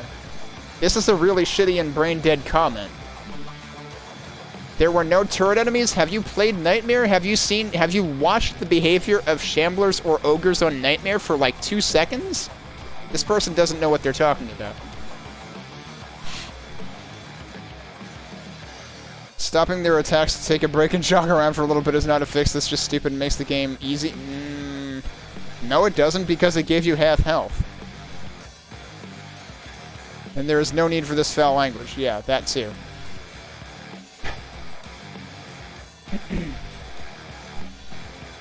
Alright, anyway. Let's look at the couple of comments on here and move on to the UDOB comments.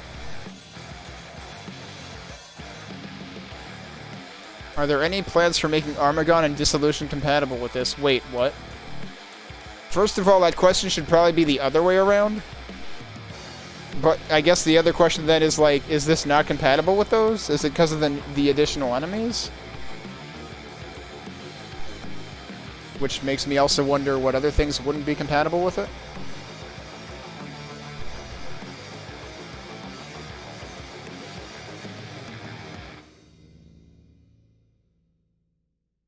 Yeah, I've been waiting for that sneeze. My allergies are getting the best of me right now. Oh, this is a comment about the remaster.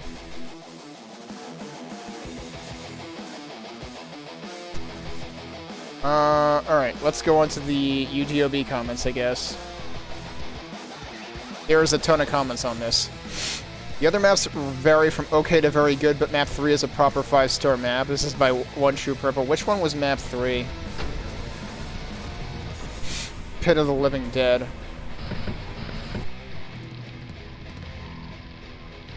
Pit of the Living... Oh yeah, Pit of the Living Dead was the first one with the 3 silver keys. I was just going in game to refresh my memory really quick. Yeah, that was a really interesting map. Although, I feel like I got a little bit lost. But, like, definitely one of the reasons that I said this does really, like, intelligent things with the map design and stuff. Enjoyed this very much, particularly maps 3, 4, and 5. Was one of those the Redux? Yeah, map 4 was the Redux of Q3 DM6. And, I mean, I have a soft spot for Q3 DM6, so...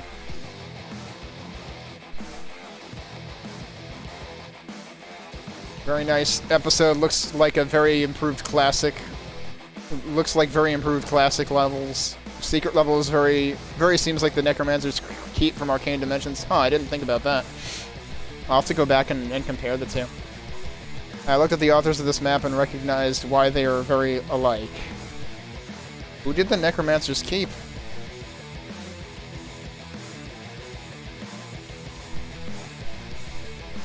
I'm gonna go look at the README for Arcane Dimensions right now.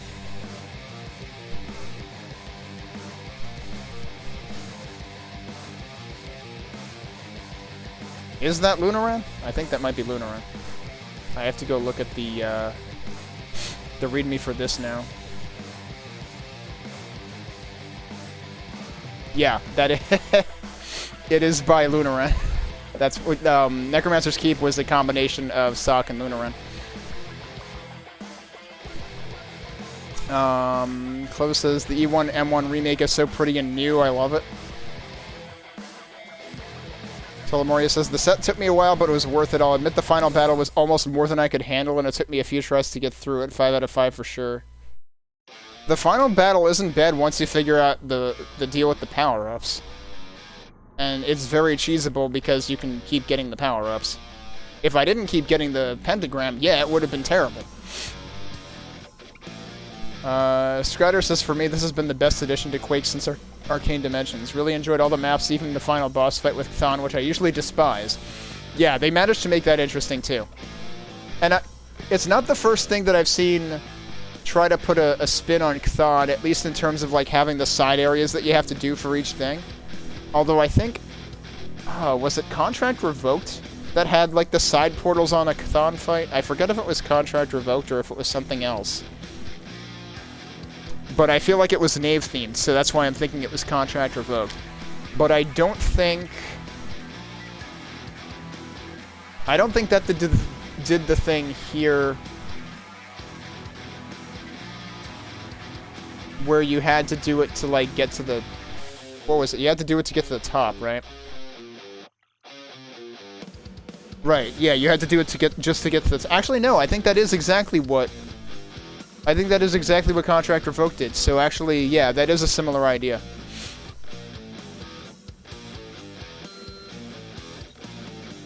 H1 says, played the set about an hour each day, and it was riveting until the end. Thoroughly... That makes it sound like it wasn't riveting at the end, but I don't think that's what they meant. Thoroughly enjoyed exploring every nook and cranny to find secrets. Even the start map deserves multiple playthroughs. It's that good. Yeah, the start map is pretty cool. This pack was great, played it with Copper, Quakes, and Nightmare mode. Some parts of the maps wouldn't be the same without the Ogre changes. I enjoyed the DM6 remake a lot because I didn't realize where I was until maybe halfway into the level. Yeah, I realized it when we got to the curved railgun platform. And then I looked right and was like, yeah, there's the bridge. The way that he leads you through it, the way, specifically because of where it starts, you don't, it's kind of like not slapping you in the face with Q3 DM6 until you get to that part.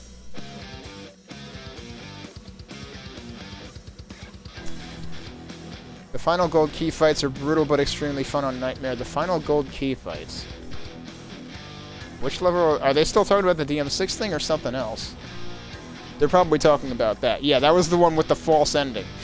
That was really well done. There were a couple of good surprises in this. Mike Taylor says, really enjoyed this. There's always something delightful about an actual episode that mere collections of maps don't replicate. I'm not sure the copper mods made much of a difference, but they didn't hurt. The only parts that spoiled it a little for me were the long underwater health sink areas and age drowning and all the spawn ambushes at the start of one of the later levels. Yeah.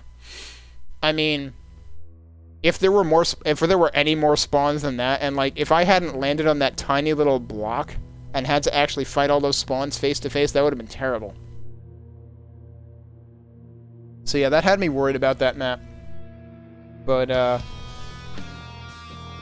in the end, nothing was too unreasonable, at least on normal.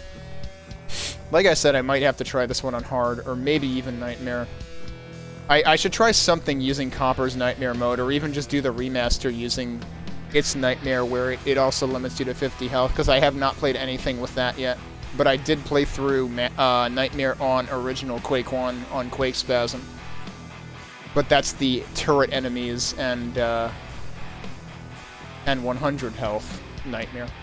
Evan says, this is amazing, not yet finished, but I wanted to compliment you on your work. That's the wrong compliment, though.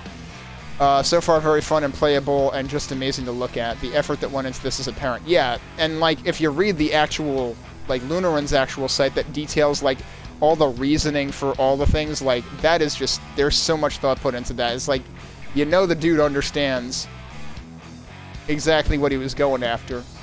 And, like, yeah, not all the changes necessarily have to, like, feel super...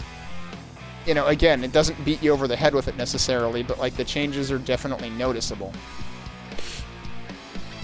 Quake Freaks is absolutely amazing. I would have to agree with Scriders that this is probably the best addition to Quake since Arcane Dimensions. The start map was really clever, and it was cool to see E1.1 as if it had been abandoned a long time ago and in decay. The whole thing felt perfect on skill 2, not unfair, but still quite challenging at times. Loved the Cthon battle too, although it took me a while to figure out where the third button was to zap him. 5 stars. Okay, thank you. I do not feel as bad anymore. Because, yeah, that button is easy to miss.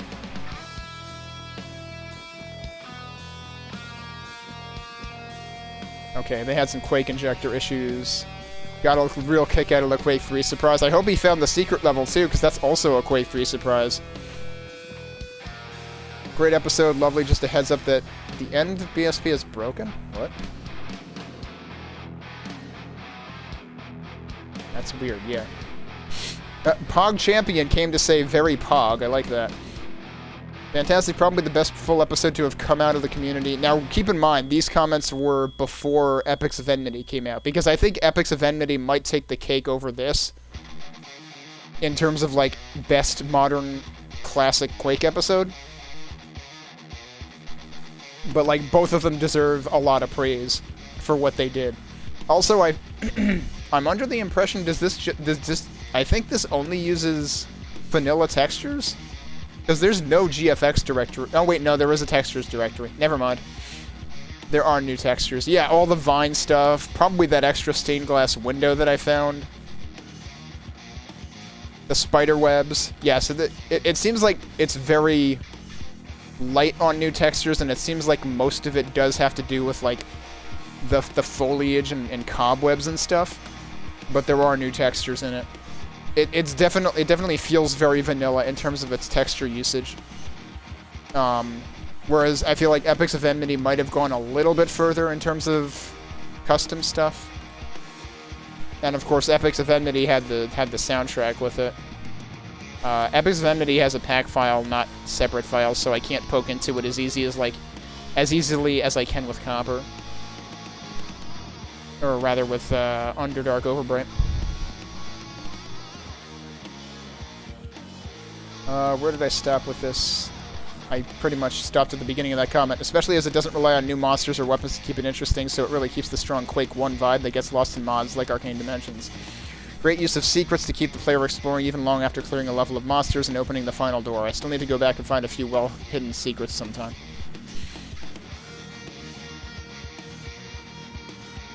Another guest says, great episode, it has a classic feel to it while taking advantage of modern resources. Also, the maps are very varied and have some nice encounters in combat, which requires skills and tactical thinking. In terms of the map design, I agree it's very varied. In terms of the texture work, I honestly got a little tired of the green bricks because they were in maybe one too many maps. I would have liked to see a little bit more changed up there, and I feel like there are certain sets of textures from original Quake that weren't really used predominantly in this as much, so, like, I feel like they could have done a little more variation with it. But in terms of the level design, I think it was super interesting and quite varied. This person says some of the secrets felt too obscure and required an unreasonable amount of time or attention to find. I definitely feel that way about the one with the switches in the 4 corners in the secret map. That was super obscure.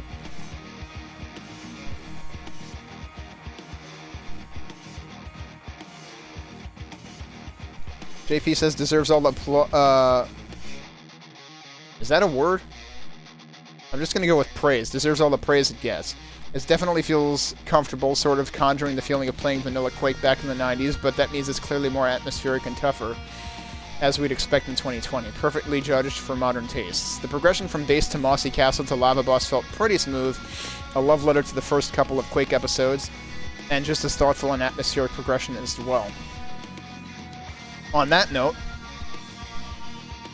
Dwell is the next thing we're going to be playing. I was kind of hoping to hold off because I'm pretty sure Episode 2 is supposed to come out this year, but... And I think that's supposed to also include updates to Episode 1. But I think I'm going to go ahead and play Dwell next. At least, maybe I've been living under a rock and it's already out with the second episode, but as far as I've heard, I haven't seen it yet, so... I'll poke around before next weekend rolls around, or actually before tomorrow, I guess. I'll double check to see if I'm missing anything and make sure I have the newest release of it.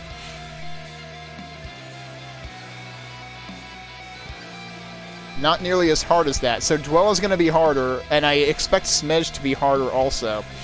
So that's going to be ramping up. This definitely felt perfectly reasonable on normal. If I was to recommend one download for someone coming in fresh to the modern Quake scene, it would probably be this. See, I would say that too if I had played this and not Epic's of Enmity. But now I have to say both of them. Dwell is too difficult without more experience of the Quake scene, and Arcane Dimensions is too disjointed in its one-off maps for a continuous experience. Underdark Overbright is the place to start.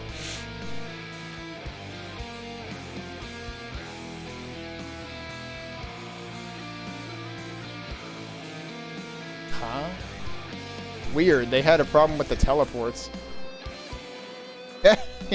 Here's Fairweather weighing in. Hey, the teleporters aren't broken. Thanks.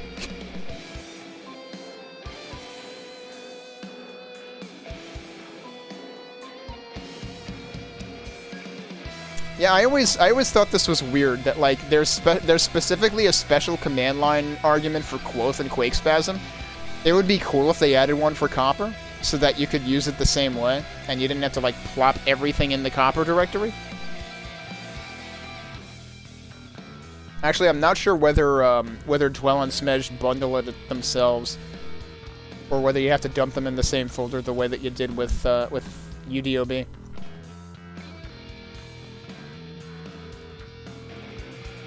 But yeah, it's only possible with the official mission packs and Quoth for some reason.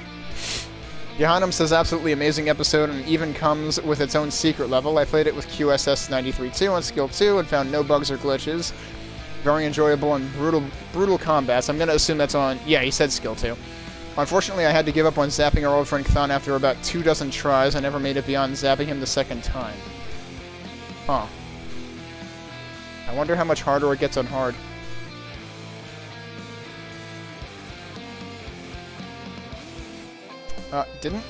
Didn't we see a Triple Agent review already? Maybe it was on the other one.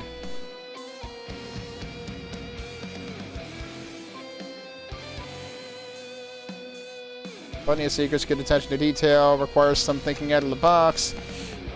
Sometimes it feels overwhelming. I don't know, most other people didn't think it felt overwhelming, so I wonder if Triple Agent played Dwell or Smedge after this. The changes appear rather nuanced. Yeah, that's kind of what I'm saying. Like, I think that's kind of the... Like, it's not supposed to be super obvious. It's supposed to be just tweaks.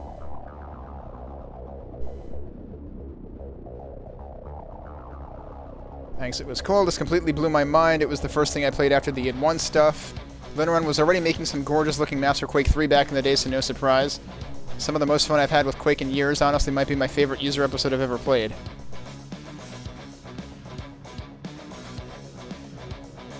Alright, let's see. We've got a couple more comments on this one. That was a fantastic...